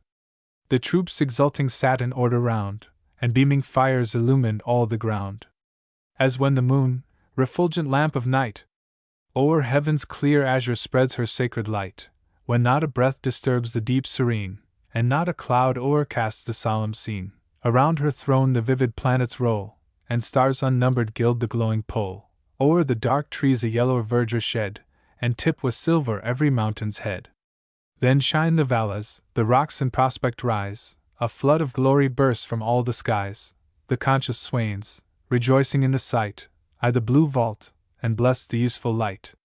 So many flames before proud Ilion blaze, and lighten glimmering Xanthus with their rays. The long reflections of the distant fires gleam on the walls, and tremble on the spires. 1,000 piles the dusky horrors gild, and shoot a shady lustre o'er the field. Full 50 guards each flaming pile attend, whose umbered arms, by fits, thick flashes send. Loud neigh the coursers o'er their heaps of corn, and ardent warriors wait the rising morn. Pope. Notes. Rest from battle. This is part of Pope's translation of the Iliad of Homer, Book 8, L. 605. Scamander. One of the rivers in the neighborhood of Troy. Dardan bands. Trojan lands. Dardanus was the mythical ancestor of the Trojans. Generous aids equals allies. Tydides, Diomede. From age inglorious and black death secure equals safe from inglorious age and from black death. Hecatombs. Sacrifices of 100 oxen. Ungrateful offering equals unpleasing offering. Xanthus. The other river in the neighborhood of Troy. Umbered equals thrown into shadow, and glimmering in the darkness. Aristides. Aristides at first was loved and respected for his surname of the Just, and afterwards envied as much, the latter, chiefly by the management of Themistocles, who gave it out among the people that Aristides had abolished the courts of judicature, by drawing the arbitration of all causes to himself, and so was insensibly gaining sovereign power, though without guards and the other ensigns of it. The people, elevated with the late victory at Marathon, thought themselves capable of everything, and the highest respect little enough for them. Uneasy, therefore, at finding any one citizen rose to such extraordinary honor and distinction, they assembled at Athens from all the towns in Attica, and banished Aristides by the ostracism, disguising their envy of his character under the specious pretense of guarding against tyranny. For the ostracism was not a punishment for crimes and misdemeanors, but was very decently called an humbling and lessening of some excessive influence and power. In reality it was a mild gratification of envy, for by this means, whoever was offended at the growing greatness of another, discharged his spleen, not in anything cruel or inhuman, but only in voting a 10 years' banishment. But when it once began to fall upon mean and profligate persons, it was forever after entirely laid aside, Hyperbolus being the last that was exiled by it. The reason of its turning upon such a wretch was this. Alcibiades and Nicias, who were persons of the greatest interest in Athens, had each his party, but perceiving that the people were going to proceed to the ostracism, and that one of them was likely to suffer by it, they consulted together, and joining interests, caused it to fall upon Hyperbolus. Hereupon the people, full of indignation at finding this kind of punishment dishonored and turned into ridicule, abolished it entirely. The ostracism, to give a summary account of it, was conducted in the following manner. Every citizen took a piece of a broken pot, or a shell, on which he wrote the name of the person he wanted to have banished, and carried it to a part of the marketplace that was enclosed with wooden rails. The magistrates then counted the number of the shells, and if it amounted not to 6,000, the ostracism stood for nothing. If it did, they sorted the shells, and the person whose name was found on the greatest number was declared an exile for 10 years, but with permission to enjoy his estate.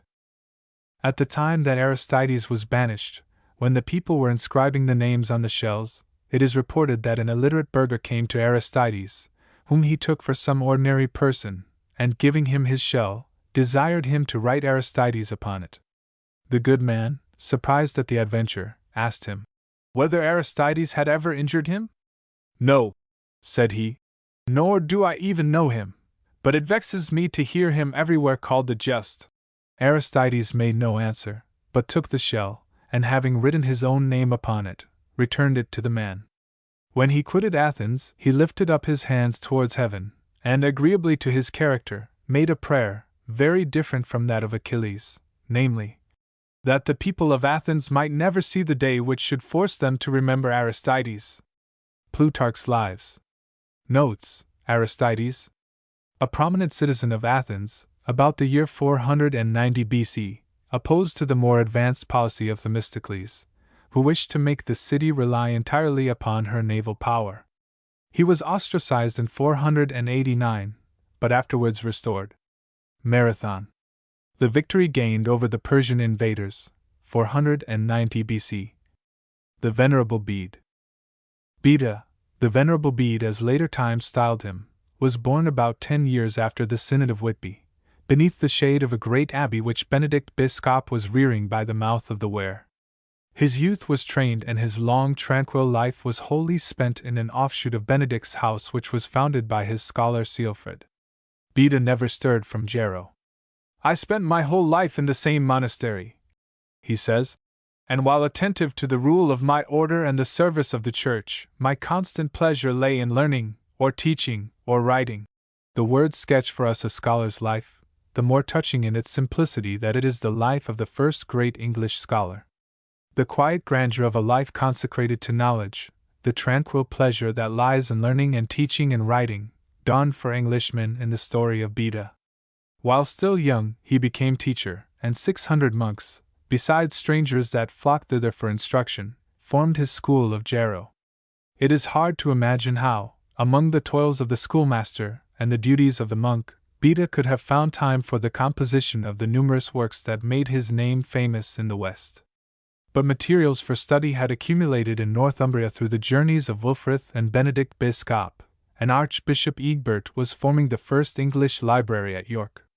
The tradition of the older Irish teachers still lingered to direct the young scholar into that path of scriptural interpretation to which he chiefly owed his fame. Greek, a rare accomplishment in the West, came to him from the school which the Greek Archbishop Theodore founded beneath the walls of Canterbury. His skill in the ecclesiastical chant was derived from a Roman cantor whom Pope Valerian sent in the train of Benedict Biscop. Little by little the young scholar thus made himself master of the whole range of the science of his time. He became, as Burke rightly styled him, the father of English learning. The tradition of the older classic culture was first revived for England in his quotations of Plato and Aristotle, of Seneca and Cicero, of Lucretius and Ovid. Virgil cast over him the same spell that he cast over Dante. Verses from the Aeneid break his narratives of martyrdoms, and the disciple ventures on the track of the great master in a little eclogue descriptive of the approach of spring. His work was done with small aid from others. "I am my own secretary," he writes. "I make my own notes. I am my own librarian." But 45 works remained after his death to attest his prodigious industry. In his own eyes and those of his contemporaries, the most important among these were the commentaries and homilies upon various books of the Bible which he had drawn from the writings of the Fathers. But he was far from confining himself to theology. In treatises compiled as textbooks for his scholars, Beda threw together all that the world had then accumulated in astronomy and meteorology, in physics and music, in philosophy, grammar, rhetoric, arithmetic, medicine. But the encyclopedic character of his researches left him in heart a simple Englishman. He loved his own English tongue, he was skilled in English song. His last work was a translation into English of the Gospel of St. John, and almost the last words that broke from his lips were some English rhymes upon death. But the noblest proof of his love of England lies in the work which immortalizes his name. In his ecclesiastical history of the English nation, Beda was at once the founder of medieval history and the first English historian. All that we really know of the century and a half that follows the landing of Augustine, we know from him. Wherever his own personal observation extended, the story is told with admirable detail and force. He is hardly less full or accurate in the portions which he owed to his Kentish friends, Alewine and Nahelm. What he owed to no informant was his own exquisite faculty of storytelling, and yet no story of his own telling is so touching as the story of his death. 2 weeks before the Easter of 735 the old man was seized with an extreme weakness and loss of breath. He still preserved, however, his usual pleasantness and gay good humor, and in spite of prolonged sleeplessness continued his lectures to the pupils about him. Verses of his own English tongue broke from time to time from the master's lip, rude rhymes that told how before the need fair, death stern, must go. None can enough bethink him what is to be his doom for good or ill. The tears of Beda's scholars mingled with his song. "We never read without weeping," writes one of them. So the days rolled on to Ascension Tide, and still master and pupils toiled at their work, for Beda longed to bring to an end his version of St. John's Gospel into the English tongue, and his extracts from Bishop Isidore.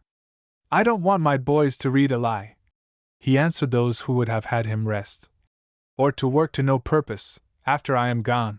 A few days before Ascensiontide his sickness grew upon him, but he spent the whole day in teaching, only saying cheerfully to his scholars, "Learn with what speed you may. I know not how long I may last." The dawn broke on another sleepless night, and again the old man called his scholars round him and bade them write. "There is still a chapter wanting," said the scribe, as the morning drew on, "and it is hard for thee to question thyself any longer."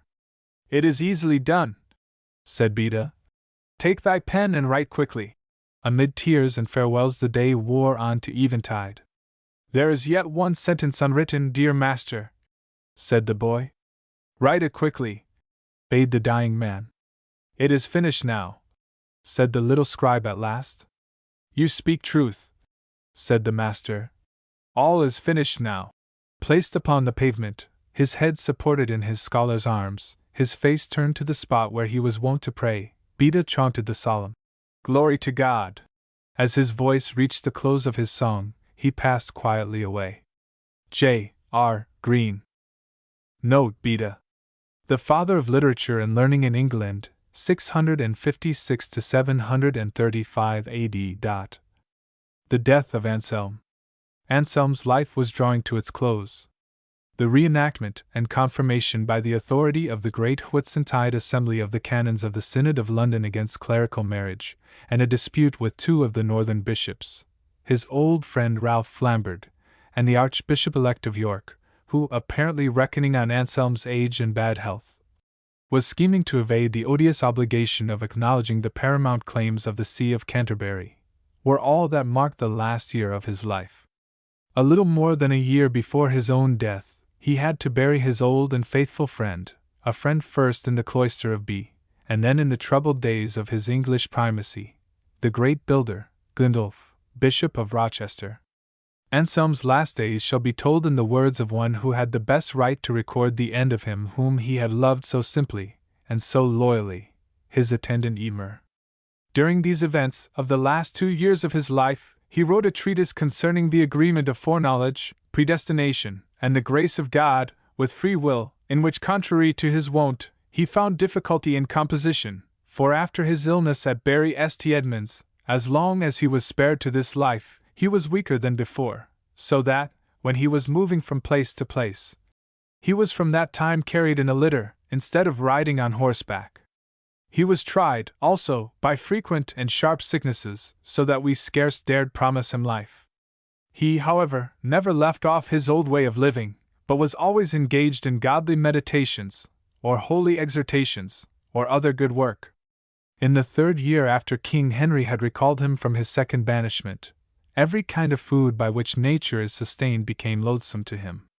He used to eat, however, putting force on himself, knowing that he could not live without food, and in this way he somehow or another dragged on life through half a year, gradually failing day by day in body, though in vigor of mind he was still the same as he used to be. So being strong in spirit, though but very feeble in the flesh, he could not go to his oratory on foot, but from his strong desire to attend the consecration of the Lord's body, which he venerated with a special feeling of devotion, he caused himself to be carried thither every day in a chair. We who attended on him tried to prevail on him to desist, because it fatigued him so much, but we succeeded, and that with difficulty, only 4 days before he died. From that time he took to his bed, and, with gasping breath, continued to exhort all who had the privilege of drawing near him to live to God, each in his own order. Palm Sunday had dawned, and we, as usual, were sitting round him. One of us said to him, "Lord Father, we are given to understand that you are going to leave the world for your Lord's Easter court." He answered, "If his will be so, I shall gladly obey his will. But if he willed rather that I should yet remain amongst you, at least till I have solved the question which I am turning in my mind, about the origin of the soul, I should receive it thankfully, for I know not whether any one will finish it after I am gone. Indeed, I hope that if I could take food I might yet get well. For I feel no pain anywhere, only, from weakness of my stomach, which cannot take food, I am failing altogether." On the following Tuesday, towards evening, he was no longer able to speak intelligibly. Ralph, Bishop of Rochester, asked him to bestow his absolution and blessing on us who were present, and on his other children, and also on the king and queen with their children, and the people of the land who had kept themselves under God in his obedience. He raised his right hand, as if he was suffering nothing, and made the sign of the Holy Cross, and then dropped his head and sank down. The congregation of the brethren were already chanting matins in the great church, when one of those who watched about our Father the book of the Gospels and read before him the history of the Passion, which was to be read that day at the Mass.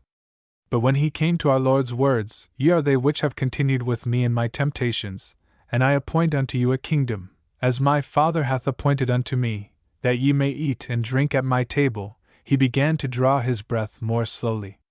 We saw that he was just going, so he was removed from his bed, and laid upon sackcloth and ashes.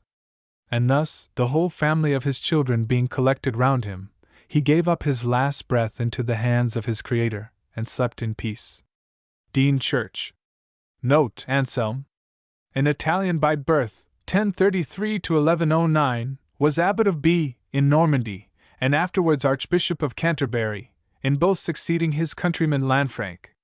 He was famous as a scholastic philosopher, and, as a churchman, he struggled long for the liberties of the Church with William II and Henry I. The murder of Becket. The Vespers had already begun, and the monks were singing the service in the choir, when 2 boys rushed up the nave, announcing, more by their terrified gestures than by their words, that the soldiers were bursting into the palace and monastery. Instantly the service was thrown into the utmost confusion. Part remained at prayer, part fled into the numerous hiding places the vast fabric affords, and part went down the steps of the choir into the transept to meet the little band at the door. "Come in, come in!" exclaimed one of them. "Come in, and let us die together." The Archbishop continued to stand outside and said, "Go and finish the service. So long as you keep in the entrance, I shall not come in." They fell back a few paces, and he stepped within the door, but finding the whole place thronged with people, he paused on the threshold, and asked, "What is it that these people fear?" One general answer broke forth. "The armed men in the cloister." As he turned and said, "I shall go out to them," he heard the clash of arms behind. The knights had just forced their way into the cloister, and were now, as would appear from their being thus seen through the open door, advancing along its southern side. They were in mail, which covered their faces up to their eyes, and carried their swords drawn. 3 had hatchets. Fitzurse, with the axe he had taken from the carpenters, was foremost, shouting as he came, "Here, here, King's men!" Immediately behind him followed Robert Fitzranulph, with 3 other knights, and a motley group, some their own followers, some from the town, with weapons, though not in armor, brought up the rear. At this sight, so unwonted in the peaceful cloisters of Canterbury, not probably beheld since the time when the monastery had been sacked by the Danes, the monks within, regardless of all remonstrances, shut the door of the cathedral, and proceeded to barricade it with iron bars. A loud knocking was heard from the terrified band without, who, having vainly endeavored to prevent the entrance of the knights into the cloister, now rushed before them to take refuge in the church. Becket, who had stepped some paces into the cathedral, but was resisting the solicitations of those immediately about him to move up into the choir for safety, darted back, calling aloud as he went, "Away, you cowards! By virtue of your obedience I command you not to shut the door. The church must not be turned into a castle." With his own hands he thrust them away from the door, opened it himself, and catching hold of the excluded monks, dragged them into the building, exclaiming, come in, faster, faster!" The knights, who had been checked for a moment by the sight of the closed door, on seeing it unexpectedly thrown open, rushed into the church. It was, we must remember, about 5 o'clock in a winter evening. The shades of night were gathering, and were deepened into a still darker gloom within the high and massive walls of the vast cathedral, which was only illuminated here and there by the solitary lamps burning before the altars. The twilight, lengthening from the shortest day a fortnight before, was but just sufficient to reveal the outline of objects. In the dim twilight they could just discern a group of figures mounting the steps of the eastern staircase. One of the knights called out to them, "Stay!" Another, "Where is Thomas Becket, traitor to the king?" No answer was returned. None could have been expected by any one who remembered the indignant silence with which Becket had swept by when the same words had been applied by Randolph of Brock at Northampton. Fitzurse rushed forward, and stumbling against one of the monks on the lower step, still not able to distinguish clearly in the darkness, exclaimed, "Where is the Archbishop?" Instantly the answer came, "Reginald, here I am, no traitor, but the Archbishop and priest of God. What do you wish?" And from the 4th step, which he had reached in his ascent, with a slight motion of his head, noticed apparently as his peculiar manner in moments of excitement, Becket descended to the transept. Attired, we are told, in his white rochet, with a cloak and hood thrown over his shoulders, he thus suddenly confronted his assailants.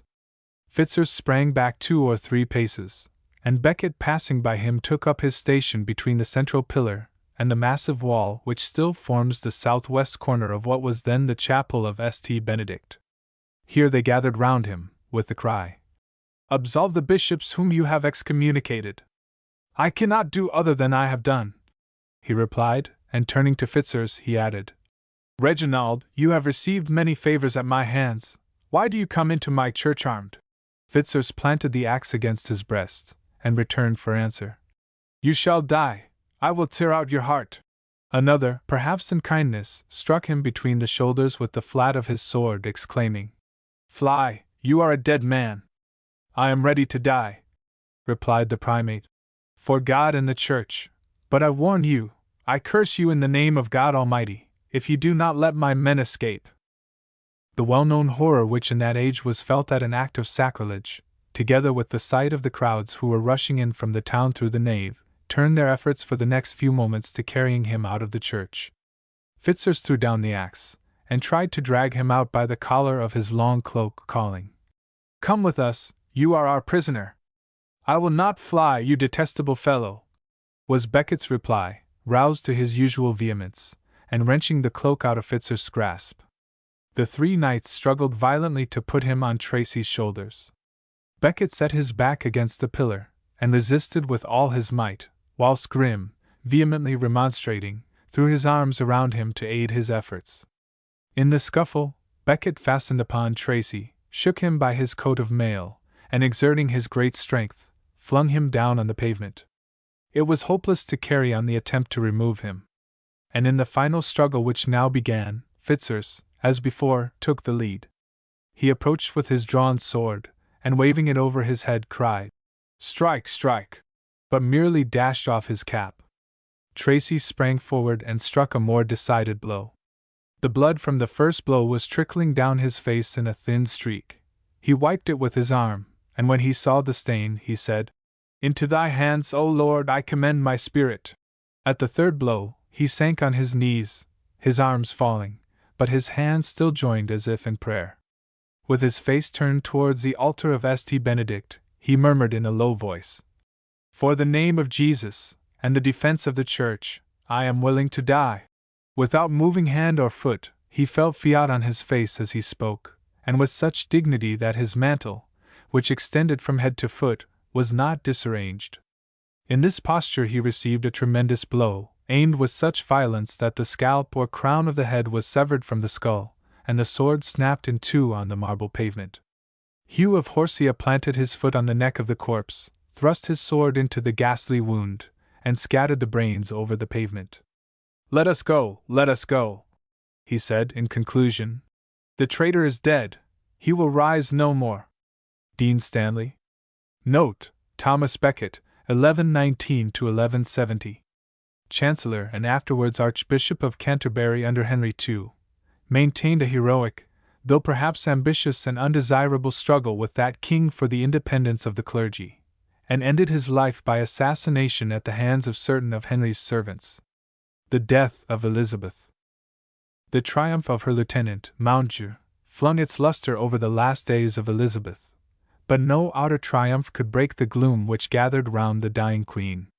Lonely as she had always been, her loneliness deepened as she drew towards the grave.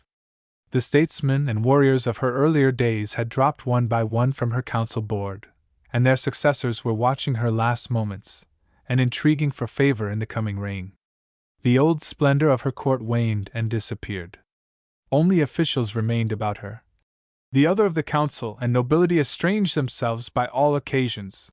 As she passed along in her progresses, the people, whose applause she courted, remained cold and silent. The temper of the age, in fact, was changing and isolating her as it changed. Her own England, the England which had grown up around her, serious, moral, prosaic, shrank coldly from this child of earth, and the Renaissance, brilliant, fanciful, unscrupulous, irreligious. She had enjoyed life as the men of her day enjoyed it, and now that they were gone she clung to it with a fierce tenacity. She hunted, she danced, she jested with her young favorites, she coquetted, and scolded, and frolicked at 67 as she had done at 30. "The Queen," wrote a courtier, a few months before her death, "was never so gallant these many years, nor so set upon jollity." She persisted, in spite of opposition, in her gorgeous progresses from country house to country house. She clung to business as of old, and rated in her usual fashion. One who minded not to giving up some matter of account. But death crept on. Her face became haggard, and her frame shrank almost to a skeleton. At last, her taste for finery disappeared, and she refused to change her dresses for a week together. A strange melancholy settled down on her. She held in her hand, says one who saw her in her last days, a golden cup, which she often put to her lips, but in truth her heart seemed too full to need more filling. Gradually her mind gave way. She lost her memory, the violence of her temper became unbearable. Her very courage seemed to forsake her. She called for a sword to lie constantly beside her, and thrust it from time to time through the arras, as if she heard murderers stirring there. Food and rest became alike distasteful. She sat day and night propped up with pillows on a stool, her finger on her lip, her eyes fixed on the floor, without a word. If she once broke the silence, it was with a flash of her old queenliness. Cecil asserted that she must go to bed, and the word roused her like a trumpet. "Must!" she exclaimed. "Is must a word to be addressed to princes? Little man, little man! Thy father, if he had been alive, durst not have used that word." Then, as her anger spent itself, she sank into her old dejection. "Thou art so presumptuous," she said, "because thou knowest I shall die." She rallied once more when the ministers beside her bed named Lord Beauchamp, the heir to the Suffolk claim, as a possible successor. "I will have no rogue's son," she cried hoarsely, "in my seat." But she gave no sign, save a motion of the head, at the mention of the King of Scots. She was in fact fast becoming insensible, and early the next morning the life of Elizabeth, a life so great, so strange and lonely in its greatness, passed quietly away. J.R. Green. Notes: Mountjoy, the Queen's lieutenant in Ireland, who had had considerable success in dealing with the Irish rebels. This chill of the Renaissance.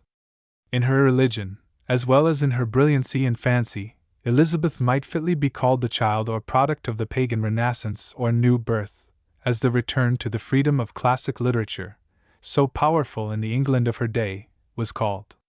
Thy father equals the great Lord Burleigh, who guided the counsels of the Queen throughout all the earlier part of her reign.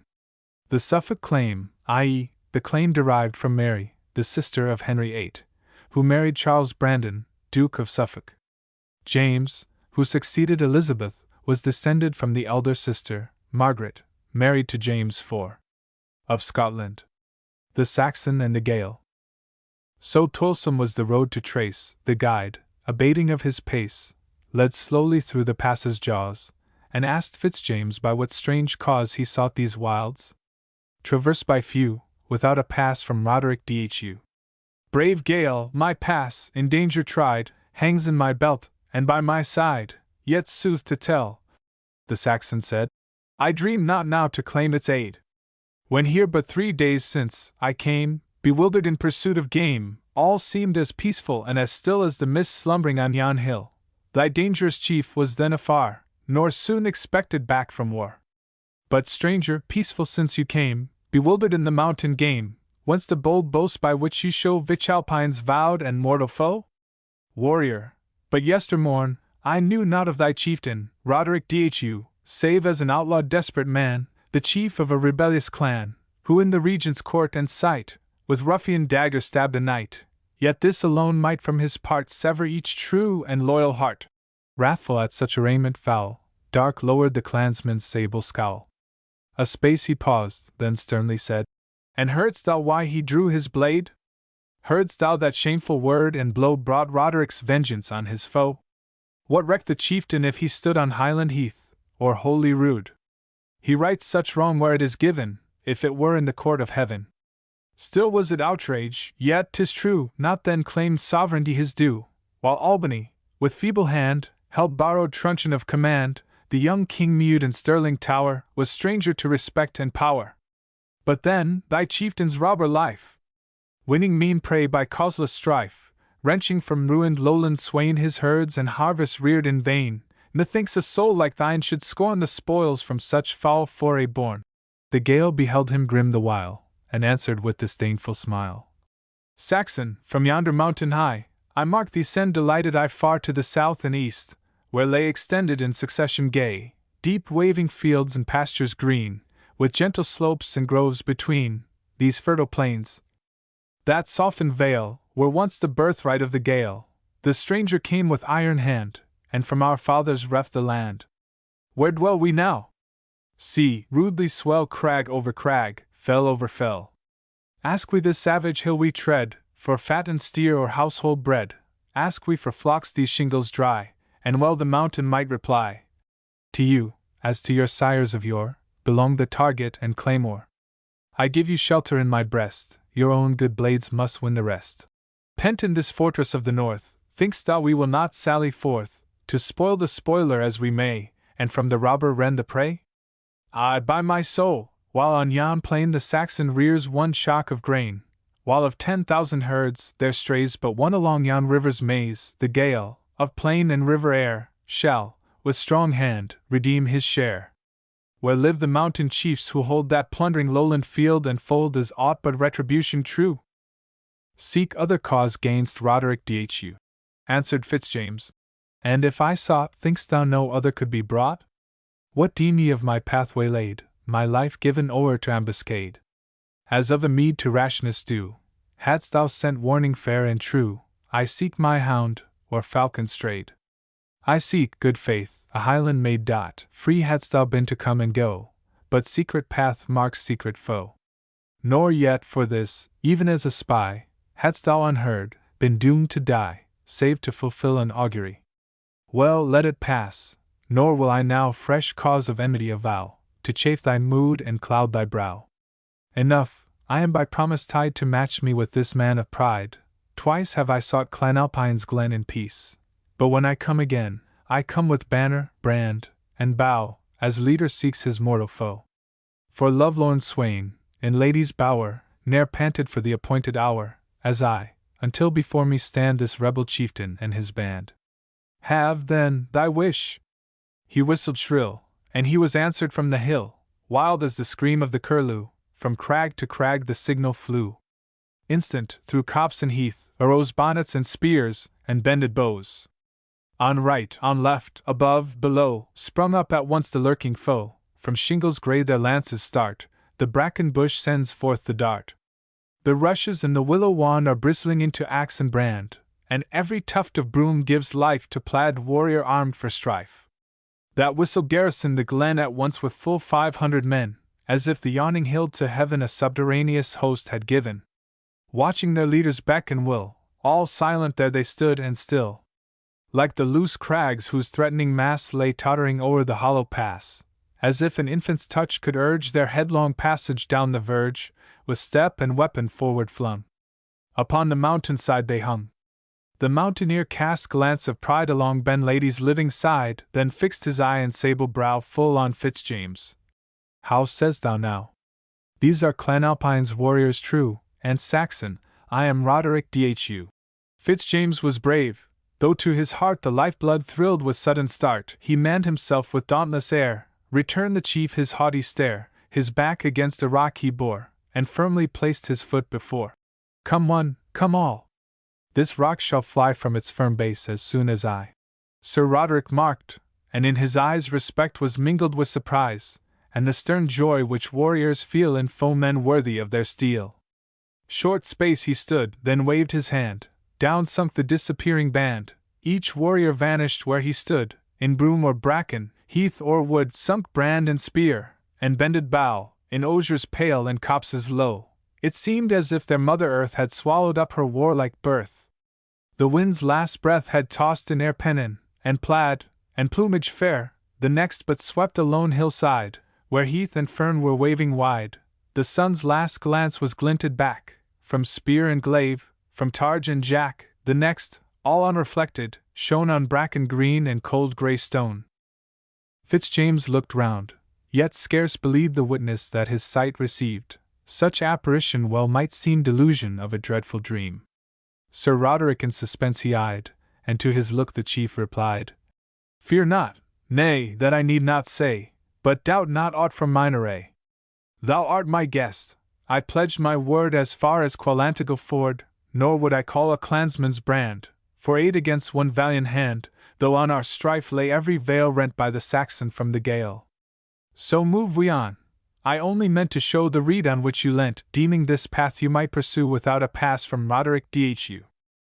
The chief in silence strode before, and reached that torrent's sounding shore, which, daughter of three mighty lakes, from Venicar and Silver Breaks sweeps through the plain, and ceaseless mines, on Bochastle the mouldering lines.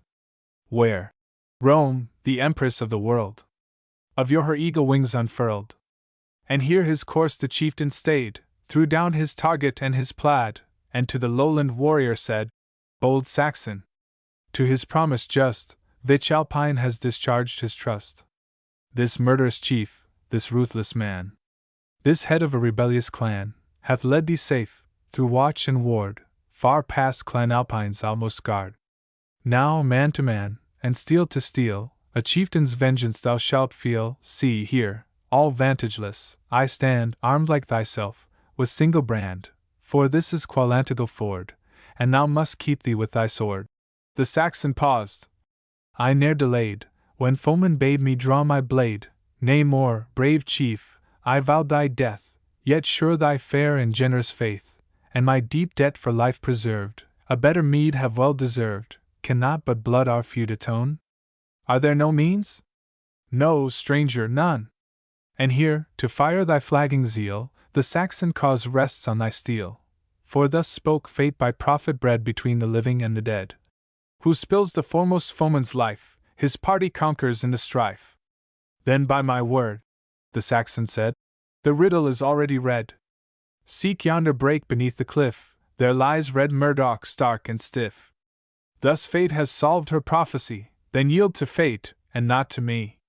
To James, at Stirling, let us go, when, if thou wilt be still his foe, or if the king shall not agree to grant thee grace and favour free, I plight mine honour, oath, and word, that, to thy native strengths restored, with each advantage shalt thou stand, that aids thee now to guard thy land.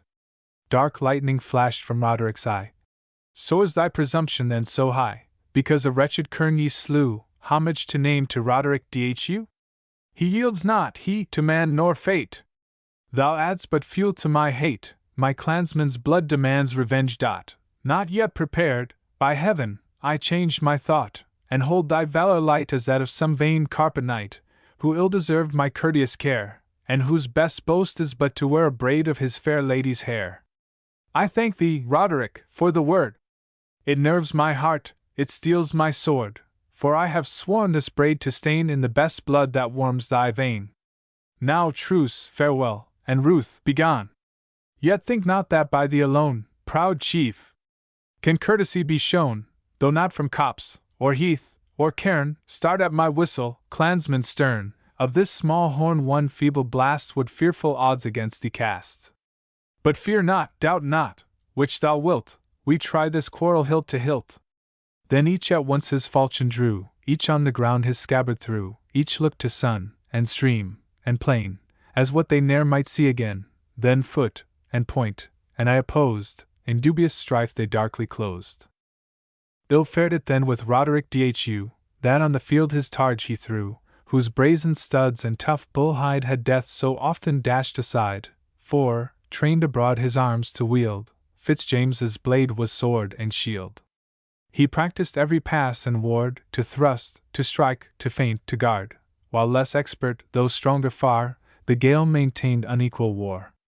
3 times in closing strife they stood, and thrice the Saxon blade drank blood, no stinted draught, no scanty tide, the gushing flood the Tartans died. Fierce Roderick felt the fatal drain, and showered his blows like wintry rain, and, as firm rock or castle roof, against the winter shower is proof, the foe invulnerable still foiled his wild rage by steady skill, till, at advantage ta'en, his brand forced Roderick's weapon from his hand, and backward borne upon the Leah, brought the proud chieftain to his knee. Now yield thee, or, by him who made the world, thy heart's blood dyes my blade. Thy threats, thy mercy I defy. Let recreant yield, who fears to die.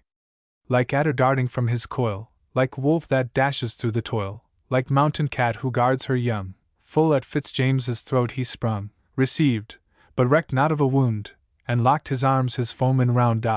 Now, gallant Saxon, hold thine own. No maiden's hand is round thee thrown. That desperate grasp thy frame might feel, through bars of brass and triple steel. They tug, they strain, down, down they go, the Gael above, Fitzjames below. The chieftain's gripe his throat compressed, his knee was planted on his breast. His clotted locks he backward threw, across his brow his hand he drew, from blood and mist to clear his sight, then gleamed aloft his dagger bright.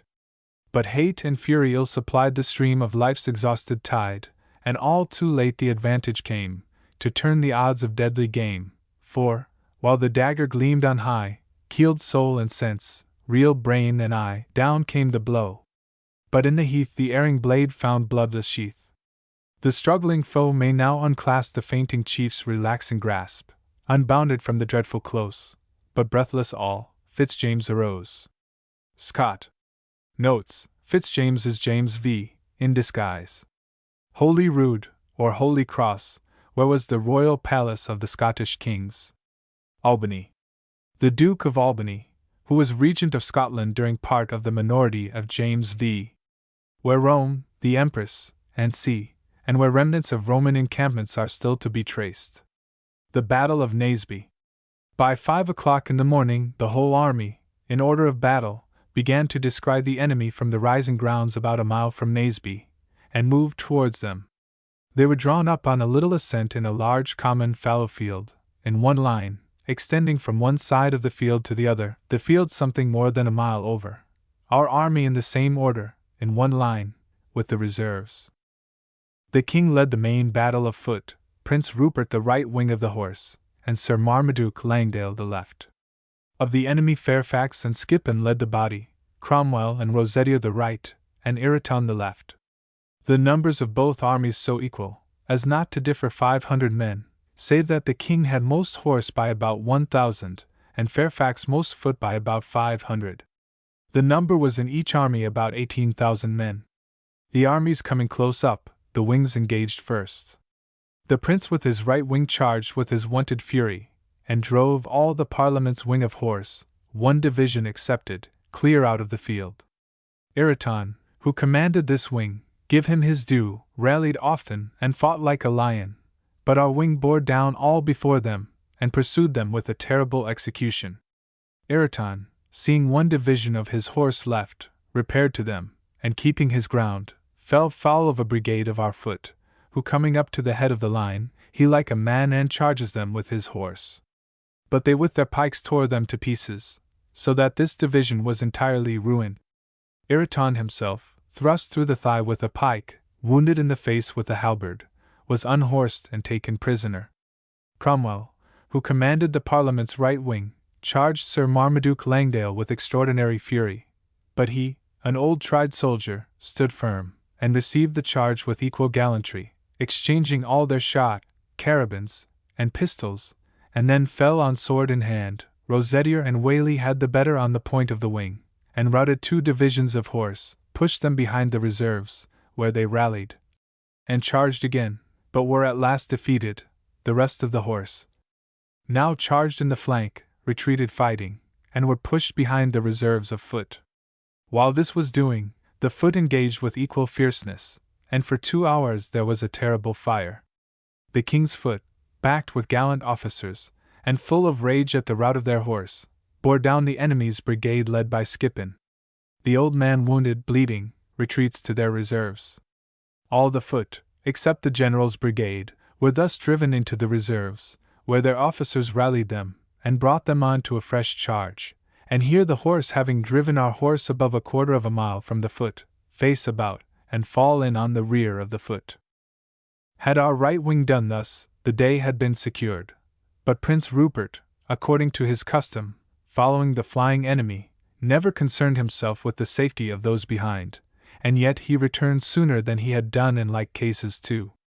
At our return we found all in confusion, our foot broken, all but one brigade, which, though charged in the front, flank, and rear, could not be broken, till Sir Thomas Fairfax himself came up to the charge with fresh men, and then they were rather cut in pieces than beaten, for they stood with their pikes charged every way to the last extremity. In this condition, at the distance of a quarter of a mile, we saw the king rallying his horse, and preparing to renew the fight, and our wing of horse coming up to him, gave him opportunity to draw up a large body of horse, so large, that all the enemy's horse facing us, stood still and looked on, but did not think fit to charge us, till their foot, who had entirely broken our main battle, were put into order again, and brought up to us. The officers about the king advised His Majesty rather to draw off, for, since our foot were lost, it would be too much odds to expose the horse to the fury of their whole army, and would be but sacrificing his best troops, without any hopes of success. The king, though with great regret at the loss of his foot, yet seeing there was no other hope, took this advice, and retreated in good order to Harborough, and from thence to Leicester. This was the occasion of the enemy having so great a number of prisoners, for the horse being thus gone off, the foot had no means to make their retreat, and were obliged to yield themselves. Commissary General Ireton being taken by a captain of foot, makes the captain his prisoner, to save his life, and gives him his liberty for his courtesy before. Cromwell and Rosetier, with all the enemy's horse, followed us as far as Leicester, and killed all that they could lay hold on straggling from the body, but durst not attempt to charge us in a body. The king, expecting the enemy would come to Leicester, removes to Ashby-de-la-Zouch, where we had some time to recollect ourselves. This was the most fatal action of the whole war, not so much for the loss of our cannon, ammunition, and baggage, of which the enemy boasted so much, but as it was impossible for the king ever to retrieve it. The foot, the best that he was ever master of, could never be supplied. His army in the west was exposed to certain ruin, the north overrun with the Scots. In short, the case grew desperate, and the king was once upon the point of bidding us all disband, and shift for ourselves. We lost in this fight not above 2,000 slain, and the Parliament near as many, but the prisoners were a great number, the whole body of foot being, as I have said, dispersed. There were 4,500 prisoners, besides 400 officers, 2,000 horses, 12 pieces of cannon, 40 barrels of powder, all the king's baggage, coaches, most of his servants, and his secretary, with his cabinet of letters, of which the Parliament made great improvement, and basely enough caused his private letters between His Majesty and the Queen, Her Majesty's letters to the King, and a great deal of such stuff, to be printed. Defoe. Note: the Battle of Naseby, fought on June 14, 1645. The king's forces were routed, and his cannon and baggage fell into the enemy's hands. Not only was the loss heavy, but it was made more serious by his correspondence falling into the hands of the parliamentary leaders, which exposed his dealings with the Irish Roman Catholics. The most remarkable point about this description is the air of reality which Defoe gives to his account of an event which took place nearly 20 years before his birth. The Pilgrims in Giant Despair. Now there was, not far from the place where they lay, a castle, called Doubting Castle, the owner whereof was Giant Despair, and it was in his grounds they now were sleeping, wherefore he, getting up in the morning early, and walking up and down in his fields, caught Christian and Hopeful asleep in his grounds. Then with a grim and surly voice he bid them awake, and asked them whence they were, and what they did in his grounds. They told him that they were pilgrims, and that they had lost their way. Then said the giant, "You have this night trespassed on me by trampling in and lying on my grounds, and therefore you must go along with me." So they were forced to go, because he was stronger than they. They also had but little to say, for they knew themselves in a fault. The giant, therefore, drove them before him, and put them into his castle, into a very dark dungeon, nasty, and loathsome to the spirits of these two men. Here, then, they lay from Wednesday morning till Saturday night, without one bit of bread or drop of drink, or light, or any to ask how they did. They were, therefore, here in evil case, and were far from friends and acquaintance. Now, in this place Christian had double sorrow, because it was through his unadvised haste that they were brought into this distress. Now Giant Despair had a wife, and her name was Diffidence. So when he was gone to bed, he told his wife what he had done, to wit, that he had taken a couple of prisoners, and cast them into his dungeon for trespassing on his grounds. Then he asked her also what he had best to do further to them. So she asked him what they were, whence they came, and whither they were bound, and he told her. Then she counselled him, that when he arose in the morning he should beat them without mercy. So when he arose, he getteth him a grievous crabtree cudgel, and goes down into the dungeon to them, and there first falls to rating of them as if they were dogs, although they never gave him a word of distaste. Then he falls upon them, and beats them fearfully, in such sort that they were not able to help themselves, or to turn them upon the floor. This done, he withdraws, and leaves them there to condole their misery, and to mourn under their distress, So all that day they spent their time in nothing but sighs and bitter lamentations. The next night she, talking with her husband further about them, and understanding that they were yet alive, did advise him to counsel them to make away with themselves. So when morning was come, he goes to them in a surly manner, as before, and perceiving them to be very sore with the stripes that he had given them the day before, he told them, that since they were never like to come out of that place, their only way would be forthwith to make an end of themselves, either with knife, halter, or poison. For why, said he, should ye choose to live, seeing it is attended with so much bitterness? But they desired him to let them go. With that he looked ugly upon them, and rushing to them, had doubtless made an end of them himself, but that he fell into one of his fits, for he sometimes, in sunshiny weather, fell into fits, and lost for a time the use of his hands, wherefore he withdrew, and left them as before to consider what to do. Well, towards evening the giant goes down into the dungeon again, to see if his prisoners had taken his counsel. But when he came there, he found them alive, and truly, alive was all, for now, what for want of bread and water, and by reason of the wounds they received when he beat them, they could do little but breathe. But I say, he found them alive, at which he fell into a grievous rage, and told them, that seeing they had disobeyed his counsel, it should be worse with them than if they had never been born.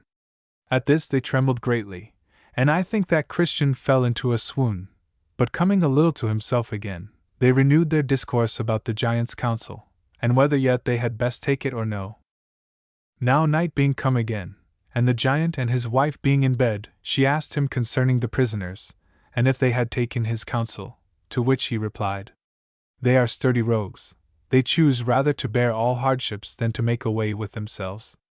Then said she, take them into the castle yard tomorrow, and show them the bones and skulls of those that thou hast already dispatched, and make them believe, ere a week comes to an end, thou wilt tear them in pieces, as thou hast done their fellows before them. So when the morning was come, the giant goes to them again, and takes them into the castle yard, and shows them as his wife had bidden him. These, said he, were pilgrims as you are once, and they trespassed on my grounds as you have done, and when I thought fit, I tore them in pieces, and so within 10 days I will do you. Go get you down to your den again. And with that he beat them all the way thither. They lay therefore all day on Saturday in lamentable case as before. Now when night was come, and when Mrs. Diffidence and her husband the giant were got to bed, they began to renew their discourse of the prisoners, and withal the old giant wondered that he could neither by his blows nor counsel bring them to an end. And with that his wife replied, I fear, said she, that they live in hopes that some will come to relieve them, or that they have picklocks about them, by the means of which they hope to escape. And sayest thou so, my dear? Said the giant. I will therefore search them in the morning. Well, on Saturday about midnight, they began to pray, and continued in prayer till almost break of day. Now, a little before it was day, good Christian, as one half amazed, broke out into this passionate speech. What a fool, quoth he, am I, to lie in a dungeon, when I may as well walk at liberty. I have a key in my bosom called promise, that will, I am persuaded, open any lock in doubtful castle. Then said Hopeful, that's good news, good brother, pluck it out of thy bosom and try. Then Christian pulled it out of his bosom, and began to try at the dungeon door, whose bolt, as he turned the key, gave back, and the door flew open with ease, and Christian and Hopeful both came out. Then he went to the outward door that leads into the castle yard, and with his key opened that door also. After that he went to the iron gate, for that must be opened too, but that lock went desperately hard, yet the key did open it. Then they thrust open the gate to make their escape with speed, but that gate, as it opened, made such a creaking, that it waked Giant Despair, who, hastily rising to pursue his prisoners, felt his limbs to fail, for his fits took him again, so that he could by no means go after them. Then they went on, and came to the king's highway again, and so were safe, because they were out of his jurisdiction. Bunyan. Note, John Bunyan, 1628–1688, the Puritan tinker, author of The Pilgrim's Progress. The winter evening. Hark! 'Tis the twanging horn o'er yonder bridge, that with its wearisome but needful length bestrides the wintry flood, in which the moon sees her unwrinkled face reflected bright, he comes, the herald of a noisy world, with spattered boots, strapped waist, and frozen locks.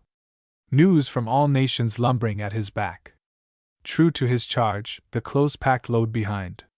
Yet careless what he brings, his one concern is to conduct it to the destined inn, and, having dropped th expected bag, pass on. He whistles as he goes, light-hearted wretch, cold and yet cheerful, messenger of grief perhaps to thousands, and of joy to some, to him indifferent whether grief or joy. Houses in ashes, and the fall of stocks, births, deaths, and marriages, epistles wet with tears that trickled down the writer's cheeks fast as the periods from his fluent quill. Or charged with amorous sighs of absent swains, or nymphs responsive, equally affect his horse and him, unconscious of them all. But oh, the important budget, ushered in with such heart-shaking music, who can say what are its tidings? Have our troops awacked? Or do they still, as if with opium drugged, snore to the murmurs of the Atlantic wave? Is India free? And does she wear her plumed and jeweled turban with a smile of peace, or do we grind her still?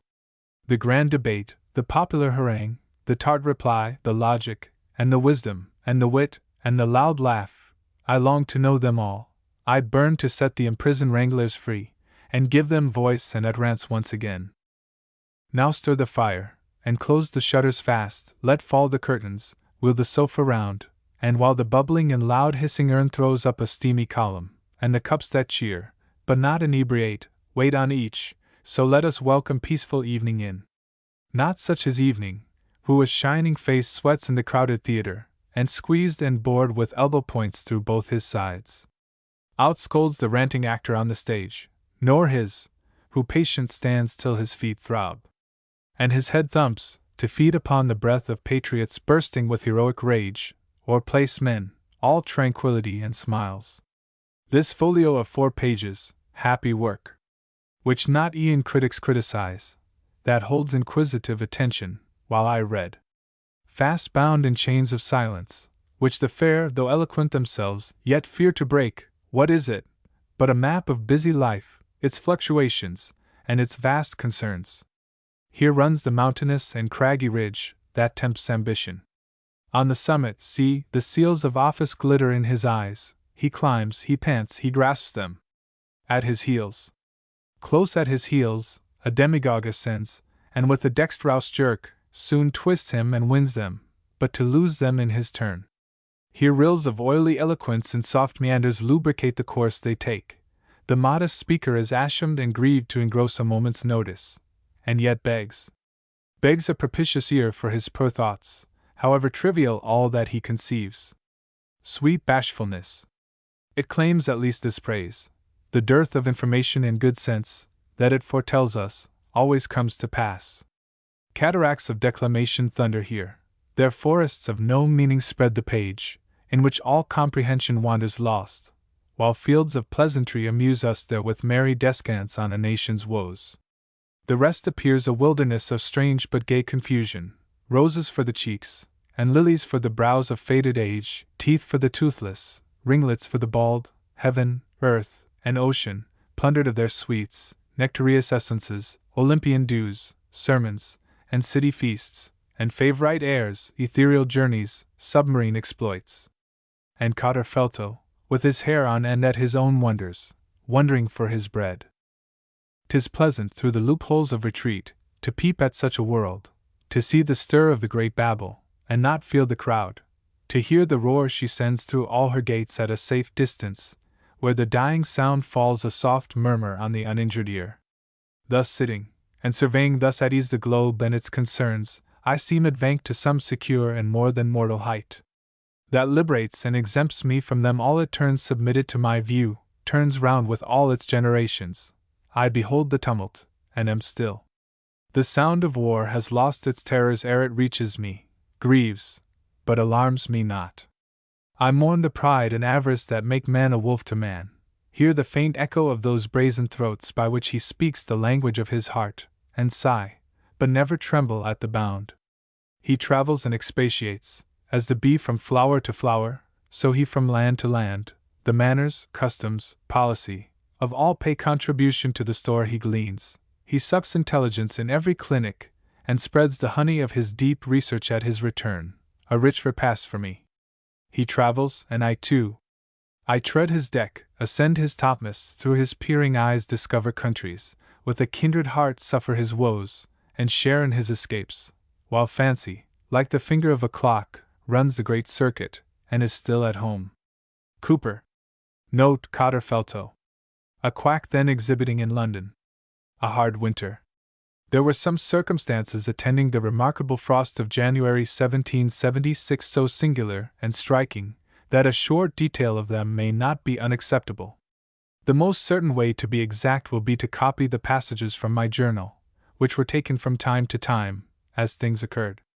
But it may be proper previously to remark that the first week in January was uncommonly wet, and drowned with vast rain from every quarter, from whence may be inferred, as there is great reason to believe is the case, that intense frosts seldom take place till the earth is completely glutted and chilled with water, and hence dry autumns are seldom followed by rigorous winters. January 7th. Snow driving all the day, which was followed by frost, sleet, and some snow, till the 12th, when a prodigious mass overwhelmed all the works of men, drifting over the tops of the gates, and filling the hollow lanes.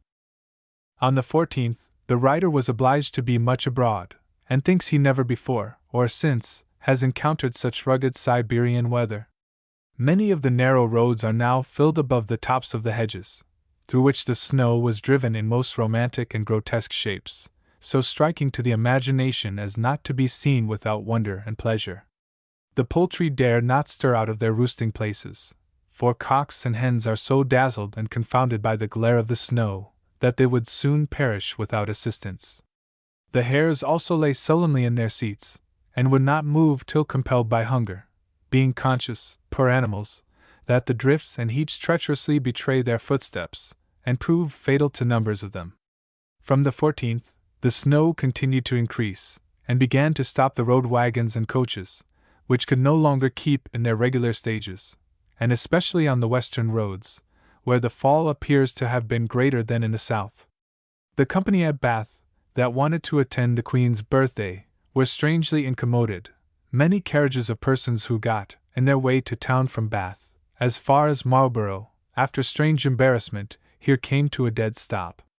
The ladies fretted, and offered large rewards to labourers if they would shovel them a track to London, but the relentless heaps of snow were too bulky to be removed, and so the 18th passed over, leaving the company in very uncomfortable circumstances at the castle and other inns. On the 20th, the sun shone out for the first time since the frost began, a circumstance that has been remarked before, much in favour of vegetation.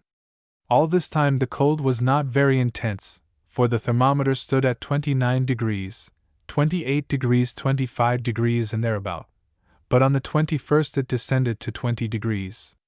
The birds now began to be in a very pitiable and starving condition. Tamed by the season, skylarks settled in the streets of towns, because they saw the ground was bare. Rooks frequented dunghills close to houses. Hares now came into men's gardens, and scraping away the snow, devoured such plants as they could find. On the 22nd, the author had occasion to go to London, through a sort of Laplandian scene very wild and grotesque indeed. But the metropolis itself exhibited a still more singular appearance than the country, for, being bedded deep in snow, the pavement could not be touched by the wheels or the horses' feet, so that the carriages ran about without the least noise. Such an exemption from din and clatter was strange, but not pleasant. It seemed to convey an uncomfortable idea of desolation. On the 27th, much snow fell all day, and in the evening the frost became very intense. At South Lambeth, for the 4 following nights, the thermometer fell to 11 degrees, 7 degrees, 0 degrees, 6 degrees, and at Selborne to 7 degrees, 6 degrees, 10 degree, and on the 31st of January, just before sunrise, with rime on the trees, and on the tube of the glass, the quicksilver sunk exactly to 0, being 32 degrees below freezing point, but by 11 in the morning, though in the shade, it sprung up to 16-1/2 degree, a most unusual degree of cold this for the south of England. During these 4 nights the cold was so penetrating that it occasioned ice in warm and protected chambers, and in the day the wind was so keen that persons of robust constitutions could scarcely endure to face it. The Thames was at once so frozen over, both above and below the bridge, that crowds ran about on the ice. The streets were now strangely encumbered with snow, which crumbled and trod dusty, turning grey, resembled basalt. What had fallen on the roofs was so perfectly dry, that from first to last it lay 26 days on the houses in the city, a longer time than had been remembered by the oldest housekeepers living. According to all appearances, we might now have expected the continuance of this rigorous weather for weeks to come, since every night increased in severity. But behold, without any apparent on the 1st of February a thaw took place, and some rain followed before night, making good the observation that frosts often go off, as it were, at once, without any gradual declension of cold. On the 2nd of February, the thaw persisted, and on the 3rd, swarms of little insects were frisking and sporting in a courtyard at South Lambeth, as if they had felt no frost. Why the juices in the small bodies and smaller limbs of such minute beings are not frozen, is a matter of curious inquiry. Rev. Gilbert White. Note: Rev. Gilbert White, 1720 to 1793, author of The Natural History of Selborne, one of the most charming books on natural history in the language. A portentous summer. The summer of the year 1783 was an amazing and portentous one, and full of horrible phenomena, for, besides the alarming meteors and tremendous thunder and storms that affrighted and distressed the different counties of this kingdom, the peculiar haze, or smoky fog, that prevailed for many weeks in this island, and in every part of Europe, and even beyond its limits, was a most extraordinary appearance, unlike anything known within the memory of man. By my journal I find that I had noticed this strange occurrence from June 23 to July 20 inclusive, during which period the wind varied to every quarter, without making any alteration in the air. The sun, at noon, looked as black as a clouded moon, and shed a rust-colored ferruginous light on the ground and floors of rooms, but was particularly lurid and blood-colored at rising and setting. All the time the heat was so intense that butcher's meat could hardly be eaten the day after it was killed, and the flies swarmed so in the lanes and hedges that they rendered the horses half frantic, and riding irksome. The country people began to look with a superstitious awe at the red, lowering aspect of the sun, and indeed, there was reason for the most enlightened person to be apprehensive, for all the while Calabria, and part of the Isle of Sicily, were torn and convulsed with earthquakes, and about that juncture a volcano sprang out of the sea on the coast of Norway. On this occasion Milton's noble simile of the sun, in his first book of Paradise Lost, frequently occurred to my mind, and it is indeed particularly applicable, because, towards the end, it alludes to a superstitious kind of dread with which the minds of men are always impressed by such strange and unusual phenomena. As when the sun, new risen, looks through the horizontal, misty air shorn of his beams, or, from behind the moon, in dim eclipse, disastrous twilight sheds on half the nations, and with fear of change perplexes monarchs.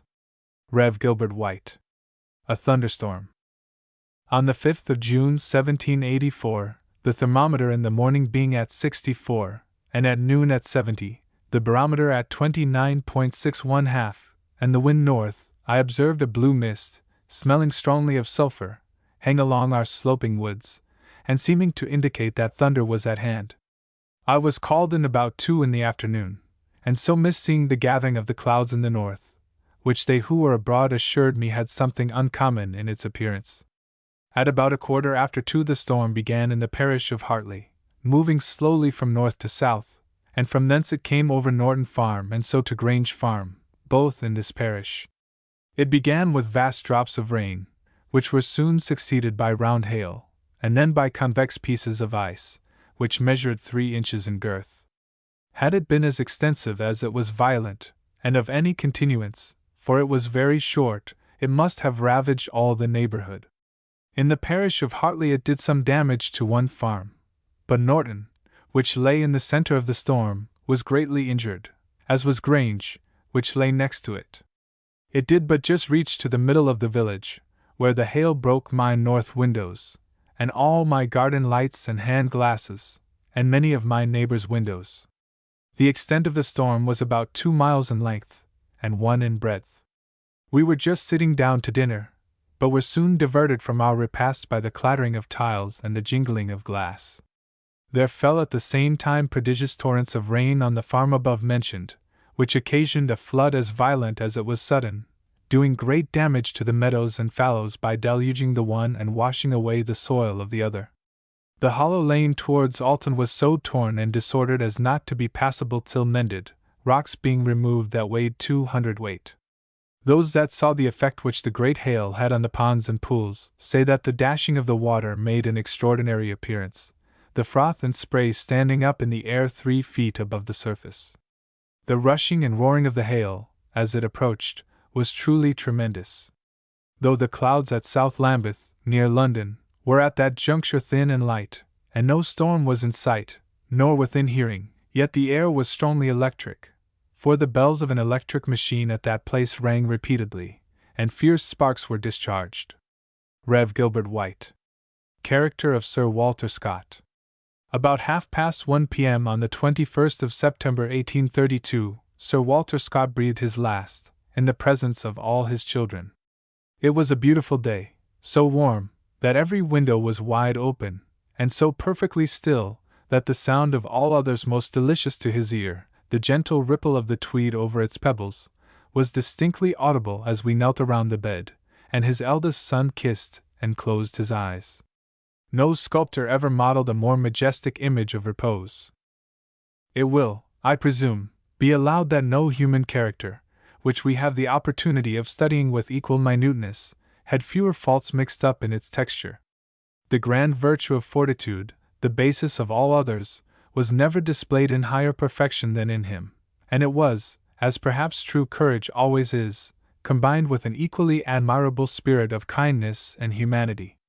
His pride, if we must call it so, undebased by the least tincture of mere vanity, was intertwined with a most exquisite charity, and was not inconsistent with true humility. If ever the principle of kindliness was incarnated in a mere man, it was in him, and real kindliness can never be but modest. In the social relations of life, where men are most effectually tried, no spot can be detected in him. He was a patient, dutiful, reverent son, a generous, compassionate, tender husband, an honest, careful, and most affectionate father. Never was a more virtuous or a happier fireside than his. The influence of his mighty genius shadowed it imperceptibly. His calm good sense, and his angelic sweetness of heart and temper, regulated and softened a strict but paternal discipline. His children, as they grew up, understood by degrees the high privilege of their birth, but the profoundest sense of his greatness never disturbed their confidence in his goodness. The buoyant play of his spirits made him sit young among the young. Parent and son seemed to live in brotherhood together, and the chivalry of his imagination threw a certain air of courteous gallantry into his relations with his daughters, which gave a very peculiar grace to the fondness of their intercourse. Perhaps the most touching evidence of the lasting tenderness of his early domestic feelings was exhibited to his executors, when they opened his repositories in search of his testament, the evening after his burial. On lifting up his desk, we found arranged in careful order a series of little objects, which had obviously been so placed there that his eye might rest on them every morning before he began his tasks. These were the old-fashioned boxes that had garnished his mother's toilet when he, a sickly child, slept in her dressing-room, the silver taper stand which the young advocate had bought for her with his first 5-guinea fee, a row of small packets inscribed with her hand, and containing the hair of those of her offspring that had died before her, his father's snuff-box and pencil-case, and more things of the like sort, recalling the old familiar faces. The same feeling was apparent in all. The arrangement of his private apartment. Pictures of his father and mother were the only ones in his dressing-room. The clumsy antique cabinets that stood there, things of a very different class from the beautiful and costly productions in the public rooms below, had all belonged to the furniture of George's Square. Even his father's rickety washing-stand, with all its cramped appurtenances, though exceedingly unlike what a man of his very scrupulous habits would have selected in these days, kept its ground. Such a son and parent could hardly fail in any of the other social relations. No man was a firmer or more indefatigable friend. I know not that he ever lost one, and a few with whom, during the energetic middle stage of life, from political differences or other accidental circumstances, he lived less familiarly, had all gathered round him, and renewed the full warmth of early affection in his later days. There was enough to dignify the connection in their eyes, but nothing to chill it on either side. The imagination that so completely mastered him when he chose to give her the rein was kept under most determined control when any of the positive obligations of active life came into question. A high and pure sense of duty presided over whatever he had to do as a citizen and a magistrate, and, as a landlord, he considered his estate as an extension of his hearth. J. Lockhart. Mumps's Hall. There is, or rather I should say there was, a little inn, called Mumps's Hall, that is, being interpreted, Beggar's Hotel, near to Gilsland, which had not then attained its present fame as a spa. It was a hedge alehouse, where the border farmers of either country often stopped to refresh themselves and their nags, in their way to and from the fairs and trysts in Cumberland, and especially those who came from or went to Scotland, through a barren and lonely district, without either road or pathway, emphatically called the Waste of Bewcastle. At the period when the adventure about to be described is supposed to have taken place, there were many instances of attacks by freebooters on those who travelled through this wild district, and Mumps's Hall had a bad reputation for harboring the banditti who committed such depredations. An old and sturdy yeoman belonging to the Scottish side, by surname an Armstrong or Elliot, but well known by his sobriquet of Fighting Charlie of Liddesdale, and still remembered for the courage he displayed in the frequent frays which took place on the border 50 or 60 years since, had the following adventure in the Waste, one of many which gave its character to the place. Charlie had been at Stagshaw Bank Fair, had sold his sheep or cattle, or whatever he had brought to market, and was on his return to Liddesdale. There were then no country banks where cash could be deposited, and bills received instead, which greatly encouraged robbery in that wild country, as the objects of plunder were usually fraught with gold. The robbers had spies in the fair, by means of whom they generally knew whose purse was best stocked, and who took a lonely and desolate road homeward, those, in short, who were best worth robbing, and likely to be most easily robbed. All this Charlie knew full well, but he had a pair of excellent pistols, and a dauntless heart. He stopped at Mumps's Hall, notwithstanding the evil character of the place. His horse was accommodated where it might have the necessary rest and feed of corn, and the landlady used all the influence in her power to induce him to stop all night. The landlord was from home, she said, and it was ill passing the Waste, as twilight must needs descend on him before he gained the Scottish side, which was reckoned the safest. But Fighting Charlie, though he suffered himself to be detained later than was prudent, did not account Mumps's Hall a safe place to quarter in during the night. He tore himself away, therefore, from Meg's good fare and kind words, and mounted his nag, having first examined his pistols, and tried by the ramrod whether the charge remained in them. He proceeded a mile or two, at a round trot, when, as the Waste stretched black before him, apprehensions began to awaken in his mind, partly arising out of Meg's unusual kindness, which he could not help thinking had rather a suspicious appearance. He therefore resolved to reload his pistols, lest the powder had become damp. But what was his surprise, when he drew the charge, to find neither powder nor ball, while each barrel had been carefully filled with tow, up to the space which the loading had occupied. And, the priming of the weapons being left untouched, nothing but actually drawing and examining the charge could have discovered the inefficiency of his arms till the fatal minute arrived when their services were required. Charlie reloaded his pistols with care and accuracy, having now no doubt that he was to be waylaid and assaulted. He was not far engaged in the Waste, which was then, and is now, traversed only by such routes as are described in the text, when 2 or 3 fellows, disguised and variously armed, started from a moss hag, while, by a glance behind him, for, marching, as the Spaniard says, with his beard on his shoulder, he reconnoitered in every direction, Charlie instantly saw retreat was impossible, as other 2 stout men appeared behind him at some distance. The borderer lost not a moment in taking his resolution, and boldly trotted against his enemies in front, who called loudly on him to stand and deliver. Charlie spurred on, and presented his pistol. "A fig for your pistol!" said the foremost robber, whom Charlie to his dying day protested he believed to have been the landlord of Mumps's Hall. "A fig for your pistol! I care not a curse for it." "Aye, lad," said the deep voice of Fighting Charlie. "But the toe's out now." He had no occasion to utter another word. The rogues, surprised at finding a man of redoubt courage well armed, instead of being defenseless, took to the moss in every direction, and he passed on his way without further molestation. Scott. The Porteous mob. The magistrates, after vain attempts to make themselves heard and obeyed, possessing no means of enforcing their authority, were constrained to abandon the field to the rioters, and retreat in all speed from the showers of missiles that whistled around their ears. The passive resistance of the Tolbooth gate promised to do more to baffle the purpose of the mob than the active interference of the magistrates.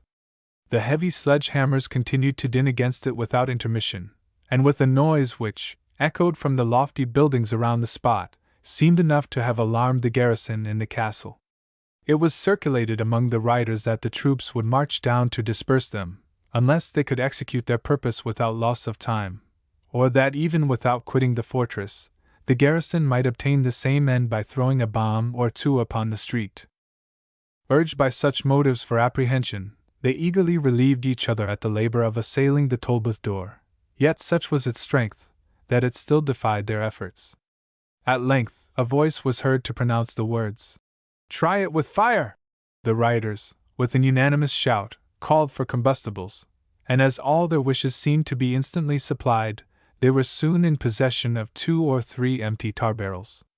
A huge red glaring bonfire speedily arose close to the door of the prison, sending up a tall column of smoke and flame against its antique turrets and strongly grated windows, and illuminating the ferocious and wild gestures of the rioters who surrounded the place, as well as the pale and anxious groups of those who, from windows in the vicinage, watched the progress of this alarming scene. The mob fed the fire with whatever they could find fit for the purpose. The flames roared and crackled among the heaps of nourishment piled on the fire, and a terrible shout soon announced that the door had kindled, and was in the act of being destroyed. The fire was suffered to decay, but, long ere it was quite extinguished, the most forward of the rioters rushed, in their impatience, one after another, over its yet smoldering remains. Thick showers of sparkles rose high in the air, as man after man bounded over the glowing embers, and disturbed them in their passage. It was now obvious to Butler, and all others who were present, that the rioters would be instantly in possession of their victim, and have it in their power to work their pleasure upon him, whatever that might be. The unhappy object of this remarkable disturbance had been that day delivered from the apprehension of a public execution, and his joy was the greater, as he had some reason to question whether government would have run the risk of unpopularity by interfering in his favor, after he had been legally convicted by the verdict of a jury, of a crime so very obnoxious. Relieved from this doubtful state of mind, his heart was merry within him, and he thought, in the emphatic words of Scripture on a similar occasion, that surely the bitterness of death was past. Some of his friends, however, who had watched the manner and behavior of the crowd when they were made acquainted with the reprieve, were of a different opinion.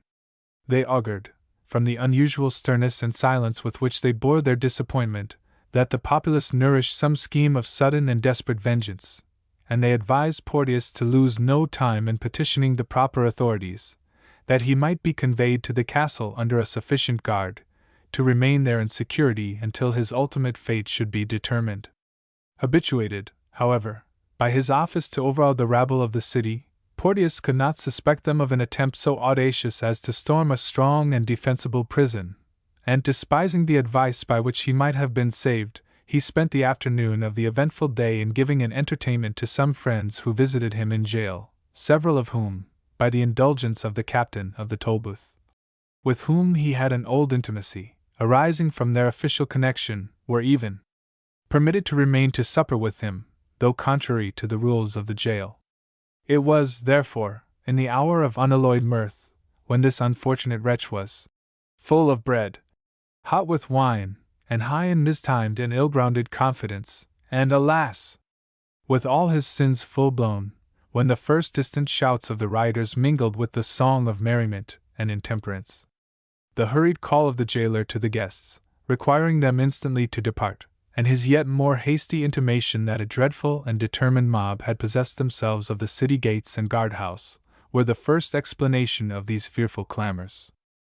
Porteous might, however, have eluded the fury from which the force of authority could not protect him, had he thought of slipping on some disguise, and leaving the prison along with his guests. It is probable that the jailer might have connived at his escape, or even that, in the hurry of this alarming contingency, he might not have observed it. But Porteous and his friends alike wanted presence of mind to suggest or execute such a plan of escape. The former hastily fled from a place where their own safety seemed compromised, and the latter, in a state resembling stupefaction, awaited in his apartment the termination of the enterprise of the rioters. The cessation of the clang of the instruments with which they had at first attempted to force the door gave him momentary relief. The flattering hopes that the military had marched into the city, either from the castle or from the suburbs, and that the rioters were intimidated and dispersing, were soon destroyed by the broad and glaring light of the flames, which, illuminating through the grated window every corner of his apartment, plainly showed that the mob, determined on their fatal purpose, had adopted a means of forcing entrance equally desperate and certain. The sudden glare of light suggested to the stupefied and astonished object of popular hatred the possibility of concealment or escape. To rush to the chimney, to ascend it at the risk of suffocation, were the only means which seemed to have occurred to him, but his progress was speedily stopped by one of those iron gratings, which are, for the sake of security, usually placed across the vents of buildings designed for imprisonment. The bars, however, which impeded his farther progress, served to support him in the situation which he had gained, and he seized them with the tenacious grasp of one who esteemed himself clinging to his last hope of existence. The lurid light, which had filled the apartment, lowered and died away. The sound of shouts was heard within the walls, and on the narrow and winding stair, which, cased within one of the turrets, gave access to the upper apartments of the prison. The huzzah of the rioters was answered by a shout wild and desperate as their own, the cry, namely, of the imprisoned felons, who, expecting to be liberated in the general confusion, welcomed the mob as their deliverers. By some of these the apartment of Porteous was pointed out to his enemies. The obstacle of the lock and bolts was soon overcome, and from his hiding place the unfortunate man heard his enemies search every corner of the apartment, with oaths and maledictions, which would but shock the reader if we recorded them, but which served to prove, could it have admitted of doubt, the settled purpose of soul with which they sought his destruction. A place of concealment so obvious to suspicion and scrutiny as that which Porteous had chosen, could not long screen him from detection. He was dragged from his lurking place, with a violence which seemed to argue an intention to put him to death on the spot. More than one weapon was directed towards him, when one of the rioters, the same whose female disguise had been particularly noticed by Butler, interfered in an authoritative tone. "Are ye mad?" he said. "Or would ye execute an act of justice as if it were a crime and a cruelty? This sacrifice will lose half its savor if we do not offer it at the very horns of the altar. We will have him die where a murderer should die, on the common gibbet. We will have him die where he spilled the blood of so many innocents." A loud shout of applause followed the proposal, and the cry, "To the gallows with the murderer! To the grass market with him!" echoed on all hands. "Let no man hurt him," continued the speaker. "Let him make his peace with God, if he can. We will not kill both his soul and body." "What time did he give better folk for preparing their account?" answered several voices. "Let us mete to him with the same measure he measured to them." But the opinion of the spokesman better suited the temper of those he addressed, a temper rather stubborn than impetuous, sedate though ferocious, and desirous of coloring their cruel and revengeful action with a show of justice and moderation. Scott notes: the Porteous mob occurred in 1736. At the execution of a smuggler named Wilson, a slight commotion amongst the crowd was made by Captain Porteous the occasion for ordering his men who were on guard to fire upon the people. He was tried and sentenced to death, but reprieved by Queen Caroline, then regent in the absence of George II. The reprieve was held so unjust by the people that they stormed the Tolbooth, and hanged Porteous, who was a prisoner there. The Porteous mob continued. The tumult was now transferred from the inside to the outside of the Tolbooth. The mob had brought their destined victim forth, and were about to conduct him to the common place of execution, which they had fixed as the scene of his death. The leader, whom they had distinguished by the name of Madge Wildfire, had been summoned to assist at the procession by the impatient shouts of his confederates. "I will insure you £500, said the unhappy man, grasping Wildfire's hand. £500 for to save my life." The other answered in the same undertone, and returning his grasp with one equally convulsive. 500 height of coined gold should not save you, remember Wilson. A deep pause of a minute ensued, when Wildfire added, in a more composed tone, "Make your peace with heaven. Where is the clergyman?" Butler, who, in great terror and anxiety, had been detained within a few yards of the Tolbooth door, to wait the event of the search after Porteous, was now brought forward, and commanded to walk by the prisoner's side, and to prepare him for immediate death. They had suffered the unfortunate Porteous to put on his nightgown and slippers, as he had thrown off his coat and shoes, in order to facilitate his attempted escape up the chimney. In this garb he was now mounted on the hands of two of the riders, clasped together, so as to form what is called in Scotland the King's Cushion. Butler was placed close to his side, and repeatedly urged to perform a duty always the most painful which can be imposed on a clergyman deserving of the name, and now rendered more so by the peculiar and horrid circumstances of the criminal's case. Porteous at first uttered some supplications for mercy, but when he found that there was no chance that these would be attended to, his military education, and the natural stubbornness of his disposition, combined to support his spirits. The procession now moved forward with a slow and determined pace. It was enlightened by many blazing links and torches, for the actors of this work were so far from affecting any secrecy on the occasion, that they seemed even to court observation. Their principal leaders kept close to the person of the prisoner, whose pallid yet stubborn features were seen distinctly by the torchlight, as his person was raised considerably above the concourse which thronged around him. Those who bore swords, muskets, and battle-axes marched on each side, as if forming a regular guard to the procession. The windows, as they went along, were filled with the inhabitants, whose slumbers had been broken by this unusual disturbance. Some of the spectators muttered accents of encouragement, but in general they were so much appalled by a sight so strange and audacious, that they looked on with a sort of stupefied astonishment. No one offered, by act or word, the slightest interruption. The rioters, on their part, continued to act with the same air of deliberate confidence and security which had marked all their proceedings. When the object of their resentment dropped one of his slippers, they stopped, sought for it, and replaced it upon his foot with great deliberation. As they descended the bough towards the fatal spot where they designed to complete their purpose, it was suggested that there should be a rope kept in readiness. For this purpose the booth of a man who dealt in cordage was forced open, a coil of rope fit for their purpose was selected to serve as a halter, and the dealer next morning found that a guinea had been left on his counter in exchange. So anxious were the perpetrators of this daring action to show that they meditated not the slightest wrong or infraction of law, excepting so far so as Porteous was himself concerned. Leading, or carrying along with them, in this determined and regular manner, the object of their vengeance, they at length reached the place of common execution, the scene of his crime, and destined spot of his sufferings. Several of the rioters, if they should not rather be described as conspirators, endeavored to remove the stone which filled up the socket in which the end of the fatal tree was sunk when it was erected for its fatal purpose.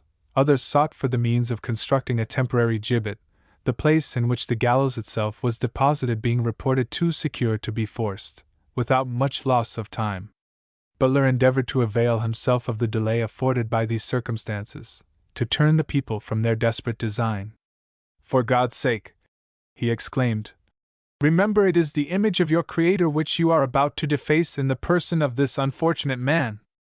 Wretched as he is, and wicked as he may be, he has a share in every promise of Scripture, and you cannot destroy him in impenitence without blotting his name from the book of life. Do not destroy soul and body. Give time for preparation." "What time had they?" returned a stern voice. "Whom he murdered on this very spot. The laws both of God and man call for his death.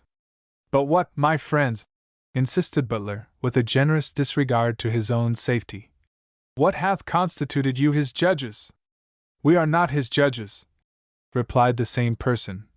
He has been already judged and condemned by lawful authority. We are those whom heaven, and our righteous anger, have stirred up to execute judgment, when a corrupt government would have protected a murderer. I am none, said the unfortunate Porteous. That which you charge upon me fell out in self-defense, in the lawful exercise of my duty. Away with him! Away with him! Was the general cry. Why do you trifle away time in making a gallows? That Diester's pole is good enough for the homicide. The unhappy man was forced to his fate with remorseless rapidity. Butler, separated from him by the press, escaped the last horrors of his struggles. Unnoticed by those who had hitherto detained him as a prisoner, he fled from the fatal spot, without much caring in what direction his course lay. A loud shout proclaimed the stern delight with which the agents of this deed regarded its completion. Butler then, at the opening into the low street called the Cowgate, cast back a terrified glance, and by the red and dusky light of the torches, he could discern a figure wavering and struggling as it hung suspended above the heads of the multitude, and could even observe men striking at it with their lochaber axes and partisans. The sight was of a nature to double his horror, and to add wings to his flight. Scott! Mazeppa! Bring forth the horse!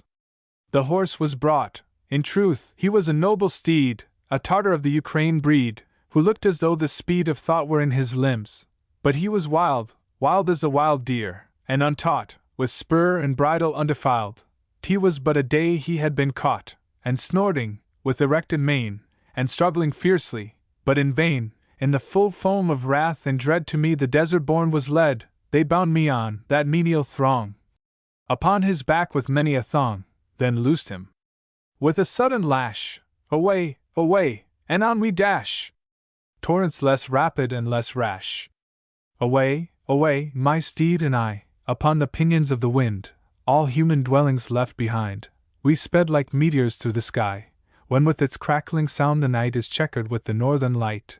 Town, village, none were on our track, but a wild plain of far extent, and bounded by a forest black, and save the scarce seen battlement on distant heights of some stronghold, against the Tartars built of old, no trace of man. The year before a Turkish army had marched o'er, and where the Spahi's hoof hath trod, the verdure flies the bloody sod. The sky was dull, and dim, and grey, and a low breeze crept moaning by. I could have answered with a sigh, but fast we fled, away, away, and I could neither sigh nor pray, and my cold sweat drops fell like rain upon the courser's bristling mane. But snorting still with rage and fear, he flew upon his far career. At times I almost thought, indeed, he must have slackened in his speed, but no, my bound and slender frame was nothing to his angry might, and merely like a spur became. Each motion which I made to free my swollen limbs from their agony increased his fury in affright. I tried my voice, 'twas faint and low, but yet he swerved as from a blow, and starting to each accent, sprang as from a sudden trumpet's clang. Meantime my cords were wet with gore, which, oozing through my limbs, ran o'er, and in my tongue the thirst became a something fiercer far than flame. We neared the wild wood. 'Twas so wide, I saw no bounds on either side. 'Twas studded with old sturdy trees, that bent not to the roughest breeze which howls down from Siberia's waste, and strips the forest in its haste. But these were few and far between, set thick with shrubs more young and green, luxuriant with their annual leaves, ere strown by those autumnal eaves that nip the forest foliage dead, discolored with a lifeless red, which stands thereon like stiffened gore upon the slain when battle's o'er, and some long winter's night hath shed its frost o'er every tombless head. So cold and stark the raven's beak may peck unpierced each frozen cheek. 'Twas a wild waste of underwood, and here and there a chestnut stood, the strong oak and the hardy pine, but far apart, and well it were, or else a different lot were mine. The boughs gave way, and did not tear my limbs, and I found strength to bear my wounds, already scarred with cold. My bonds forbade to loose my hold. We rustled through the leaves like wind, left shrubs, and trees, and wolves behind. By night I heard them on the track, their troop came hard upon our back, with their long gallop, which can tire the hound's deep hate, and hunter's fire. Where'er we flew they followed on, nor left us with the morning Sunday behind. I saw them, scarce a rood, at daybreak winding through the wood, and through the night had heard their feet their stealing, rustling step repeat. The wood was past, 'twas more than noon, but chill the air, although in June. Or it might be my veins ran cold, prolonged endurance tames the bold, and I was then not what I seem, but headlong as a wintry stream, and wore my feelings out before I well could count their causes o'er, and what with fury, fear, and wrath, the tortures which beset my path, cold, hunger, sorrow, shame, distress. Thus bound in nature's nakedness, sprung from a race whose rising blood, when stirred beyond its calmer mood, and trodden hard upon, is like the rattlesnake's, an act to strike. What marvel if this worn-out trunk beneath its woes a moment sunk? The earth gave way, the skies rolled round. I seemed to sink upon the ground, but erred, for I was fastly bound. My heart turned sick, my brain grew sore, and throbbed awhile, then beat no more. The skies spun like a mighty wheel. I saw the trees like drunkards reel, and a slight flash sprang o'er my eyes, which saw no farther. He who dies can die no more than then I died. O'er tortured by that ghastly ride, I felt the blackness come and go. My thoughts came back. Where was I? Cold, and numb, and giddy, pulse by pulse life reassumed its lingering hold, and throb by throb, till grown a pang which for a moment would convulse, my blood reflowed, though thick and chill. My ear with uncouth noises rang, my heart began once more to thrill, my sight returned, though dim, alas! And thickened, as it were, with glass. Methought the dash of waves was nigh, there was a gleam too of the sky, studded with stars. It is no dream, the wild horse swims the wilder stream. The bright broad river's gushing tide sleeps, winding onward, far and wide, and we are halfway, struggling o'er to yon unknown and silent shore. The waters broke my hollow trance, and with a temporary strength my stiffened limbs were rebaptized. My courser's broad breast proudly braves, and dashes off the ascending waves.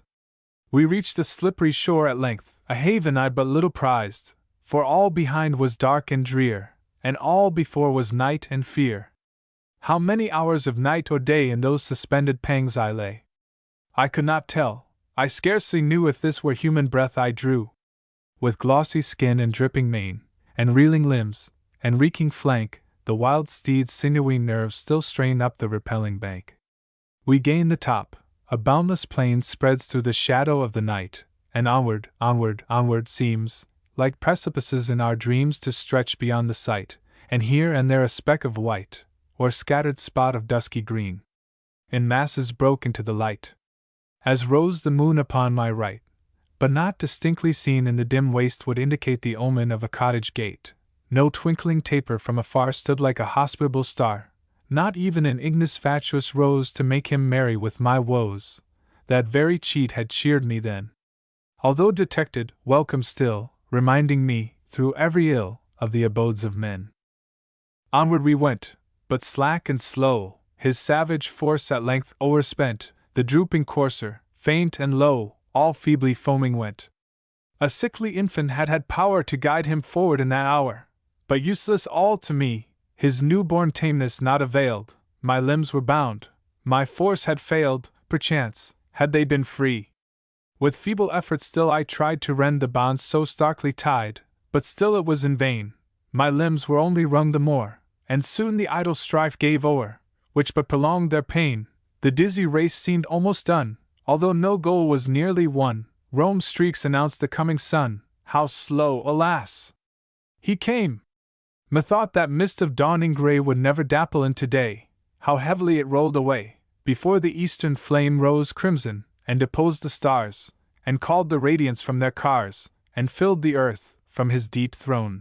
Up rose the sun, the mists were curled back from the solitary world which lay around, behind, before. What booted it to traverse o'er plain, forest, river? Man nor brute, nor dint of hoof, nor print of foot, lay in the wild luxuriant soil. No sign of travel, none of toil. The very air was mute, and not an insect's shrill small horn, nor maddened bird's new voice was borne from herb nor thicket. Many a worse, panting as if his heart would burst, The weary brute still staggered on, and still we were, or seemed, alone. At length, while reeling on our way, methought I heard a courser neigh, from out yon tuft of blackening firs. Is it the wind those branches stirs? No, no! From out the forest prance a trampling troop. I see them come! In one vast squadron they advance! I strove to cry, my lips were dumb. The steeds rush on in plunging pride, but where are they the reins to guide 1,000 horse, and none to ride? With flowing tail, and flying mane, wide nostrils never stretched by pain, mouths bloodless to the bit of rein, and feet that iron never shod, and flanks unscarred by spur or rod, 1,000 horse, the wild, the free, like waves that follow o'er the sea, came thickly thundering on, as if our faint approach to meet. The sight re-nerved my courser's feet, a moment staggering, feebly fleet, a moment, with a faint low neigh, he answered, and then fell. With gasps and glaring eyes he lay, and, reeking limbs immovable, his first and last career is done. On came the troop, they saw him stoop, they saw me strangely bound along his back with many a bloody thong. They stop, they start, they snuff the air, gallop a moment here and there, approach, retire, will round and round, then plunging back with sudden bound, headed by one black mighty steed, who seemed the patriarch of his breed, without a single speck or hair of white upon his shaggy hide. They snort, they foam, nay, swerve aside, and backward to the forest fly, by instinct, from a human eye. They left me there to my despair, linked to the dead and stiffening wretch, whose lifeless limbs beneath me stretch, believed from that unwonted weight, from whence I could not extricate nor him nor me, and there we lay, the dying on the dead. I little deemed another day would see my houseless, helpless head. Byron. Notes: Mazeppa, 1645 to 1709, was at first in the service of the King of Poland, but on account of a charge brought against him suffered the penalty described in the poem. He afterwards joined the Cossacks and became their leader, was in favor for a time with Peter the Great, but finally joined Charles XII, and died soon after the Battle of Pultowa, 1709, in which Charles was defeated by Peter. Ukraine, a frontier, a district lying on the borders of Poland and Russia. Worst. A Russian measure of distance. Josiah Wedgwood. We make our first introduction to Wedgwood about the year 1741, as the youngest of a family of 13 children, and as put to earn his bread, at 11 years of age, in the trade of his father, and in the branch of a thrower. Then comes the well-known smallpox, the settling of the dregs of the disease in the lower part of the leg, and the amputation of the limb, rendering him lame for life. It is not often that we have such palpable occasion to record our obligations to the smallpox. But in the wonderful ways of Providence, that disease, which came to him as a twofold scourge, was probably the occasion of his subsequent excellence. It prevented him from growing up to the active, vigorous English workman, possessed of all his limbs, and knowing right well the use of them. It put him upon considering whether, as he could not be that, he might not be something else, and something greater. It sent his mind inwards. It drove him to meditate upon the laws and secrets of his art. The result was that he arrived at a perception and a grasp of them which might, perhaps, have been envied, certainly have been owned, by an Athenian potter. Relentless criticism has long since torn to pieces the old legend of King Numa, receiving in a cavern, from the Nymphageria, the laws that were to govern Rome. But no criticism can shake the record of that illness and mutilation of the boy Josiah Wedgwood, which made for him a cavern of his bedroom, and an oracle of his own inquiring, searching, meditative, and fruitful mind.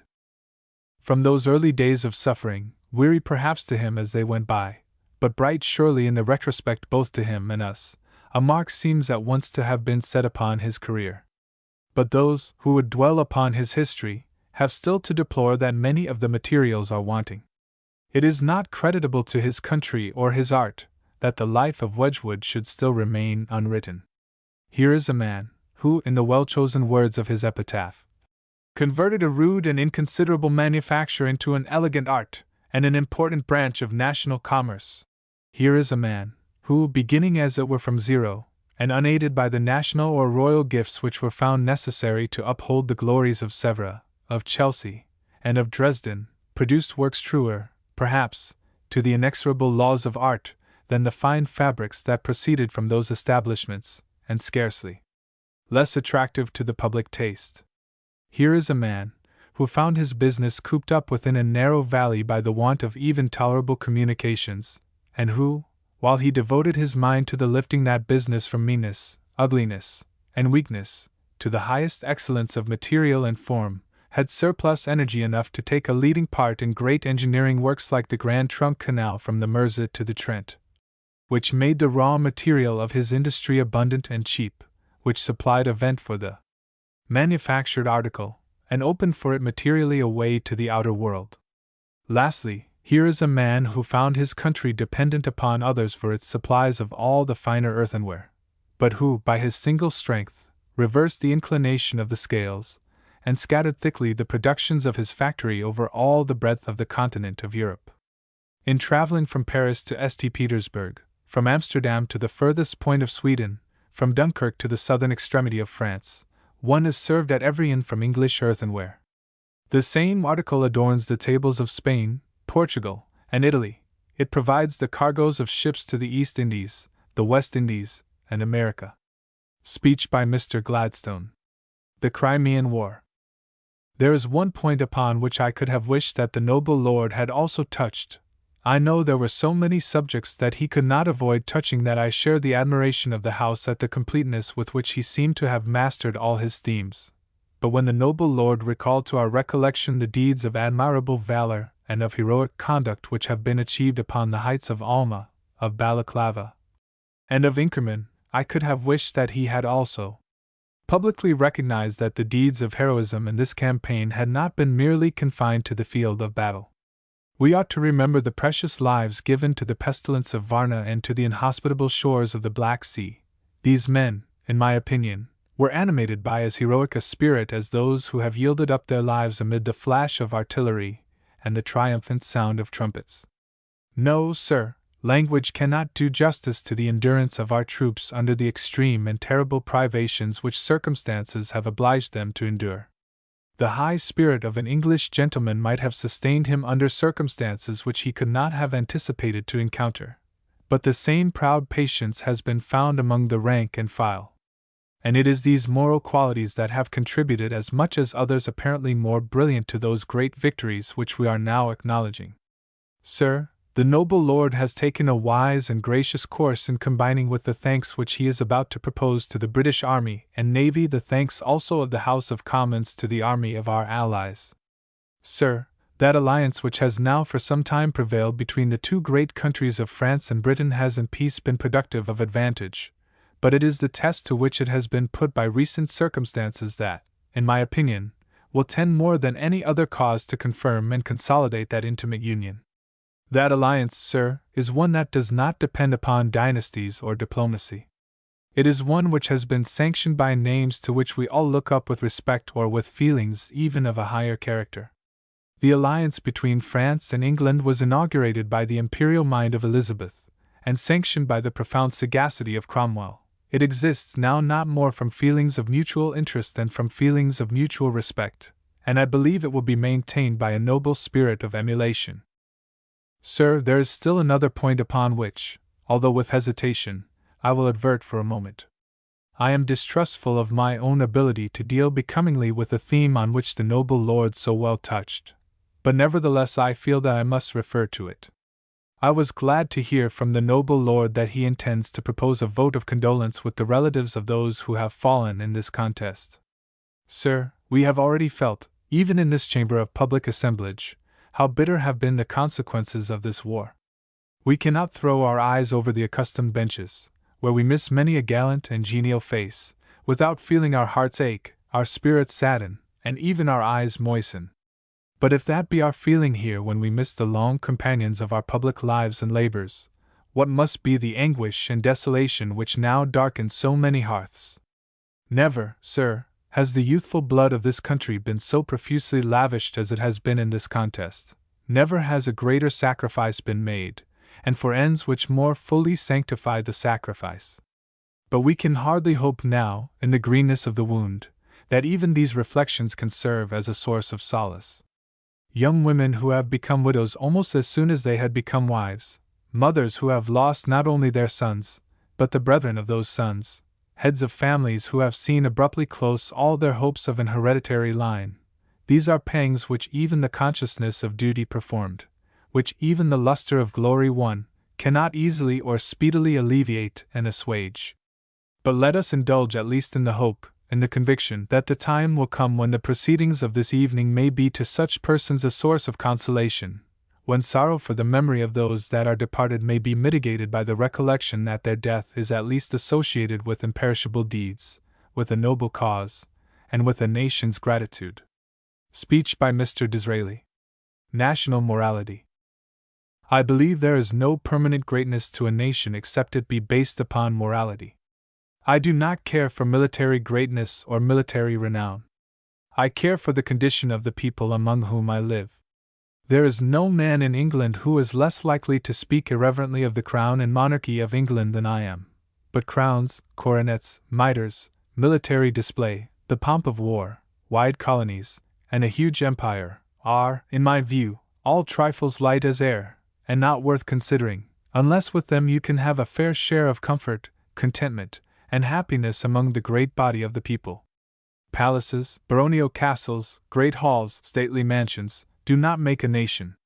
The nation in every country dwells in the cottage, and unless the light of your constitution can shine there, unless the beauty of your legislation and the excellence of your statesmanship are impressed there on the feelings and condition of the people, rely upon it you have yet to learn the duties of government.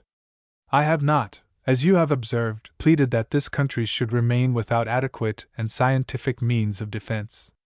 I acknowledge it to be the duty of your statesmen, acting upon the known opinions and principles of 99 out of every 100 persons in the country, at all times, with all possible moderation, but with all possible efficiency, to take steps which shall preserve order within and on the confines of your kingdom.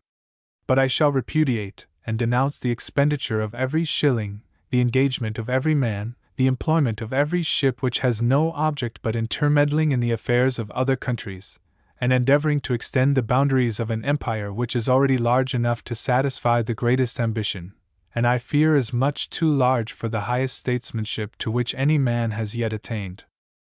The most ancient of profane historians has told us that the Scythians of his time were a very warlike people, and that they elevated an old scimitar upon a platform as a symbol of Mars, for to Mars alone, I believe, they built altars and offered sacrifices. To this scimitar they offered sacrifices of horses and cattle, the main wealth of the country, and more costly sacrifices than to all the rest of their gods. I often ask myself whether we are at all advanced in one respect beyond those Scythians.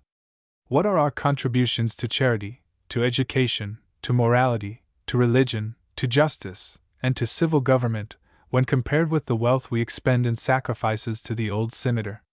2 nights ago I addressed in this hall a vast assembly composed to a great extent of your countrymen who have no political power, who are at work from the dawn of the day to the evening, and who have therefore limited means of informing themselves on these great subjects. Now I am privileged to speak to a somewhat different audience. You represent those of your great community who have a more complete education, who have on some points greater intelligence, and in whose hands reside the power and influence of the district. I am speaking, too, within the hearing of those whose gentle nature, whose finer instincts, whose purer minds, have not suffered as some of us have suffered in the turmoil and strife of life. You can mold opinion, you can create political power, you cannot think a good thought on this subject and communicate it to your neighbors, you cannot make these points topics of discussion in your social circles and more general meetings, without affecting sensibly and speedily the course which the government of your country will pursue. May I ask you, then, to believe, as I do most devoutly believe, that the moral law was not written for men alone in their individual character, but that it was written as well for nations, and for nations great as this of which we are citizens? If nations reject and deride that moral law, there is a penalty which will inevitably follow. It may not come at once, it may not come in our lifetime, but rely upon it, the great Italian is not a poet only, but a prophet, when he says, "The sword of heaven is not in haste to smite, nor yet doth linger." We have experience, we have beacons, we have landmarks enough. We know what the past has cost us, we know how much and how far we have wandered, but we are not left without a guide. It is true, we have not, as an ancient people had, Urim and Thummim, those oraculous gems on Aaron's breast, from which to take counsel, but we have the unchangeable and eternal principles of the moral law to guide us, and only so far as we walk by that guidance can we be permanently a great nation, or our people a happy people. Speech by Mr. Bright. Hymn to Diana. Queen and huntress, chaste and fair, now the sun is laid to sleep, seated in thy silver chair. State in wonted manner keep. Hesperus entreats thy light, goddess excellently bright. Earth, let not thy envious shade dare itself to interpose. Cynthia's shining orb was made heaven to clear, when day did close. Bless us then with wished sight, goddess excellently bright. Lay thy bow of pearl apart, and thy crystal shining quiver, give unto the flying heart space to breathe how short soever. Thou that mak'st the day of night, goddess excellently bright. Ben Jonson. Notes: Ben Jonson, 1574 to 1637, poet and dramatist, the contemporary and friend of Shakespeare, with more than his learning, but far less than his genius and imagination. El Allegro. Hence, loathed melancholy, of Cerberus and blackest midnight born, in Stygian cave forlorn, 'mongst horrid shapes, and shrieks, and sights unholy. Find out some uncouth cell, where brooding darkness spreads his jealous wings, and the night raven sings. There, under ebon shades, and low-browed rocks, as ragged as thy locks, in dark Cimmerian desert ever dwell. But come, thou goddess fair and free, in heaven yclept Euphrosyne, and by men, heart-easing mirth, whom lovely Venus, at a birth, with two sister graces more, to ivy-crowned Bacchus bore. Haste thee, nymph, and bring with thee jest, and youthful jollity, quips, and cranks, and wanton wiles, nods, and becks, and wreathed smiles, such as hang on Hebe's cheek, and love to live in dimple sleek, sport that wrinkled care derides, and laughter holding both his sides. Come, and trip it, as you go, on the light fantastic toe, and in thy right hand lead with thee the mountain nymph, sweet Liberty. And if I give thee honor due, mirth, admit me of thy crew, to live with her, and live with thee, in unreproved pleasures free, to hear the lark begin his flight, and singing startle the dull night, from his watchtower in the skies, till the dappled dawn doth rise, then to come, in spite of sorrow, and at my window bid good morrow, through the sweet briar, or the vine, or the twisted eglantine, while the cock, with lively din, scatters the rear of darkness thin, and to the stack, or the barn door, stoutly struts his dames before, oft listening how the hounds and horn cheerly rouse the slumbering morn, from the side of some hoar hill, through the high wood echoing shrill. Sometime walking, not unseen, by hedgerow elms, on hillocks green, right against the eastern gate, where the great sun begins his state, robed in flames, and amber light, the clouds in thousand liveries dight, while the ploughman, near at hand, whistles o'er the furrowed land, and the milkmaid singeth blithe, and the mower whets his scythe, and every shepherd tells his tale, under the hawthorn in the dale.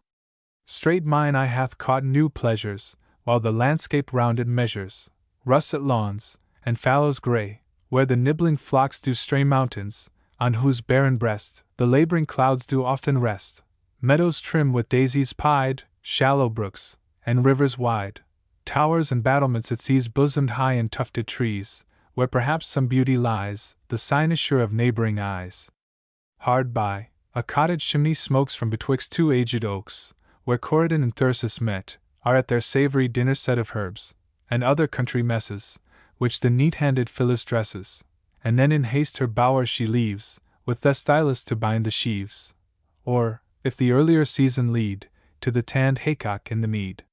Sometimes with secure delight the upland hamlets will invite, when the merry bells ring round, and the jocund rebecks sound to many a youth and many a maid, dancing in the checkered shade, and young and old come forth to play on a sunshine holy day, till the livelong daylight fail, then to the spicy nut-brown ale, with stories told of many a feat, how fairy Mab the junkets eat, she was pinched, and pulled, she said, and he, by friar's lantern led.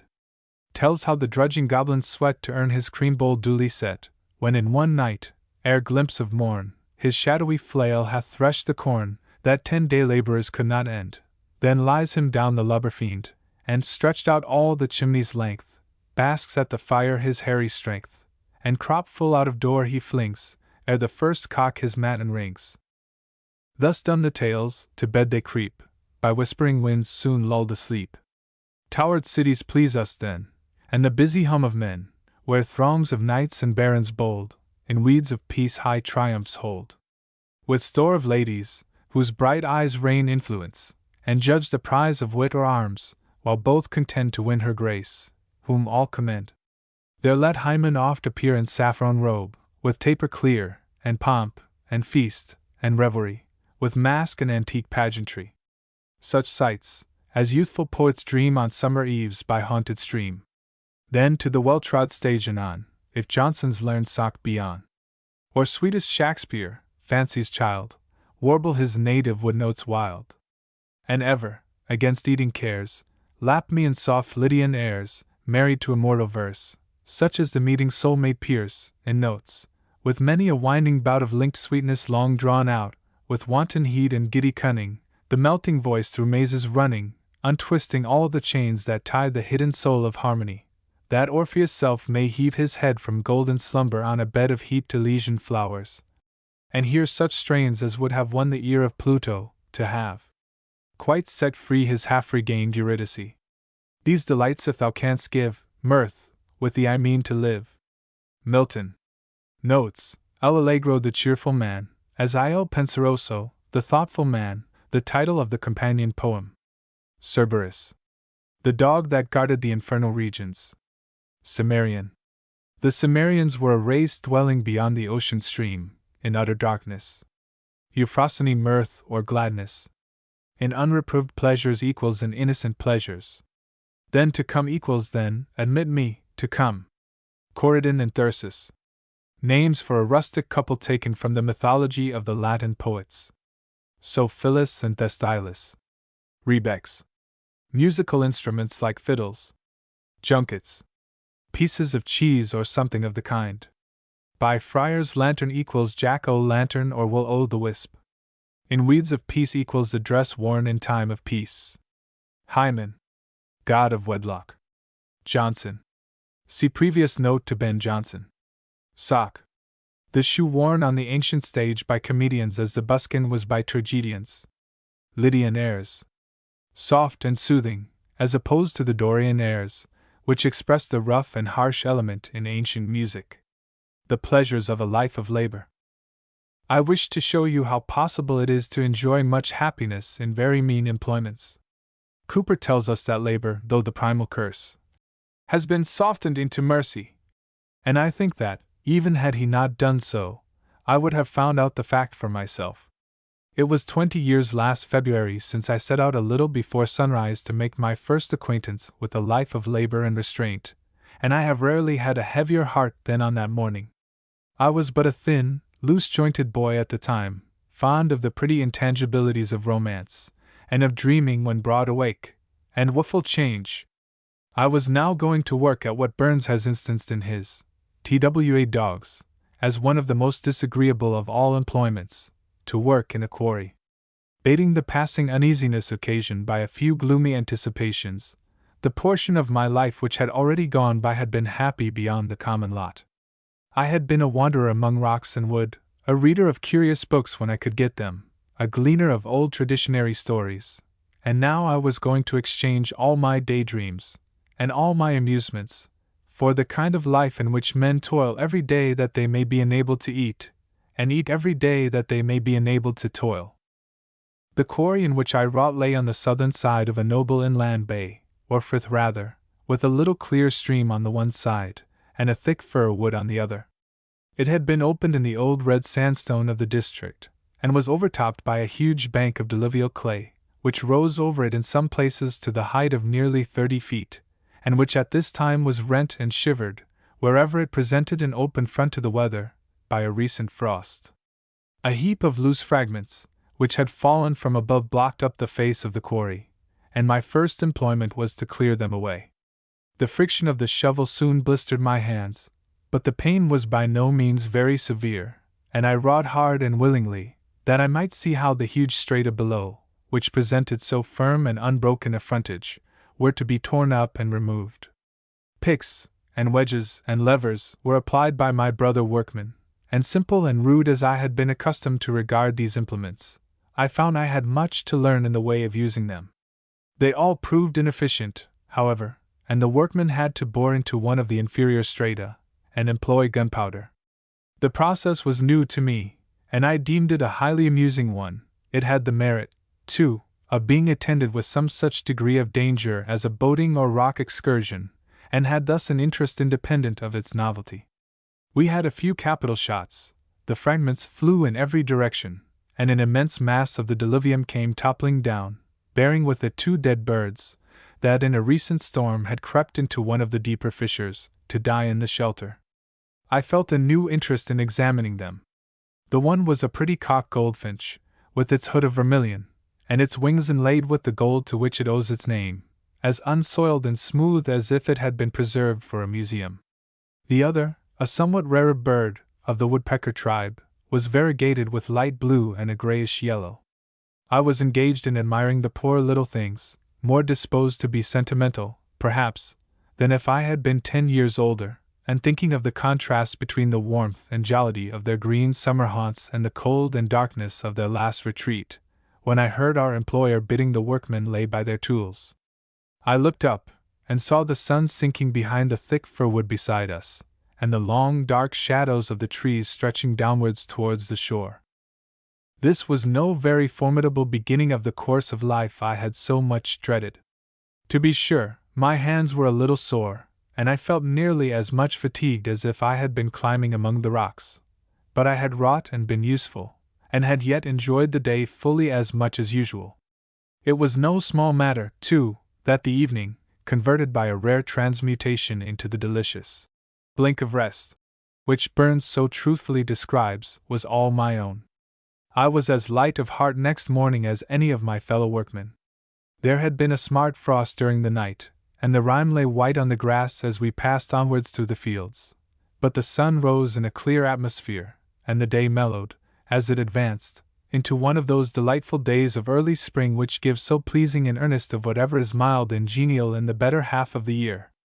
All the workmen rested at midday, and I went to enjoy my half-hour alone on a mossy knoll in the neighboring wood, which commands through the trees a wide prospect of the bay and the opposite shore. There was not a wrinkle on the water, nor a cloud in the sky, and the branches were as moveless in the calm as if they had been traced on canvas. From a wooded promontory that stretched halfway across the frith, there ascended a thin column of smoke. It rose straight as the line of a plummet for more than 1,000 yards, and then, on reaching a thinner stratum of air, spread out equally on every side like the foliage of a stately tree. Ben Wyvis rose to the west, white with the yet unwasted snows of winter, and as sharply defined in the clear atmosphere as if all its sunny slopes and blue retiring hollows had been chiseled in marble. A line of snow ran along the opposite hills. All above was white, and all below was purple. They reminded me of the pretty French story, in which an old artist is described as tasking the ingenuity of his future son-in-law by giving him as a subject for his pencil a flower piece composed of only white flowers, of which the one half were to bear their proper color, the other half a deep purple hue, and yet all be perfectly natural, and how the young man resolved the riddle, and gained his mistress, by introducing a transparent purple vase into the picture, and making the light pass through it on the flowers that were drooping over the edge. I returned to the quarry, convinced that a very exquisite pleasure may be a very cheap one, and that the busiest employments may afford leisure enough to enjoy it. The gunpowder had loosened a large mass in one of the inferior strata, and our first employment, on resuming our labors, was to raise it from its bed. I assisted the other workmen in placing it on edge, and was much struck by the appearance of the platform on which it had rested. The entire surface was ridged and furrowed like a bank of sand that had been left by the tide an hour before. I could trace every bend and curvature, every cross-hollow and counter-ridge of the corresponding phenomena, for the resemblance was no half-resemblance. It was the thing itself, and I had observed it 100 times when sailing my little schooner in the shallows left by the ebb. But what had become of the waves that had thus fretted the solid rock, or of what element had they been composed? I felt as completely at fault as Robinson Crusoe did on his discovering the print of the man's foot on the sand. The evening furnished me with still further cause of wonder. We raised another block in a different part of the quarry, and found that the area of a circular depression in the stratum below was broken and flawed in every direction, as if it had been the bottom of a pool, recently dried up, which had shrunk and split in the hardening. Several large stones came rolling down from the diluvium in the course of the afternoon. They were of different qualities from the sandstone below, and from one another, and what was more wonderful still, they were all rounded and water-worn, as if they had been tossed about in the sea, or the bed of a river, for hundreds of years. There could not, surely, be a more conclusive proof that the bank which had enclosed them so long could not have been created on the rock on which it rested. No workman ever manufactures a half-worn article, and the stones were all half-worn. And if not the bank, why then the sandstone underneath? I was lost in conjecture, and found I had food enough for thought that evening, without once thinking of the unhappiness of a life of labor. Hugh Miller. The Flight of Birds. A good ornithologist should be able to distinguish birds by their air, as well as by their colors and shape, on the ground as well as on the wing, and in the bush as well as in the hand.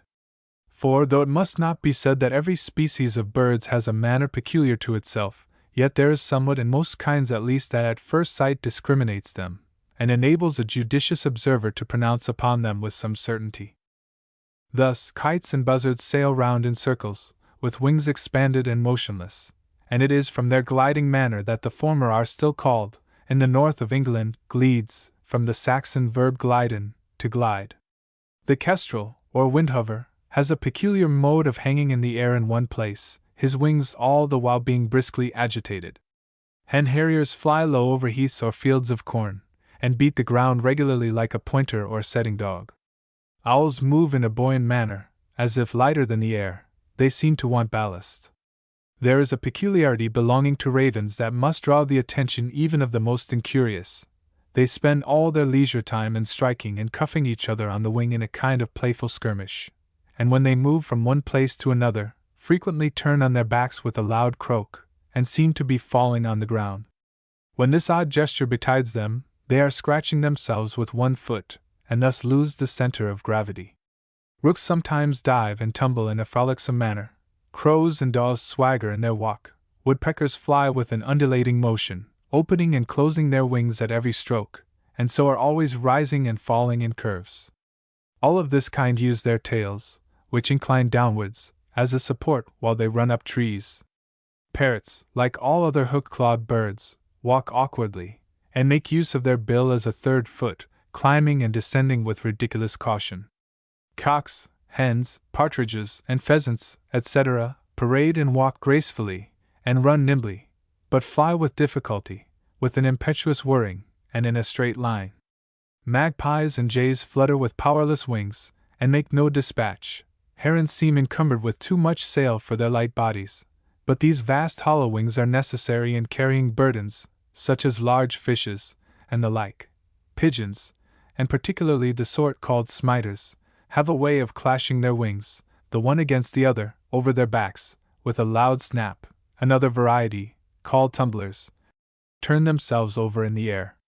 The kingfisher darts along like an arrow. Fern owls, or goatsuckers, glance in the dusk over the tops of trees like a meteor. Starlings, as it were, swim along, while missel thrushes use a wild and desultory flight. Swallows sweep over the surface of the ground and water, and distinguish themselves by rapid turns and quick evolutions. Swifts dash round in circles, and the bank martin moves with frequent vacillations, like a butterfly. Most of the small birds fly by jerks, rising and falling as they advance. Most small birds hop, but wagtails and larks walk, moving their legs alternately. Skylarks rise and fall perpendicularly as they sing. Woodlarks hang poised in the air, and titlarks rise and fall in large curves, singing in their descent. The whitethroat uses odd jerks and gesticulations over the tops of hedges and bushes. All the duck kind waddle. Divers and auks walk as if fettered, and stand erect on their tails. Geese and cranes, and most wildfowls, move in figured flights, often changing their position. Dabchicks, moorhens, and coots fly erect, with their legs hanging down, and hardly make any dispatch. The reason is plain: their wings are placed too forward out of the true center of gravity, as the legs of auks and divers are situated too backward. Rev. Gilbert White. The Village. Sweet was the sound, when oft at evenings close up yonder hill the village murmur rose. There as I passed with careless steps and slow, the mingling notes came softened from below, the swain responsive as the milkmaid sung, the sober herd that lowed to meet their young, the noisy geese that gabbled o'er the pool, the playful children just let loose from school, the watchdog's voice that bade the whispering wind, and the loud laugh that spoke the vacant mind. These all in sweet confusion sought the shade, and filled each pause the nightingale had made. But now the sounds of population fail, no cheerful murmurs fluctuate in the gale, no busy steps the grass-grown footway tread, for all the bloomy flush of life is fled. All but yon widowed, solitary thing, that feebly bends beside the plashing spring, she, wretched matron, forced in age for bread, to strip the brook with mantling cresses spread, to pick her wintry faggot from the thorn, to seek her nightly shed, and weep till mom, she only left of all the harmless train, the sad historian of the pensive plain. Near yonder copse, where once the garden smiled, and still, where many a garden flower grows wild, there, where a few torn shrubs the place disclose, the village preacher's modest mansion rose. A man he was to all the country dear, and passing rich with £40 a year. Remote from towns he ran his godly race, nor e'er had changed, nor wished to change his place. Unpractised he to fawn, or seek for power, by doctrines fashioned to the varying hour. Far other aims his heart had learned to prize, more skilled to raise the wretched than to rise. His house was known to all the vagrant train, he chid their wanderings, but relieved their pain.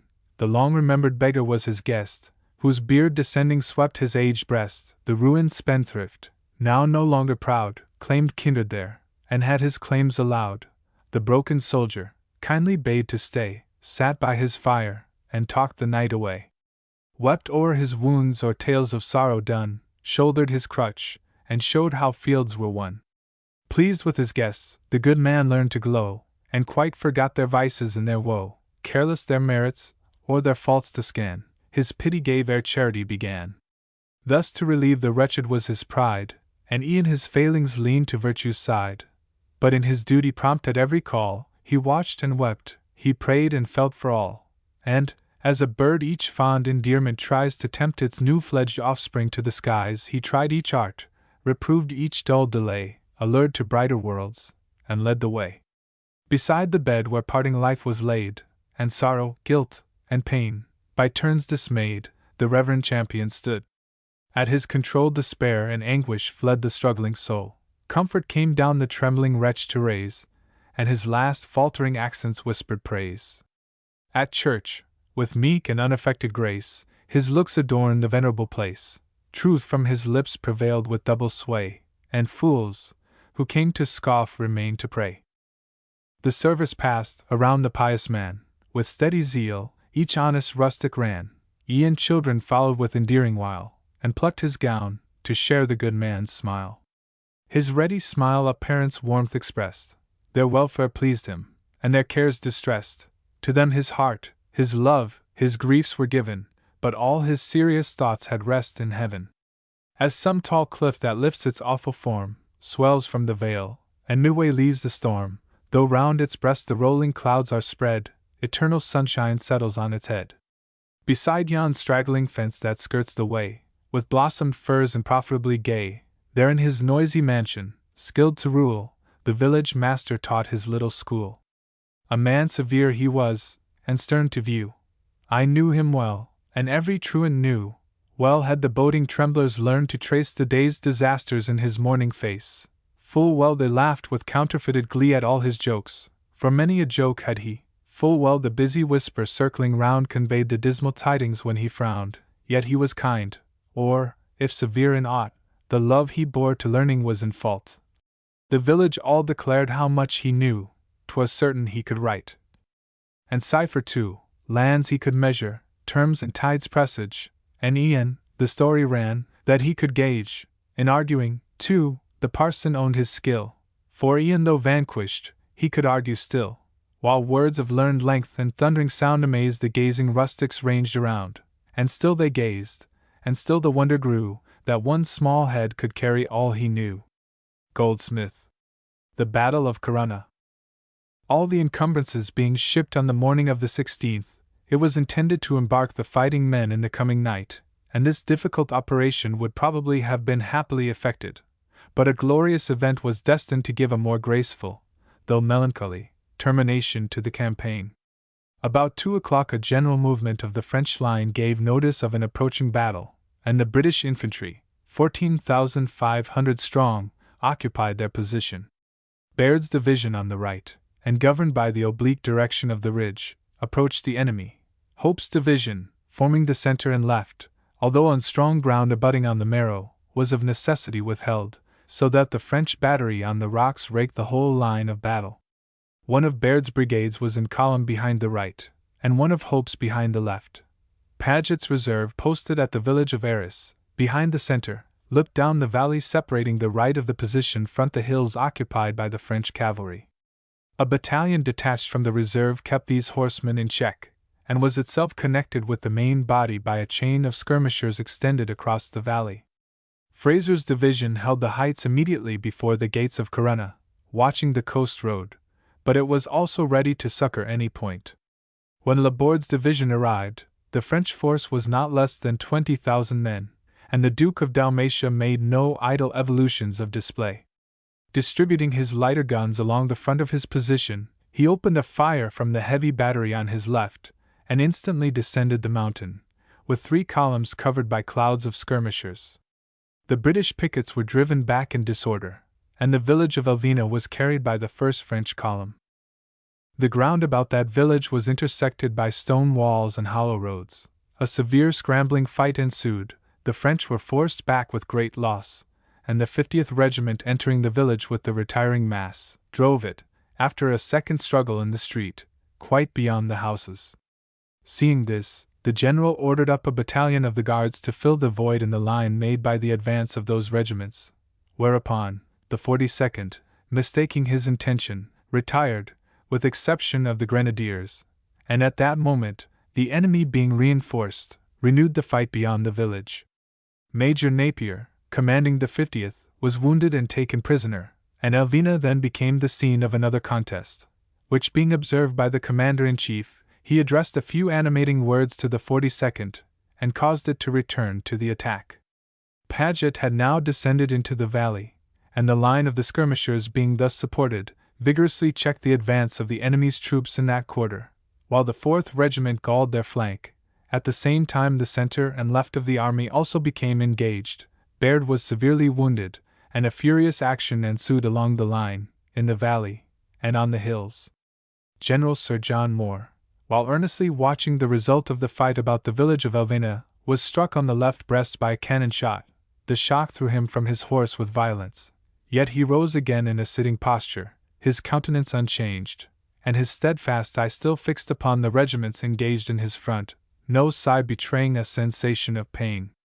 In a few moments, when he saw the troops were gaining ground, his countenance brightened, and he suffered himself to be taken to the rear. Then was seen the dreadful nature of his hurt. As the soldiers placed him in a blanket, his sword got entangled, and the hilt entered the wound. Captain Hardinge, a staff officer, attempted to take it off, but the dying man stopped him, saying, "It is as well as it is. I had rather it should go out of the field with me." And in that manner, so becoming to a soldier, Moore was borne from the fight. Notwithstanding this great disaster, the troops gained ground. The reserve, overthrowing everything in the valley, forced La Hosse's dismounted dragoons to retire, and thus turning the enemy, approached the eminence upon which the great battery was posted. In the center, the obstinate dispute for Elvina terminated in favor of the British, and when the night set in, their line was considerably advanced beyond the original position of the morning, while the French were falling back in confusion. If Fraser's division had been brought into action along with the reserve, the enemy could hardly have escaped a signal overthrow, for the little ammunition Soult had been able to bring up was nearly exhausted, the river Marrow was in full tide behind him, and the difficult communication by the bridge of El Burgo was alone open for a retreat. On the other hand, to fight in the dark was to tempt fortune. The French were still the most numerous, their ground strong, and their disorder facilitated the original plan of embarking during the night. Hope, upon whom the command had devolved, resolved therefore to ship the army, and so complete were the arrangements that no confusion or difficulty occurred. The pickets kindled fires to cover the retreat, and were themselves withdrawn at daybreak, to embark under the protection of Hill's brigade, which was in position under the ramparts of Corunna. From the spot where he fell, the general was carried to the town by his soldiers. His blood flowed fast, and the torture of the wound was great, yet the unshaken firmness of his mind made those about him, seeing the resolution of his countenance, express a hope of his recovery. He looked steadfastly at the injury for a moment, and said, "No, I feel that to be impossible." Several times he caused his attendants to stop and turn round, that he might behold the field of battle, and when the firing indicated the advance of the British, he discovered his satisfaction and permitted the bearers to proceed. When brought to his lodgings, the surgeons examined his wound. There was no hope, the pain increased, he spoke with difficulty.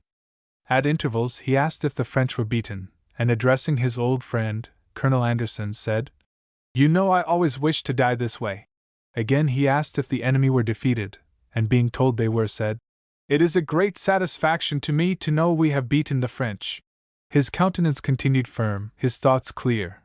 Once only when he spoke of his mother he became agitated, but he often inquired after the safety of his friends and the officers of his staff, and he did not even in this moment forget to recommend those whose merit had given them claims to promotion.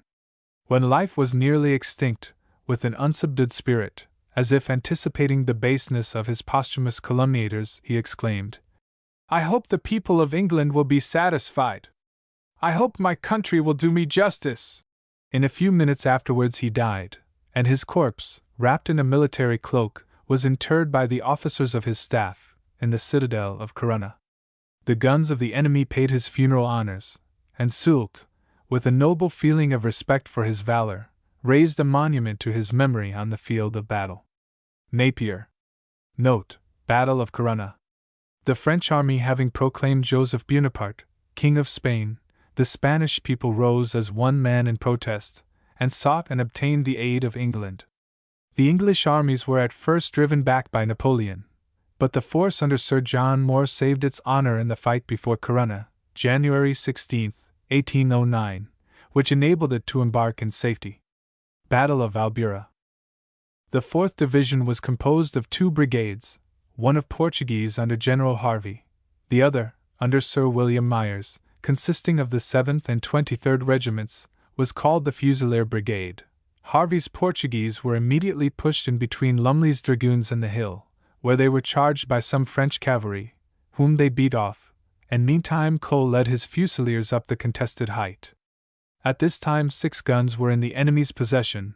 The whole of Worrell's reserves were coming forward to reinforce the front column of the French. The remnant of Houghton's brigade could no longer maintain its ground. The field was heaped with carcasses. The lancers were riding furiously about the captured artillery on the upper parts of the hill, and behind all, Hamilton's Portuguese and Alton's Germans, now withdrawing from the bridge, seemed to be in full retreat. Soon, however, Cole's Fusiliers, flanked by a battalion of the Lusitanian Legion under Colonel Hawkshaw, mounted the hill, drove off the lancers, recovered 5 of the captured guns and 1 color, and appeared on the right of Houghton's brigade, precisely as Abercrombie passed it on the left. Such a gallant line, issuing from the midst of the smoke, and rapidly separating itself from the confused and broken multitude, startled the enemy's masses, which were increasing and pressing onwards as to an assured victory. They wavered, hesitated, and then vomiting forth a storm of fire, hastily endeavored to enlarge their front, while a fearful discharge of grape from all their artillery whistled through the British ranks. Myers was killed, Cole and the 3 colonels, Ellis, Blakeney, and Hawkshaw, fell wounded, and the Fusilier battalions, struck by the iron tempest, reeled and staggered like sinking ships. But suddenly and sternly recovering, they closed on their terrible enemies, and then was seen with what a strength and majesty the British soldier fights. In vain did Soult with voice and gesture animate his Frenchmen. In vain did the hardiest veterans break from the crowded columns and sacrifice their lives to gain time for the mass to open out on such a fair field. In vain did the mass itself bear up, and fiercely striving, fire indiscriminately upon friends and foes, while the horsemen, hovering on the flank, threatened to charge the advancing line. Nothing could stop that astonishing infantry. No sudden burst of undisciplined valor, no nervous enthusiasm weakened the stability of their order. Their flashing eyes were bent on the dark columns in their front. Their measured tread shook the ground. Their dreadful volleys swept away the head of every formation. Their deafening shouts overpowered the dissonant cries that broke from all parts of the tumultuous crowd.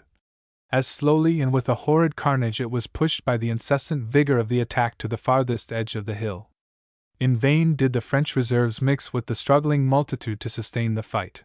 Their efforts only increased the irremediable confusion, and the mighty mass, breaking off like a loosened cliff, went headlong down the steep. The rain flowed after in streams discolored with blood, and 1,800 unwounded men, the remnant of 6,000 unconquerable British soldiers, stood triumphant on the fatal hill. Napier. Note: Battle of Albuera, in which the English and Spanish armies won a victory over the French under Marshal Soult, on May 16, 1811. Charge of the Light Brigade at Balaclava.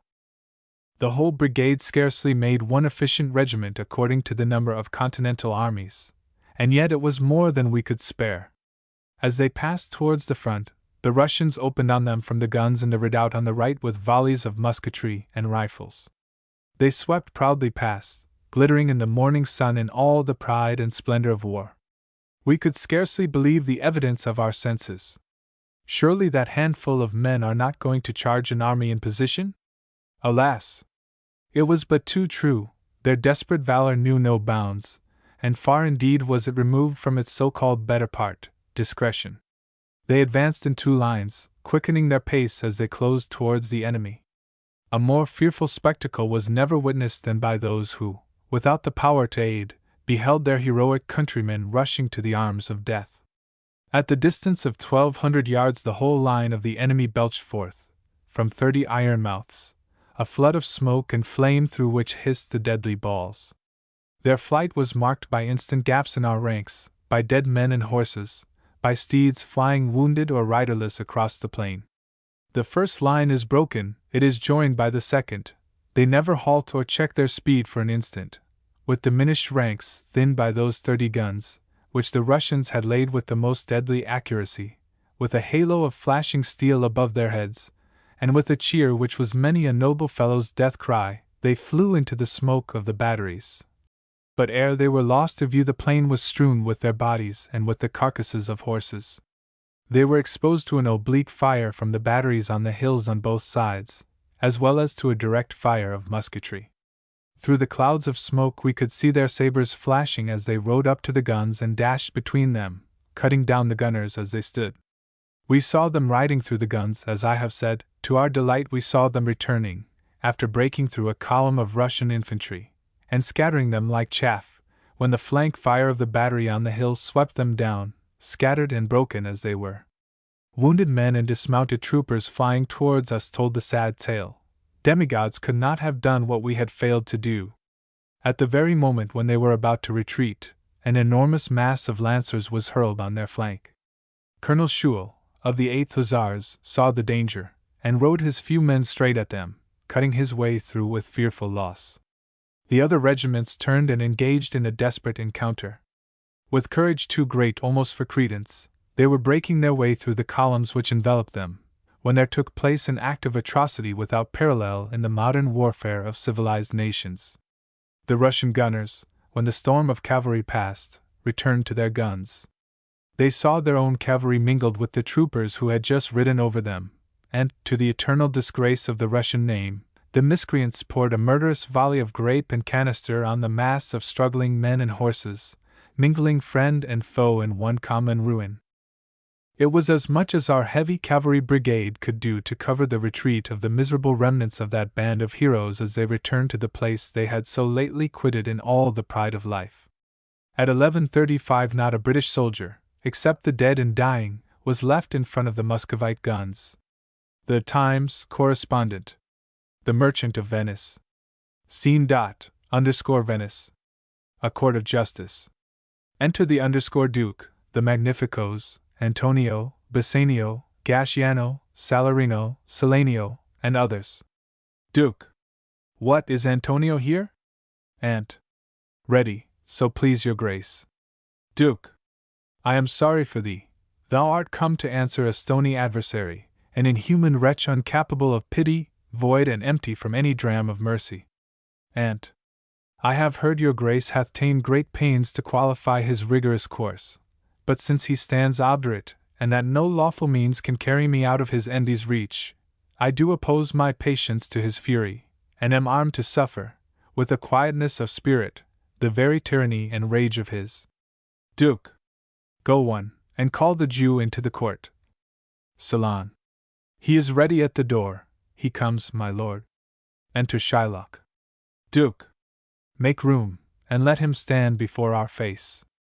Shylock, the world thinks, and I think so too, that thou but leadst this fashion of thy malice to the last hour of act, and then 'tis thought thou'lt show thy mercy and remorse more strange than is thy strange apparent cruelty, and where thou now exactst the penalty, which is a pound of this poor merchant's flesh, thou wilt not only loose the forfeiture, but, touched with human gentleness and love, forgive a moiety of the principal. Glancing an eye of pity on his losses, that have of late so huddled on his back, and now to press a royal merchant down and pluck commiseration of his state from brassy bosoms and rough hearts of flint, from stubborn Turks and Tartars, never trained to offices of tender courtesy. We all expect a gentle answer, Jew. Shy.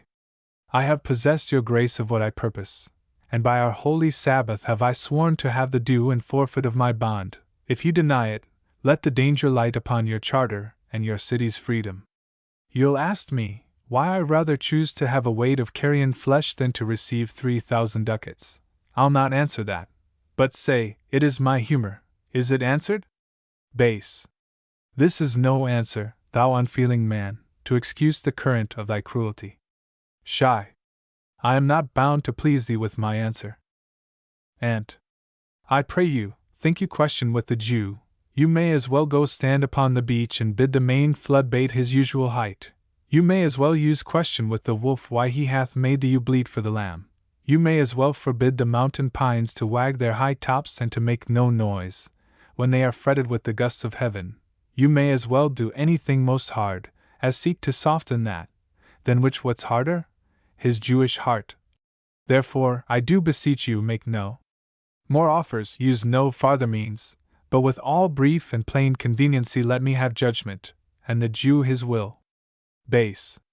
For thy 3,000 ducats here is 6.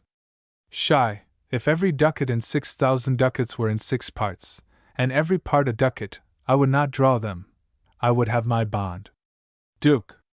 How shalt thou hope for mercy, rendering none? Shy.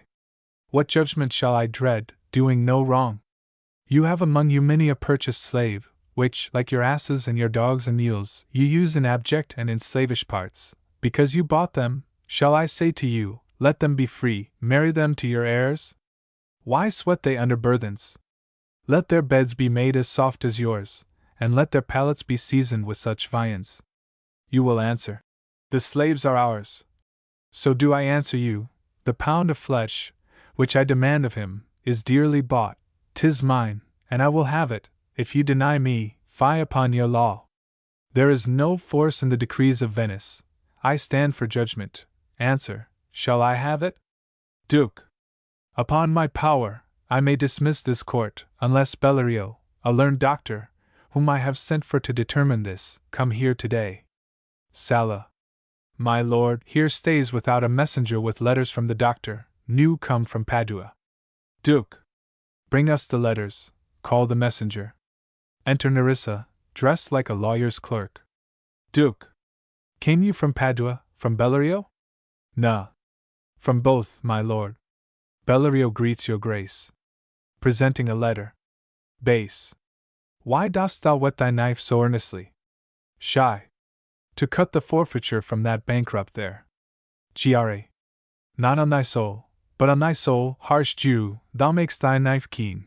But no metal can, no, not the hangman's axe, bear half the keenness of thy sharp envy. Can no prayers pierce thee? Shy. No, none that thou hast wit enough to make. Duke. This letter from Bellerio doth commend a young and learned doctor to our court. Where is he? Nah. He attendeth here hard by, to know your answer, whether you'll admit him. Duke. With all my heart. Some 3 or 4 of you, go give him courteous conduct to this place. Enter Portia, dressed like a doctor of laws. Duke. Give me your hand. Came you from old Bellerio? Poor. I did, my lord. Duke. You are welcome, take your place. Are you acquainted with the difference that holds this present question in the court? Poor. I am informed thoroughly of the cause. Which is the merchant here, and which the Jew? Duke. Antonio and old Shylock, both stand forth. Poor. Is your name Shylock? Shy. Shylock is my name. Poor. Of a strange nature is the suit you follow, yet in such rule that the Venetian law cannot impugn you as you do proceed. You stand within his danger, do you not? Aunt. Aye, so he says. Poor. Do you confess the bond? Aunt. I do. Poor. Then must the Jew be merciful. Shy. On what compulsion must I? Tell me that. Poor.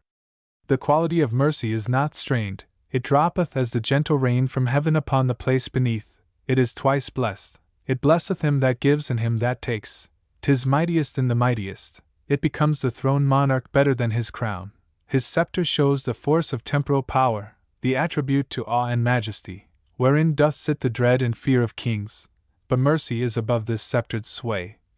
It is enthroned in the hearts of kings, it is an attribute to God himself. An earthly power doth then show likest God's when mercy seasons justice.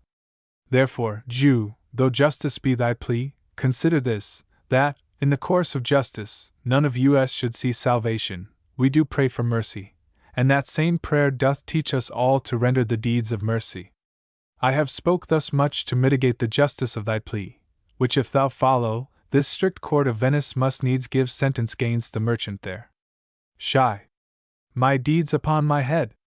I crave the law, the penalty and forfeit of my bond. Poor. Is he not able to discharge the money? Base. Yes, here I tender it for him in the court, yea, twice the sum, if that will not suffice, I will be bound to pay it 10 times over, on forfeit of my hands, my head, my heart. If this will not suffice, it must appear that malice bears down truth. And I beseech you, rest once the law to your authority, to do a great right, do a little wrong, and curb this cruel devil of his will. Poor. It must not be, there is no power in Venice can alter a decree established, 'twill be recorded for a precedent, and many in error, by the same example, will rush into the state, it cannot be. Shy. A Daniel come to judgment. Yea, a Daniel. O wise young judge, how do I honor thee! Poor. I pray you, let me look upon the bond. Shy. Here 'tis, most reverend doctor, here it is. Poor. Shylock, there's thrice thy money offered thee. Shy. An oath, I have an oath in heaven, shall I lay perjury upon my soul? No, not for Venice. Poor. Why, this bond is forfeit, and lawfully by this the Jew may claim a pound of flesh, to be by him cut off nearest the merchant's heart. Be merciful, take thrice thy money, bid me tear the bond. Shy. When it is paid according to the 10 hour. It doth appear you are a worthy judge, you know the law, your exposition hath been most sound, I charge you by the law, whereof you are a well-deserving pillar, proceed to judgment. By my soul I swear there is no power in the tongue of man to alter me, I stay here on my bond. And most heartily I do beseech the court to give the judgment. Poor. Why then, thus it is, you must prepare your bosom for his knife. Shy. O noble judge! O excellent young man! Poor. For the intent and purpose of the law hath full relation to the penalty, which here appeareth due upon the bond. Shy. 'Tis very true, O wise and upright judge! How much more elder art thou than thy looks! Poor. Therefore lay bare your bosom. Shy. Ay, his breast, so says the bond, doth it not, noble judge? Nearest his heart. Those are the very words. Poor. It is so. Are there balance here to weigh the flesh? Shy. I have them ready. Poor. Have by some surgeon, Shylock, on your charge, to stop his wounds, lest he do bleed to death. Shy. Is it so nominated in the bond? Poor. It is not so expressed, but what of that? 'Twere good you do so much for charity. Shy. I cannot find it, 'tis not in the bond. Poor. Come, merchant, have you anything to say? Aunt. But little, I am armed and well prepared. Give me your hand, Bassanio, fare you well. Grieve not that I am fallen to this for you, for herein fortune shows herself more kind than is her custom. It is still her use to let the wretched man outlive his wealth, to view with hollow eye and wrinkled brow an age of poverty, from which lingering penance of such a misery doth she cut me off. Commend me to your honorable wife, tell her the process of Antonio's end, say how I loved you, speak me fair in death. Shy. We trifle time, I pray thee, pursue sentence. Poor. A pound of that same merchant's flesh is thine, the court awards it, and the law doth give it. Shy. Most rightful judge. Poor. And you must cut this flesh from off his breast, the law allows it, and the court awards it. Shy. Most learned judge. A sentence, come, prepare. Poor. Tarry a little, there is something else. This bond doth give thee here no jot of blood, the words expressly are. A pound of flesh. Take then thy bond, take thou thy pound of flesh, but in the cutting it, if thou dost shed one drop of Christian blood, thy lands and goods are, by the laws of Venice, confiscate unto the state of Venice. Gr. O upright judge. Mark, Jew, O learned judge. Shy. Is that the law? Poor. Thyself shalt see the act, for, as thou urgest justice, be assured thou shalt have justice, more than thou desirest. Gr. O learned judge.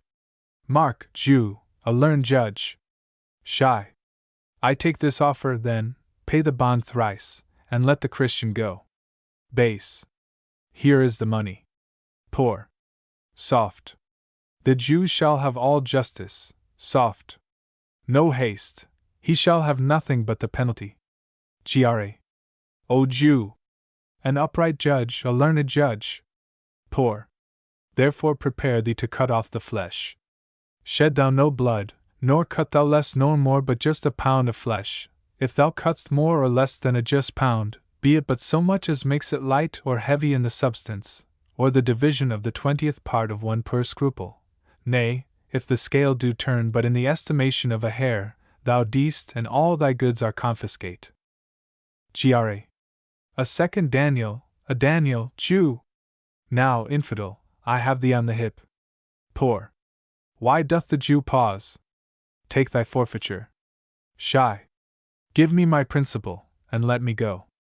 Base. I have it ready for thee, here it is. Poor. He hath refused it in the open court. He shall have merely justice and his bond. Gr. A Daniel, still say I, a second Daniel. I thank thee, Jew, for teaching me that word. Shy. Shall I not have barely my principal? Poor. Thou shalt have nothing but the forfeiture, to be so taken at thy peril, Jew. Shy. Why, then the devil give him good of it. I'll stay no longer question. Poor. Tarry, Jew, the law hath yet another hold on you. It is enacted in the laws of Venice, if it be proved against an alien, that by direct or indirect attempts he seek the life of any citizen, the party against the which he doth contrive shall seize one half his goods. The other half comes to the privy coffer of the state, and the offender's life lies in the mercy of the Duke only, gainst all other voice. In which predicament, I say, thou standst, for it appears, by manifest proceeding, that indirectly and directly too thou hast contrived against the very life of the defendant, and thou hast incurred the danger formerly by me rehearsed. Down, therefore, and beg mercy of the Duke. Gr. Beg that thou mayst have leave to hang thyself, and yet, thy wealth being forfeit to the state, thou hast not left the value of a cord, therefore, thou must be hanged at the state's charge.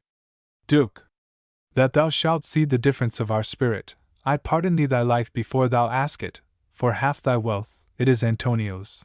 The other half comes to the general state, which humbleness may drive unto a fine. Poor. I for the state, not for Antonio. Shy. Nay, take my life and all, pardon not that. You take my house when you do take the prop that doth sustain my house. You take my life when you do take the means whereby I live. Poor. What mercy can you render him, Antonio? Gra. A halter gratis, nothing else, for God's sake. And so please my lord the Duke, and all the court to quit the fine for one half of his goods, I am content, so he will let me have the other half in use, to render it, upon his death, unto the gentleman that lately stole his daughter. Poor. Art thou contented, Jew? What dost thou say? Shy. I am content. Shakespeare. Notes, Merchant of Venice. Obdurate, with the second syllable long, which modern usage makes short. Frelin, agitated.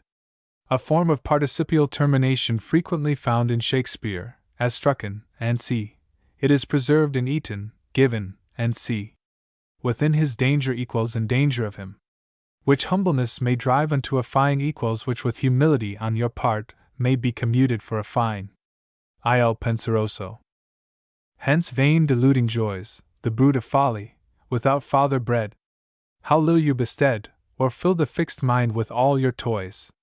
Dwell in some idle brain, and fancies fond with gaudy shapes possess, as thick and numberless as the gay motes that people the sunbeams. Or likest hovering dreams, the fickle pensioners of Morpheus' train. But hail, thou goddess, sage and holy! Hail, divinest melancholy!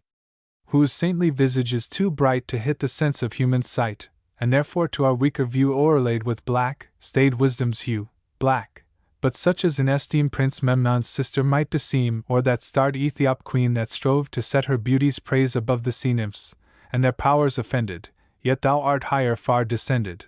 The bright-haired Vesta, long of yore to solitary Saturn bore, his daughter she. In Saturn's reign such mixture was not held a stain, oft. In glimmering bowers and glades he met her, and in secret shades of woody Ida's inmost grove, while yet there was no fear of Jove. Come, pensive nun, devout and pure, sober, steadfast, and demure all in a robe of darkest grain, flowing with majestic train and sable stole of cypress lawn, over thy decent shoulders drawn. Come, but keep thy wonted state, with even step and musing gait, and looks commercing with the skies, thy rapt soul sitting in thine eyes. There, held in holy passion still, forget thyself to marble, till with a sad leaden downward cast, thou fix them on the earth as fast, and join with the calm peace and quiet, spare fast, that oft with gods doth diet. And here's the muses in a ring I round about Jove's altar sing, and add to these retired leisure, that in trim gardens takes his pleasure.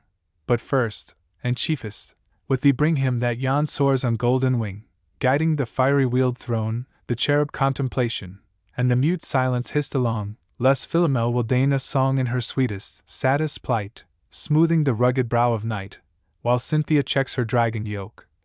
Gently o'er the accustomed oak, sweet bird that shunts the noise of folly, most musical, most melancholy, thee, chauntress, oft, the woods among I woo, to hear thy even song, and missing thee, I walk unseen, on the dry smooth-shaven green, to behold the wandering moon, riding near her highest noon, like one that had been led astray through the heaven's wide pathless way, and oft, as if her head she bowed, stooping through a fleecy cloud. Oft, on a plat of rising ground, I hear the far-off curfew sound over some wide-watered shore, swinging slow with sullen roar.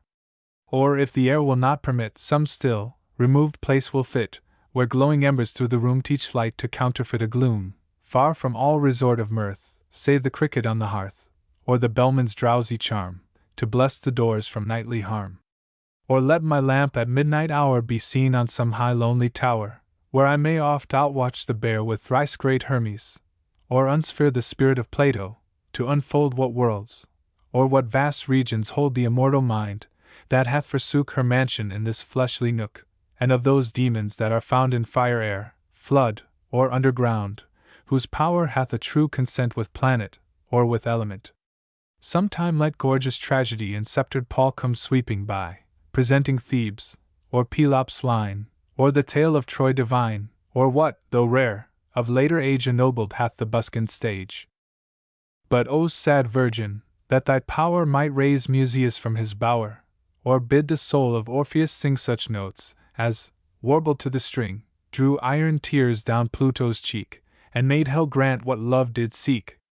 Or call up him that left half told the story of Cambuscan bold, of Camball, and of Algarsife, and who had Canes to wife that owned the virtuous ring and glass, and of the wondrous horse of brass on which the Tartar king did ride, and if aught else great bards beside in sage and solemn tunes have sung, of tourneys and of trophies hung, of forests and enchantments drear, where more is meant than meets the ear. Thus, night, oft see me in thy pale career, till civil-suited morn appear. Not tricked and frounced as she was wont with the Attic boy to hunt, but kerchiefed in a comely cloud while rocking winds are piping loud, or ushered with a shower still, when the gust hath blown his fill, ending on the rustling leaves, with minute drops from off the eaves. And when the sun begins to fling his flaring beams, me, goddess, bring to arched walks of twilight groves, and shadows brown, that sylvan loves, of pine or monumental oak, where the rude axe, with heaved stroke, was never heard the nymphs to daunt, or fright them from their hallowed haunt. There in close covert by some brook where no profaner eye may look, hide me from day's garish eye, while the bee with honeyed thigh, that at her flowery work doth sing, and the waters murmuring, with such concert as they keep, entice the dewy feathered sleep, and let some strange mysterious dream wave at his wings an airy stream of lively portraiture displayed, softly on my eyelids laid, and as I wake sweet music breathe above, about, or underneath, sent by some spirit to mortals good, or the unseen genius of the wood. But let my dew feet never fail to walk the studious cloisters pale, and love the high embowed roof, with antique pillars massy proof, and storied windows richly dight, casting a dim religious light. There let the pealing organ blow, to the full-voiced choir below, in service high, and anthems clear, as may with sweetness, through mine ear dissolve me into ecstasies, and bring all heaven before mine eyes. And may at last my weary age find out the peaceful hermitage, the hairy gown and mossy cell where I may sit and rightly spell of every star that heaven doth show, and every herb that sips the dew, till old experience do attain to something like prophetic strain. These pleasures, melancholy, give, and I with thee will choose to live. Milton. Notes: Il pensioso equals the thoughtful man. Bestead equals help, stand in good stead. Fond equals foolish, its old meaning. Pensioners. A word taken from the name of Elizabeth's bodyguard. Compare. The cowslips tall her pensioners be. Midsummer Night's Dream. Prince Memnon, of Ethiopia, fairest of warriors, slain by Achilles, Homer's Odyssey, Book 11. His sister was Hemora. Starred Ethiop queen equals Cassiope, wife of King Cepheus, who was placed among the stars. Sea nymphs equals Nereids. Vesta _ the goddess of the hearth, here for retirement. Saturn, as having introduced, according to the mythology, civilization, here stands for culture. Commercing equals holding communion with. Notice the accentuation. Forget thyself to marble equals forget thyself till thou art still and silent as marble. Hist along equals bring along with a hush. Hist is connected with hush. Philomel equals the nightingale. Cynthia equals the moon. Dragon yoke. Compare. Night's swift dragons. Midsummer Night's Dream. Removed place equals remote or retired place. Compare. Some removed ground. In Hamlet. Nightly equals by night. Sometimes it means every night successively. Thrice great Hermes, a translation of Hermes Trismegistus, a fabulous king of Egypt, held to be the inventor of alchemy and astronomy. Unsphere, draw from his sphere or station. The immortal mind. Plato treats of the immortality of the soul chiefly in the Phaedo. The demon, with Socrates, is the attendant genius of an individual. With Plato it is more general, and the assigning the demons to the four elements is a notion of the later Platonists. sceptered pall equals royal robe. Presenting Thebes, and c.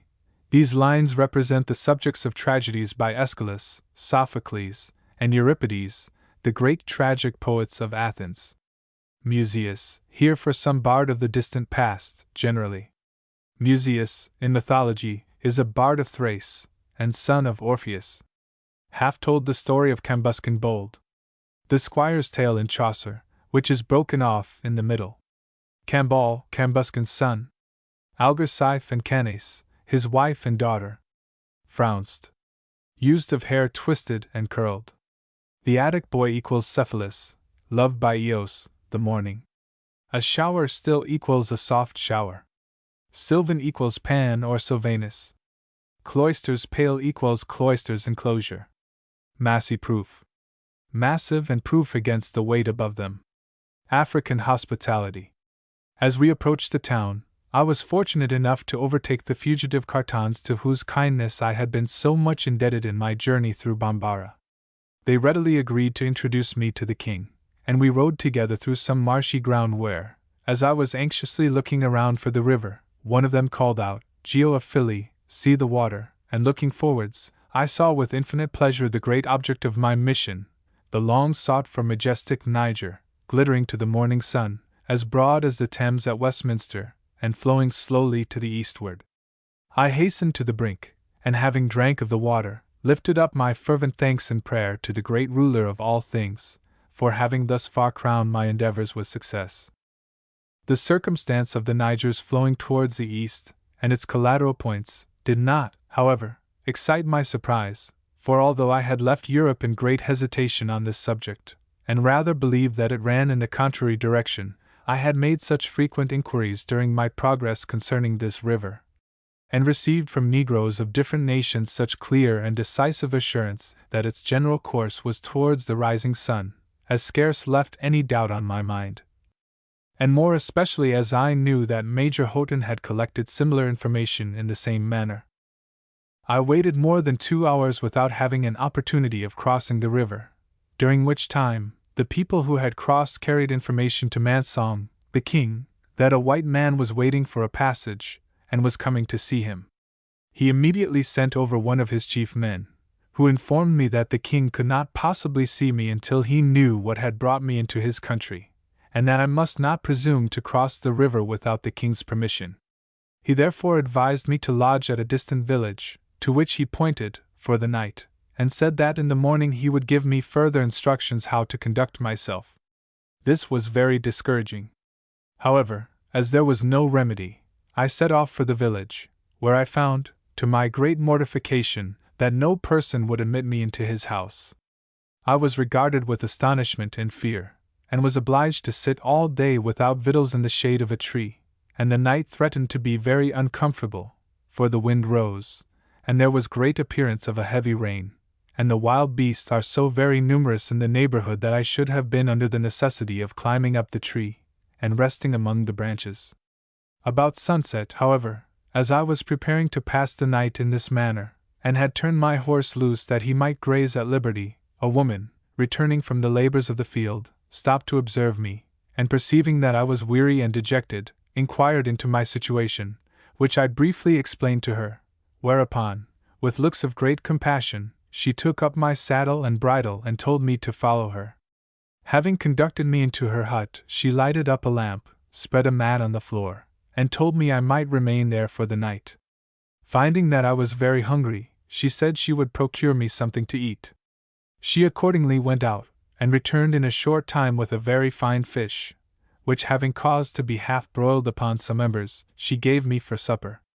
The rites of hospitality being thus performed towards a stranger in distress, my worthy benefactress, pointing to the mat, and telling me I might sleep there without apprehension, called to the female part of her family, who had stood gazing on me all the while in fixed astonishment, to resume their task of spinning cotton, in which they continued to employ themselves great part of the night.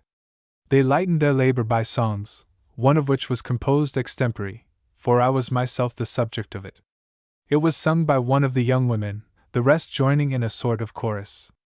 The air was sweet and plaintive, and the words, literally translated, were these: "The winds roared and the rains fell. The white man, faint and weary, came and sat our tree. He has no mother to bring him milk, no wife to grind his corn. Chorus. Let us pity the white man, no mother has he, etc., etc. Trifling as this recital may appear to the reader, to a person in my situation the circumstance was affecting in the highest degree. I was oppressed by such unexpected kindness, and sleep fled from my eyes. In the morning I presented my compassionate landlady with 2 of the 4 brass buttons which remained on my waistcoat, the only recompense I could make her. Mungo Park. Across the desert of Nubia. After a prayer of peace, we committed ourselves to the desert.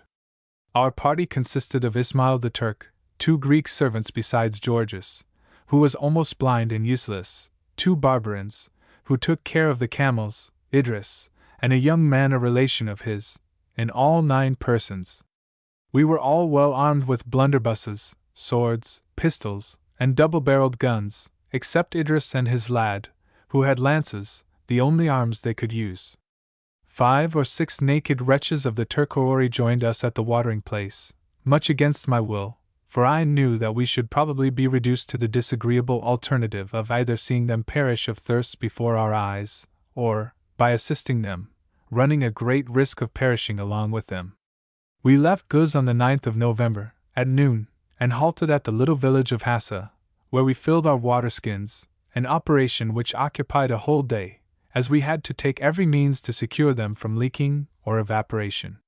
While the camels were loading, I bathed myself with infinite pleasure for a long half-hour in the Nile, and thus took leave of my old acquaintance, very doubtful if we should ever meet again. We then turned to the northeast, leaving the Nile, and entering into a bare desert of fixed gravel, without trees, and of a very disagreeable whitish color, mixed with small pieces of white marble, like alabaster. Our camels, we found, were too heavily loaded, but we comforted ourselves with the reflection that this fault would be remedied by the daily consumption of our provisions.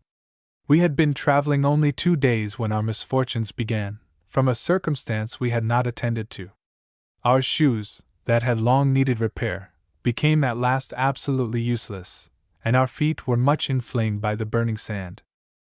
On the 13th, we saw, about a mile to the northwest of us, Hambly, a rock not considerable in size, but, from the plain country in which it is situated, having the appearance of a great tower or castle.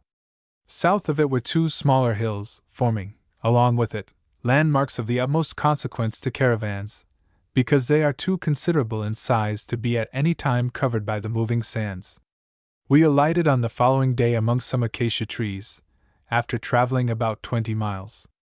We were here at once surprised and terrified by a sight, surely one of the most magnificent in the world. In that vast expanse of desert, we saw a number of prodigious pillars of sand at different distances, at one time moving with great celerity, at another stalking on with majestic slowness. At intervals we thought they were coming to overwhelm us, and again they would retreat, so as to be almost out of sight, their tops reaching to the very clouds. There the tops often separated from the bodies, and these, once disjoined, dispersed in the air, and did not appear more. Sometimes they were broken near the middle, as if struck with a large cannon shot. About noon, they began to advance with considerable swiftness upon us, the wind being very strong at north. 11 of them ranged alongside of us, about the distance of 3 miles. The greatest diameter of the largest appeared to me at that distance, as if it would measure 10 feet. They retired from us with a wind at se, leaving an impression upon my mind to which I can give no name, though surely one ingredient in it was fear, with a considerable deal of wonder and astonishment. It was vain to think of flying. The swiftest horse, or fastest sailing ship, could be of no use to carry us out of this danger, and the full persuasion of this revered me to the spot where I stood, and let the camels gain on me so much, that, in my state of lameness, it was with some difficulty I could overtake them. The effect this stupendous sight had upon Idris was to set him to his prayers, or rather to his charms, for, except the names of God and Muhammad, all the rest of his words were mere gibberish and nonsense. Ismail the Turk violently abused him for not praying in the words of the Koran, at the same time maintaining, with great apparent wisdom, that nobody had charms to stop these moving sands but the inhabitants of Arabia Deserta. From this day subordination, though it did not entirely cease, rapidly declined. All was discontent, murmuring, and fear. Our water was greatly diminished, and that terrible death by thirst began to stare us in the face, owing, in a great measure, to our own imprudence. Ismail, who had been left sentinel over the skins of water, had slept so soundly that a Turkori had opened one of the skins that had not been touched, in order to serve himself out of it at his own discretion. I suppose that, hearing somebody stir, and fearing detection, the Turkori had withdrawn himself as speedily as possible, without tying up the month of the Gerba, which we found in the morning with scarce a quart of water in it. On the 16th, our men, if not gay, were in better spirits than I had seen them since we left Guz. The rugged top of Chiga was before us, and we knew that there we would solace ourselves with plenty of good water. As we were advancing, Idris suddenly cried out, "Fall upon your faces, for here is the Samum!" I saw from the southeast a haze come, in color like the purple part of the rainbow, but not so compressed or thick. It did not occupy 20 yards in breadth, and was about 12 feet high from the ground. It was a kind of blush upon the air, and moved very rapidly, for I scarce could turn to fall upon the ground, with my head to the northward, when I felt the heat of its current plainly upon my face. We all lay flat on the ground, as if dead, till Idris told us it was blown over. The meteor or purple haze which I saw was indeed past, but the light air that still blew was of a heat to threaten suffocation. For my part, I found distinctly in my breast that I had imbibed a part of it, nor was I free from an asthmatic sensation till I had been some months in Italy, at the baths of Poretta, nearly 2 years afterwards. This phenomenon of the Samum, unexpected by us, though foreseen by Idris, caused us all to relapse into our former despondency. It still continued to blow, so as to exhaust us entirely, though the blast was so weak as scarcely would have raised a leaf from the ground. Towards evening it ceased, and a cooling breeze came from the north, blowing 5 or 6 minutes at a time, and then falling calm. We reached Chiga that night, very much fatigued. Bruce's Travels. Note: James Bruce, born 1730, died 1794, the African traveler, one of the early explorers of the Nile. A shipwreck on the Arabian coast. Another hour of struggle. It was past midnight, or thereabout, and the storm, instead of abating, blew stronger and stronger. A passenger, one of the 3 on the beam astern, felt too numb and wearied out to retain his hold by the spar any longer. He left it, and swimming with a desperate effort up to the boat, begged in God's name to be taken in. Some were for granting his request, others for denying. At last 2 sailors, moved with pity, laid hold of his arms where he clung to the boat's side, and helped him in. We were now 13 together, and the boat rode lower down in the water and with more danger than ever. It was literally a hand's breadth between life and death. Soon after another, Ibrahim by name, and also a passenger, made a similar attempt to gain admittance. To comply would have been sheer madness, but the poor wretch clung to the gunwale, and struggled to clamber over, till the nearest of the crew, after vainly entreating him to quit hold and return to the beam, saying, "It is your only chance of life, you must keep to it," loosened his grasp by main force, and flung him back into the sea, where he disappeared forever. "Has Ibrahim reached you?" called out the captain to the sailor now alone astride of the spar. "Ibrahim is drowned," came the answer across the waves. "Is drowned," all repeated in an undertone, adding, "And we too shall soon be drowned also." In fact, such seemed the only probable end of all our endeavors. For the storm redoubled in violence. The bailing could no longer keep up with the rate at which the waves entered. The boat became waterlogged. The water poured in hissing on every side. She was sinking, and we were yet far out in the open sea. "Plunge for it!" a second time shouted the captain. "Plunge who may, I will stay by the boat so long as the boat stays by me," thought I, and kept my place. Yusef, fortunately for him, was lying like a corpse, past fear or motion.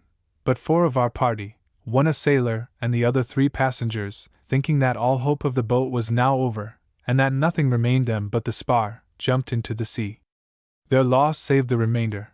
The boat lightened and righted for a moment, The pilot and I bailed away desperately. She rose clear once more of the water.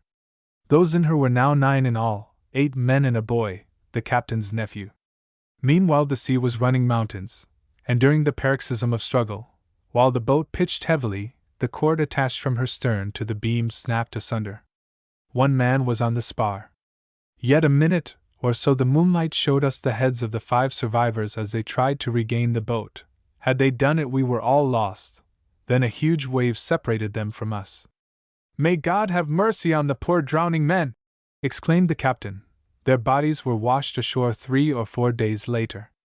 We now remained sole survivors, if, indeed, we were to prove so. Our men rowed hard, and the night wore on. At last the coast came in full view. Before us was a high black rock, jutting out into the foaming sea, whence it rose sheer like the wall of a fortress. At some distance on the left a peculiar glimmer, and a long white line of breakers assured me of the existence of an even and sandy beach. The 3 sailors now at the oars, and the passenger who had taken the place of the 4th, grown reckless by long toil under the momentary expectation of death, and longing to see an end anyhow to this protracted misery, were for pushing the boat on the rocks, because the nearest land, and thus having it all over as soon as possible. This would have been certain destruction. The captain and pilot, well nigh stupefied by what they had undergone, offered no opposition. I saw that a vigorous effort must be made, so I laid hold of them both, shook them to arouse their attention, and bade them take heed to what the rowers were about, adding that it was sheer suicide, and that our only hope of life was to bear up for the sandy creek, which I pointed out to them at a short distance. Thus awakened from their lethargy, they started up, and joined with me in expostulating with the sailors. But the men doggedly answered that they could hold out no more, that wherever the land was nearest they would make for it, come what might, and with this they pulled on straight towards the cliff. The captain hastily thrust the rudder into the pilot's hand, and springing on one of the sailors, pushed him from the bench and seized his oar, while I did the same to another on the opposite side, and we now got the boat's head round towards the bay. The refractory sailors, ashamed of their own faint-heartedness, begged pardon, and promised to act henceforth according to our orders. We gave them back their oars, very glad to see a strife so dangerous, especially at such a moment, soon at an end, and the men pulled for left, though full half an hour's rowing yet remained between us and the breakers, and the course which we had to hold was more hazardous than before, because it laid the boat almost parallel with the sweep of the water. But half an hour! Yet I thought we should never come opposite the desired spot. At last we neared it, and then a new danger appeared.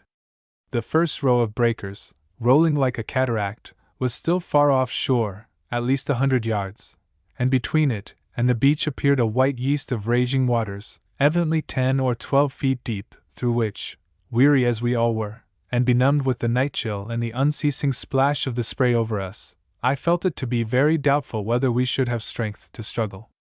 But there was no avoiding it, and when we drew near the long white line which glittered like a watch fire in the night, I called out to Yusef and the lad, both of whom lay plunged in death-like stupor, to rise and get ready for the hard swim, now inevitable. They stood up, the sailors laid aside their oars, and a moment after the curling wave capsized the boat, and sent her down as though she had been struck by a cannon shot, while we remained to fight for our lives in the sea.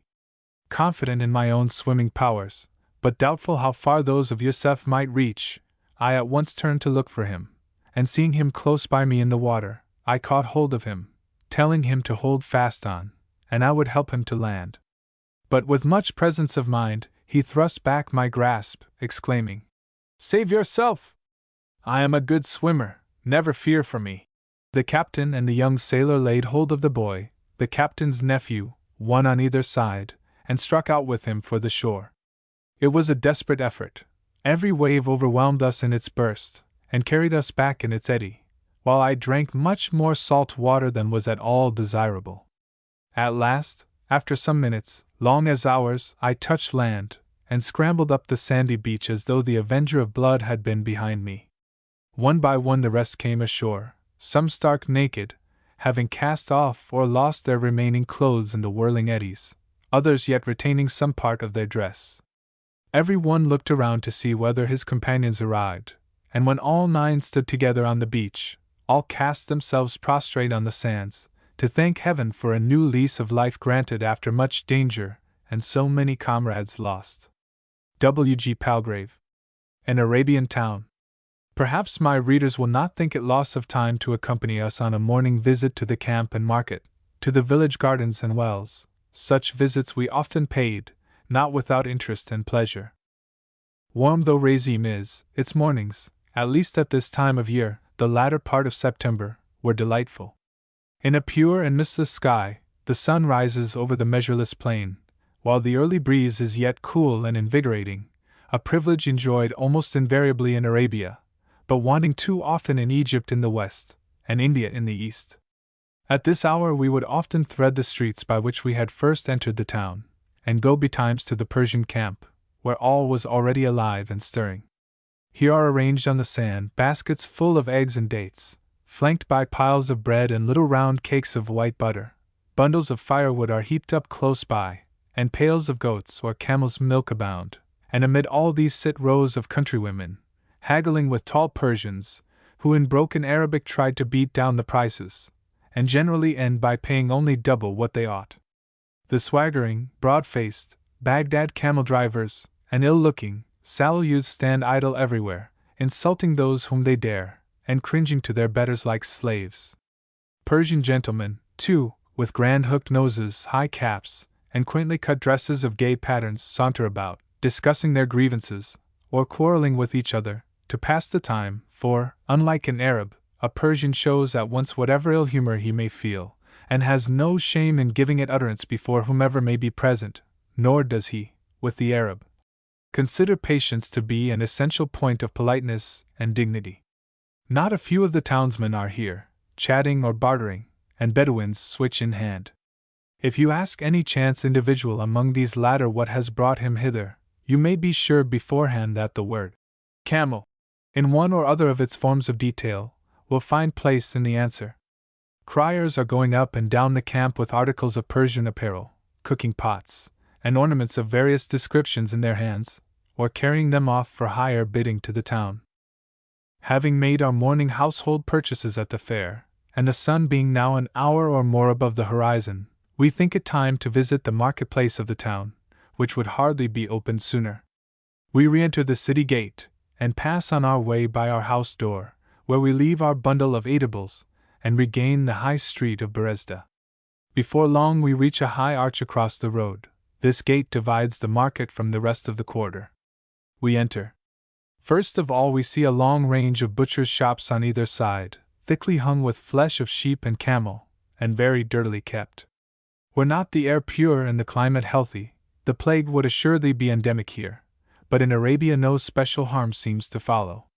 We hasten on, and next pass a series of cloth and linen warehouses, stocked partly with home manufacture, but more imported, Baghdad cloaks and headgear, for instance, Syrian shawls and Egyptian slippers. Here markets follow the law general throughout the East, that all shops or stores of the same description should be clustered together, a system whose advantages on the whole outweigh its inconveniences, at least for small towns like these. In the large cities and capitals of Europe, greater extent of locality requires evidently a different method of arrangement. It might be awkward for the inhabitants of Hyde Park were no hatters to be found nearer than the Tower. But what is Berezda compared even with a second-rate European city? However, in a crowd, it yields to none. The streets at this time of the day are thronged to choking, and to make matters worse, a huge splay-footed camel every now and then, heaving from side to side like a lubber-rowed boat, with a long beam on his back menacing the heads of those in the way, or with 2 enormous loads of firewood, each as large as himself, sweeping the road before him of men, women, and children, while the driver, high perched on the hump, regards such trifles with supreme indifference, so long as he brushes his path open. Sometimes there is a whole string of these beasts, the head rope of each tied to the crupper of his precursor, very uncomfortable passengers when met with at a narrow turning. Through such obstacles we have found or made our way, and are now amid leather and shoemakers' shops, then among copper and iron smiths, till at last we emerge on the central town square, not a bad one either, nor very irregular, considering that it is in Racine. About half one side is taken up by the great mosque, an edifice nearly 2 centuries old, judging by its style and appearance, but it bears on no part of it either date or inscription. A crack running up one side of the tower bears witness to an earthquake said to have occurred here about 30 years since. Another side of the square is formed by an open gallery. In its shade groups of citizens are seated discussing news or business. The central space is occupied by camels and by bales of various goods, among which the coffee of Yemen, henna, and saffron bear a large part. From this square several diverging streets run out, each containing a marketplace for this or that ware, and all ending in portals dividing them from the ordinary habitations. The vegetable and fruit market is very extensive, and kept almost exclusively by women, so are also the shops for grocery and spices. Rock salt of remarkable purity and whiteness, from western Razim, is a common article of sale, and enormous flakes of it, often beautifully crystallized, lay piled up at the shop doors. Sometimes a Persian stood by, trying his skill at purchase or exchange, but these pilgrims were in general shy of entering the town, where, truly, they were not in the best repute. Well-dressed, grave-looking townsmen abound, their yellow wand of lotus wood in their hands, and their kerchiefs loosely thrown over their heads. The whole town has an aspect of old but declining prosperity. There are few new houses, but many falling into ruin. The faces, too, of most we meet are serious, and their voices in an undertone.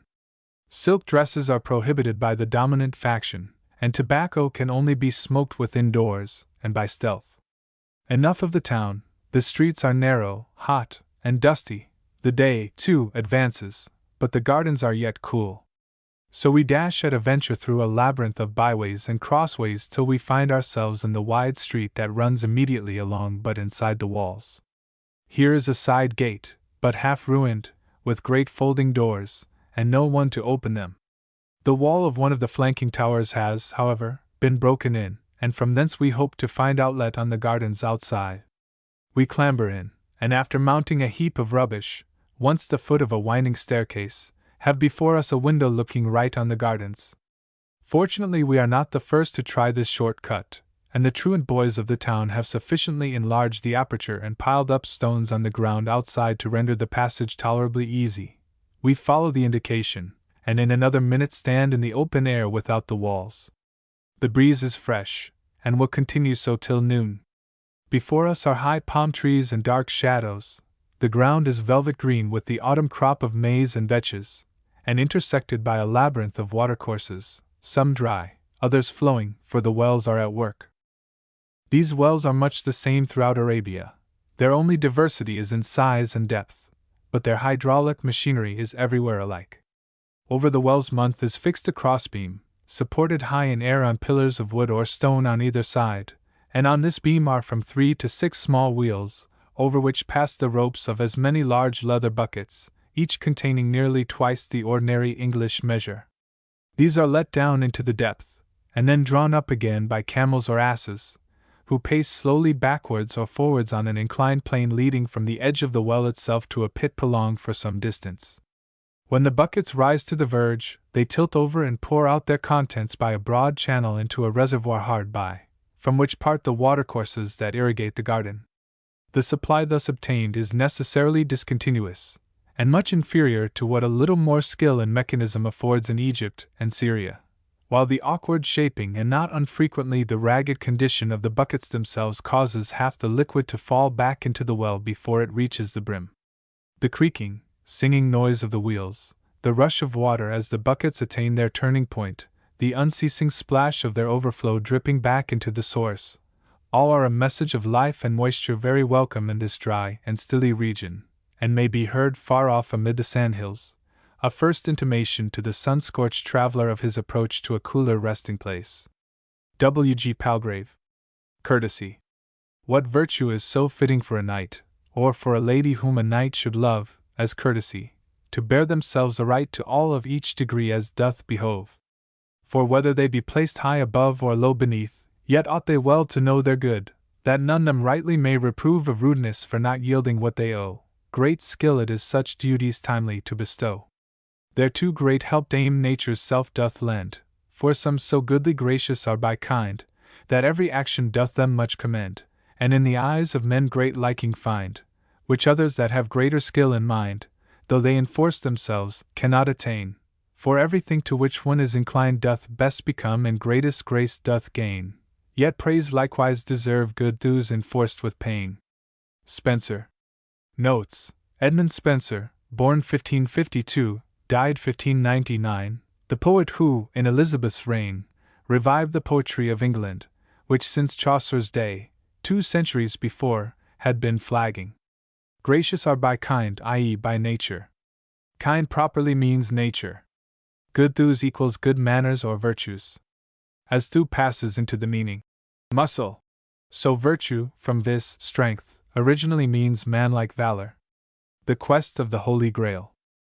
Then the king and all estates went home unto Camelot, and so went to evensong to the great minster. And so after upon that to supper, and every knight sat in his own place as they were toforehand. Then anon they heard cracking and crying of thunder, that them thought the place should all to drive. In the midst of this blast entered a sunbeam more clearer by 7 times than ever they saw day, and all they were alighted of the grace of the Holy Ghost. Then began every knight to behold other, and either saw other by their seeming fairer than ever they saw afore. Not for then there was no knight might speak one word a great while, and so they looked every man on other, as they had been dumb. Then there entered into the hall the Holy Grail, covered with white samite, but there was none might see it, nor who bare it.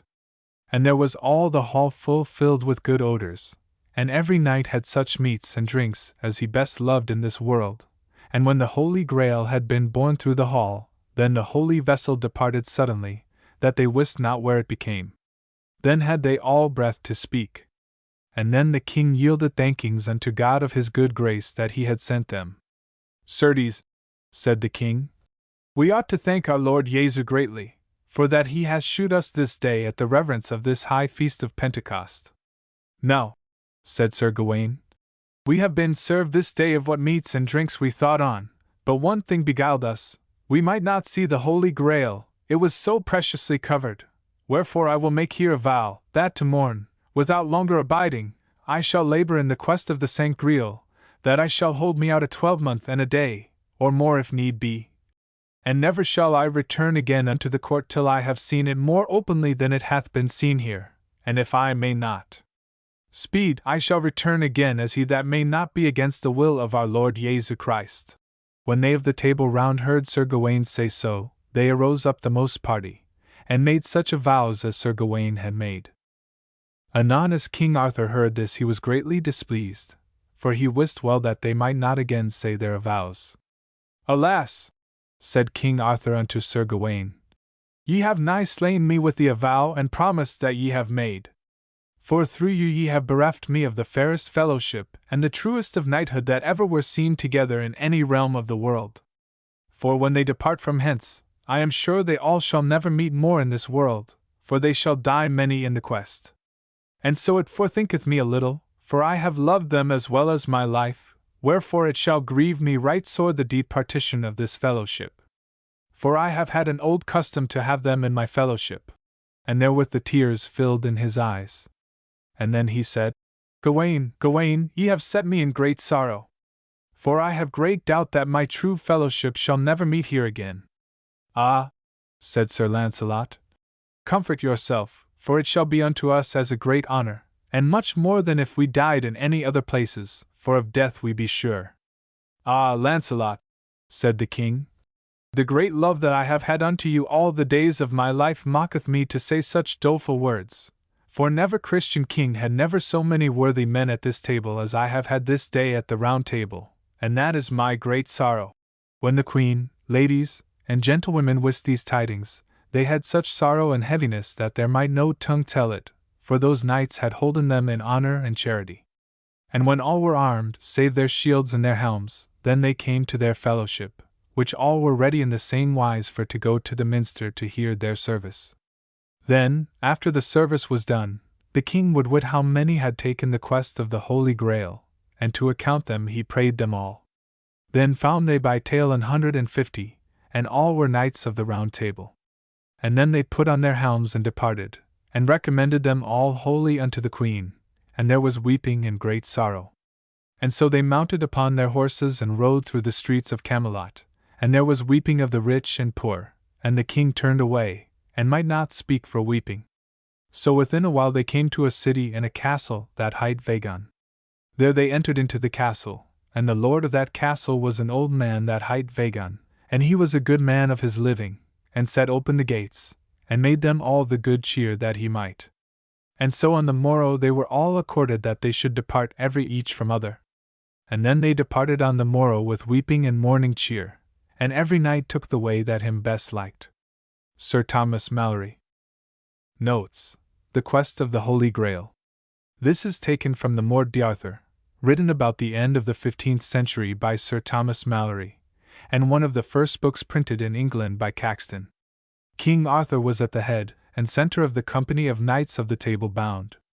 The Holy Grail, or the Sangreal, was the dish said to have held the Paschal Lamb at the Last Supper, and to have been possessed by Joseph of Arimathea. Notice throughout this piece the archaic phrases used. Visit to Sir Roger de Coverley's country seat.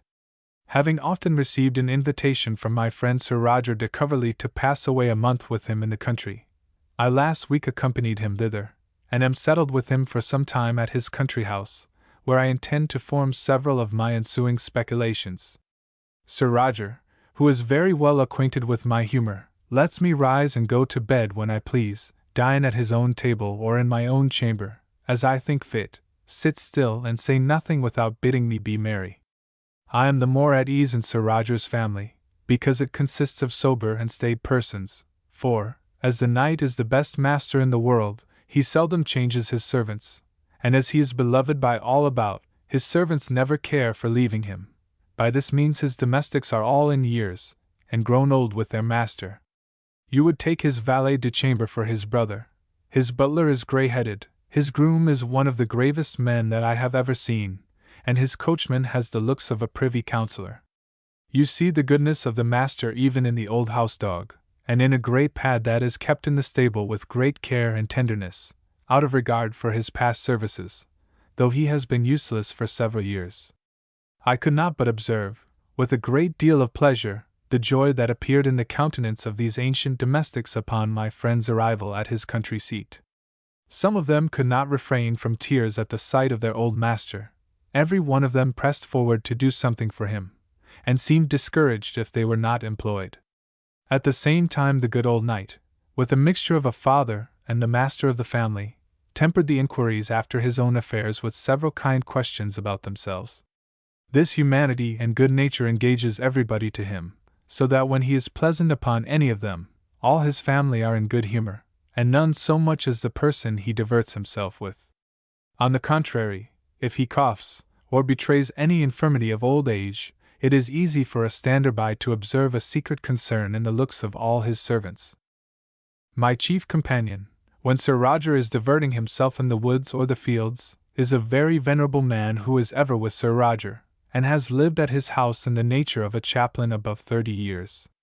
This gentleman is a person of good sense and some learning, of a very regular life and obliging conversation. He heartily loves Sir Roger, and knows that he is very much in the old knight's esteem, so that he lives in the family rather as a relation than a dependent. I have observed in several of my papers that my friend Sir Roger, amidst all his good qualities, is something of a humorist, and that his virtues, as well as imperfections, are, as it were, tinged by a certain extravagance which makes them particularly his, and distinguishes them from those of other men.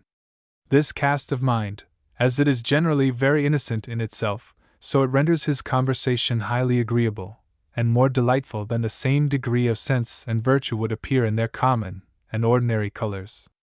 As I was walking with him last night, he asked me how I liked the good man I have just now mentioned, and without staying for an answer told me that he was afraid of being insulted with Latin and Greek at his own table, for which reason he desired a particular friend of his at the university to find him out a clergyman rather of plain sense than much learning, of a good aspect, a clear voice, a sociable temper, and, if possible, a man that understood a little of backgammon. My friend, says Sir Roger, found me out this gentleman, who, besides the endowments required of him, is, they tell me, a good scholar, though he does not show it. I have given him the parsonage of the parish, and because I know his value, have settled upon him a good annuity for life. If he outlives me, he shall find that he was higher in my esteem than perhaps he thinks he is. He has now been with me 30 years, and though he does not know I have taken notice of it, has never in all that time asked anything of me for himself, though he is every day soliciting me for something in behalf of one or other of my tenants, his parishioners. There has not been a lawsuit in the parish since he has lived among them. If any dispute arises, they apply themselves to him for the decision. If they do not acquiesce in his judgment, which I think never happened above once or twice, at most they appeal to me. At his first settling with me, I made him a present of all the good sermons that have been printed in English, and only begged of him that every Sunday he would pronounce one of them in the pulpit. Accordingly, he has digested them into such a series that they follow one another naturally, and make a continued series of practical divinity. Addison, The Dead Ass. And this, said he, putting the remains of a crust into his wallet, and this should have been thy portion, said he, hadst thou been alive to have shared it with me. I thought by the accent it had been an apostrophe to his child, but 'twas to his ass, and to the very ass we had seen dead on the road. The man seemed to lament it much, and it instantly brought into my mind Sancho's lamentation for his, but he did it with more true touches of nature. The mourner was sitting on a stone bench at the door, with the ass's panel and its bridle on one side, which he took up from time to time, then laid them down, looked at them, and shook his head. He then took his crust of bread out of his wallet again, as if to eat it, held it some time in his hand, then laid it upon the bit of his ass's bridle, looked wistfully at the little arrangement he had made, and then gave a sigh. The simplicity of his grief drew numbers about him, and La Fleur among the rest. Whilst the horses were getting ready, as I continued sitting in the post-chaise, I could see and hear over their heads. He said he had come last from Spain, where he had been from the farthest borders of Franconia, and he had got so far on his return home, when his ass died. Every one seemed desirous to know what business could have taken so old and poor a man so far a journey from his own home.